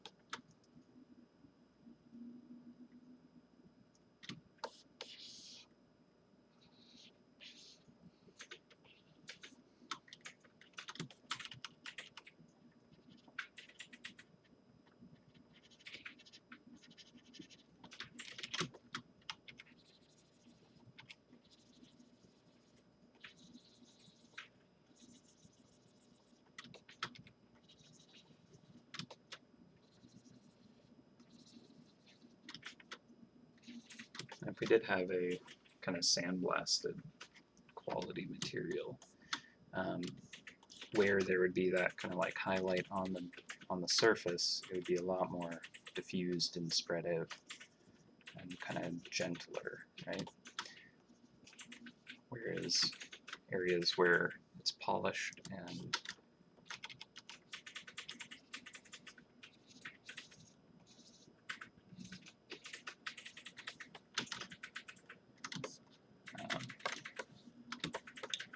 much kind of, much more polished, saying, you'd have kind of like a tighter reflection.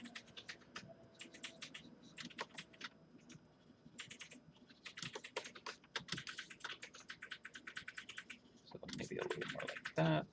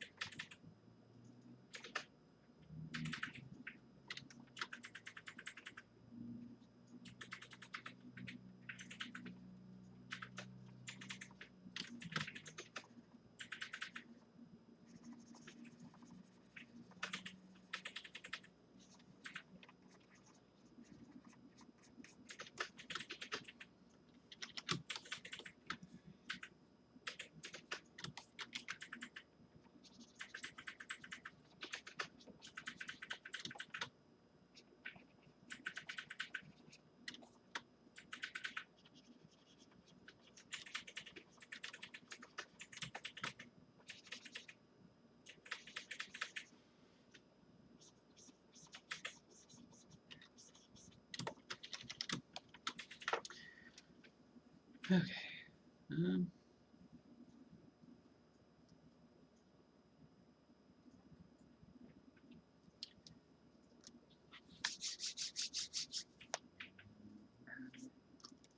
Think that I might call it for the day. I feel like I've been at this for a while. Let's give it a save. And I feel like we're close. It's just I'm not not like 100% on this direction, and it's like I really got to go deep on it to make it work. But at the same time, I'm like, I don't know. I think it's working, but at the same time,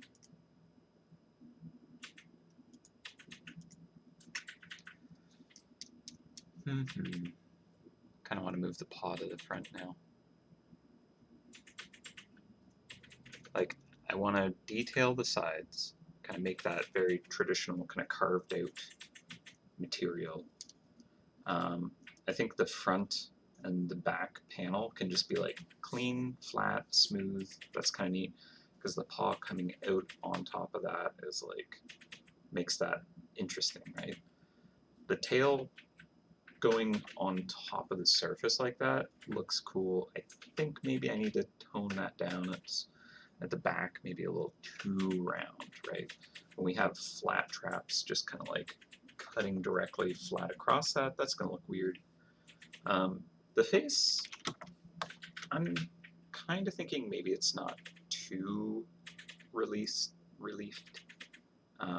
It definitely is coming out of the water, but like maybe it's not as bad as I think. But yeah, like the tones of it, like the stripes and like the not stripes, I feel like I'm kind of pushing it a lot. And I do still want to feel like it's just a carving. I feel like it's really gotten away from me on that.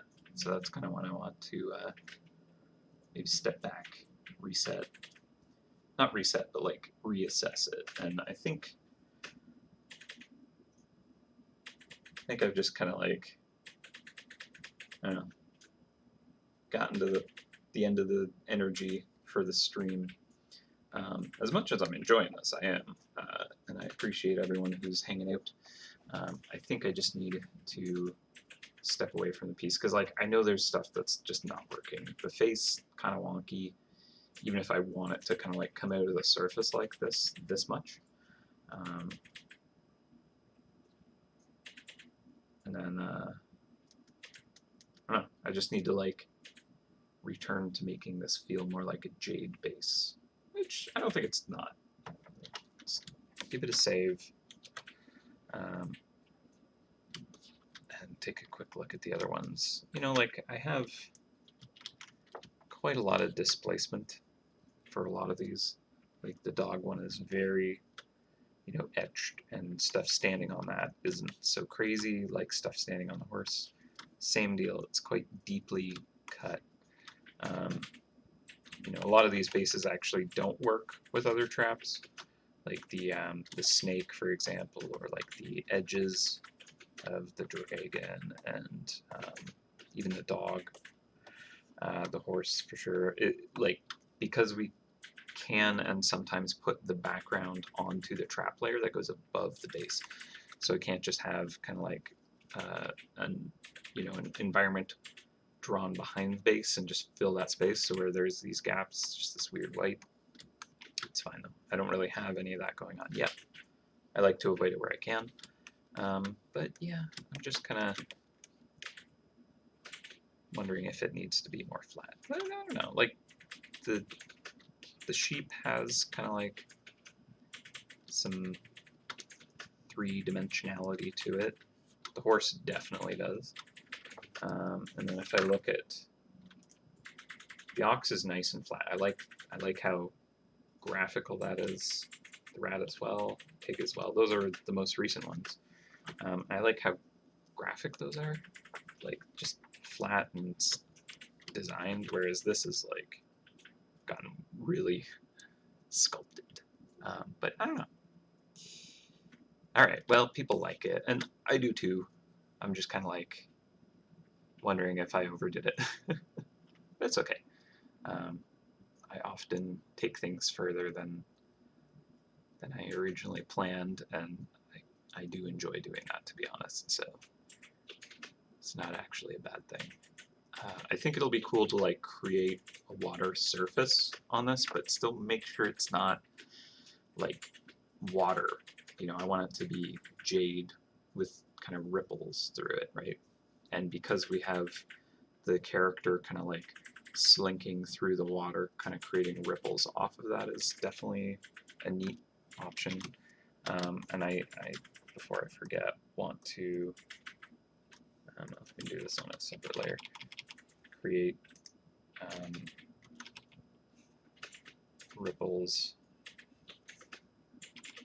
based off of the cheese, loosely anyways. You know, because the cheese is not always super consistently placed, but we'll try.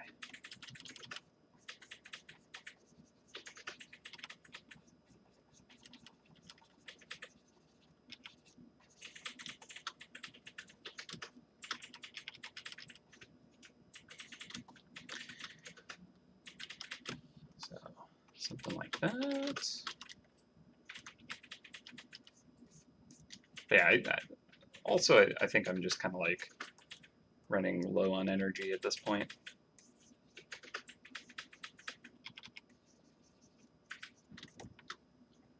So that's just there to remind me to like use ripples,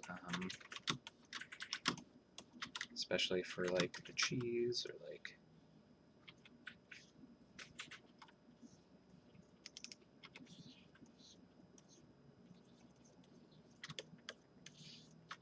the tail.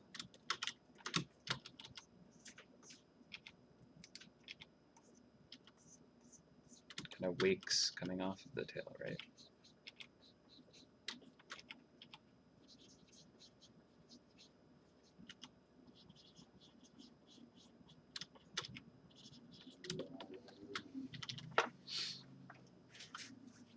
It's swirling through the water. Okay. I mean, I don't think it'll actually take too much more work to like finish it. I don't want to, I guess, kind of like try to do that right now when I feel like I'm kind of at the point where I can't assess it properly. I would like to play with the this edge profile just a little bit if I'm going to be doing these ripples. At least kind of this come up and down just a little bit. Hopefully that doesn't mess up with too many traps. So this should be brighter and saturated on this edge. It's probably a bit much here. Okay, well, I think I'm going to try and just wrap it.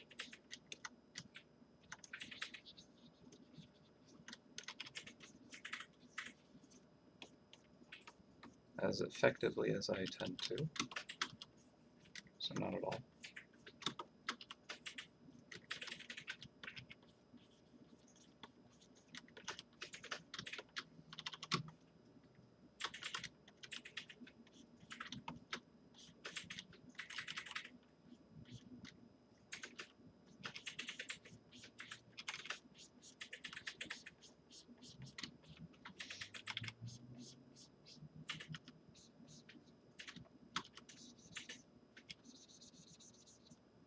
What's kind of fun to do is create these tighter bands here and have them kind of widen out as they get further away. Right? It creates nice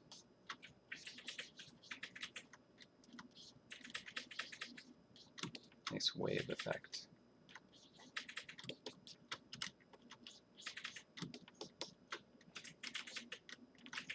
That.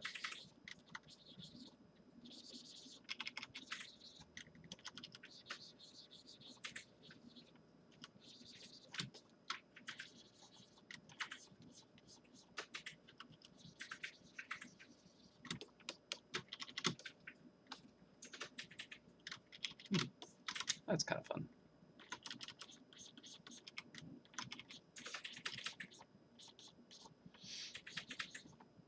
Okey-dokey. I just saw the Tony the Tiger. No.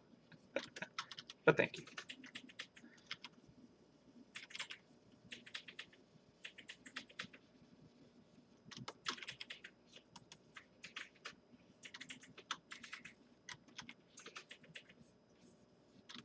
Hopefully it doesn't mess with the trap profiles too much.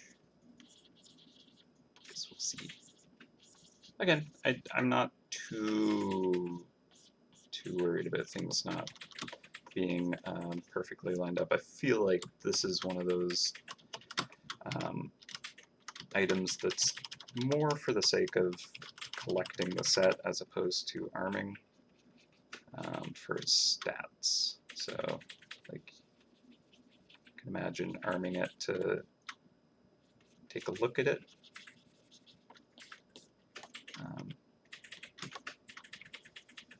Yeah.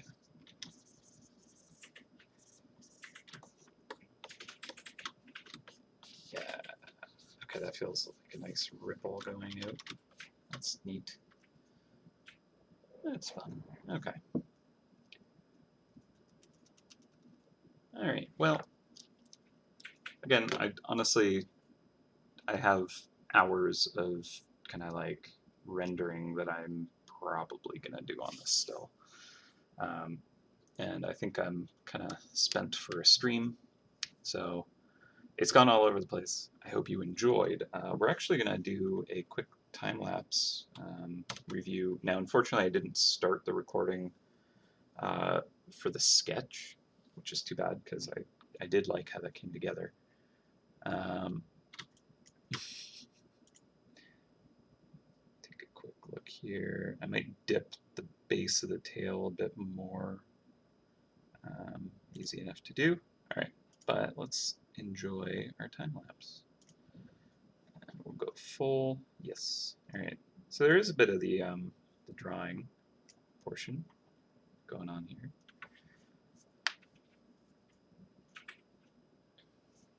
You can definitely see where it came from.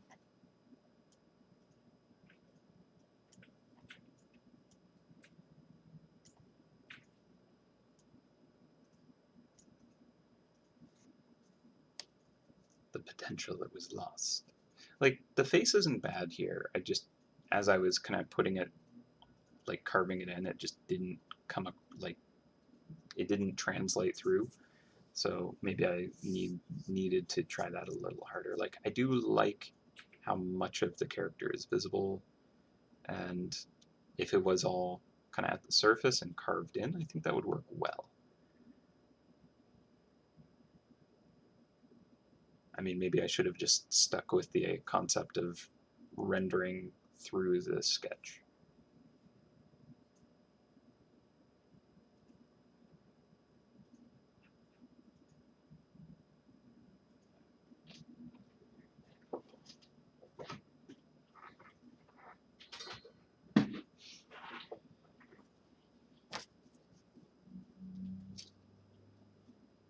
And there is like, oh, I need the reference.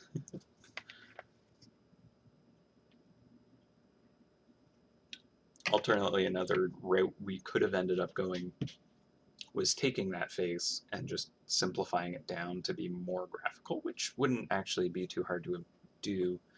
And we could still do cool stuff like creating a nice just like texture to create that gradient, which I mean we're doing already with the stripes. We're going to be kind of making it a little more like the sandblasted paw print, right? And here we get to see me just go all over the place, although it's still close to where it is, just pushing and pulling tiny elements of forever. Fixing the paw. Yeah, the face is just kind of morphing away from where it needs to be in the end. I'll probably, once I like get a fresh look at it, fix that. I feel like it's still off. But at this point, I'm just like, can't see it properly.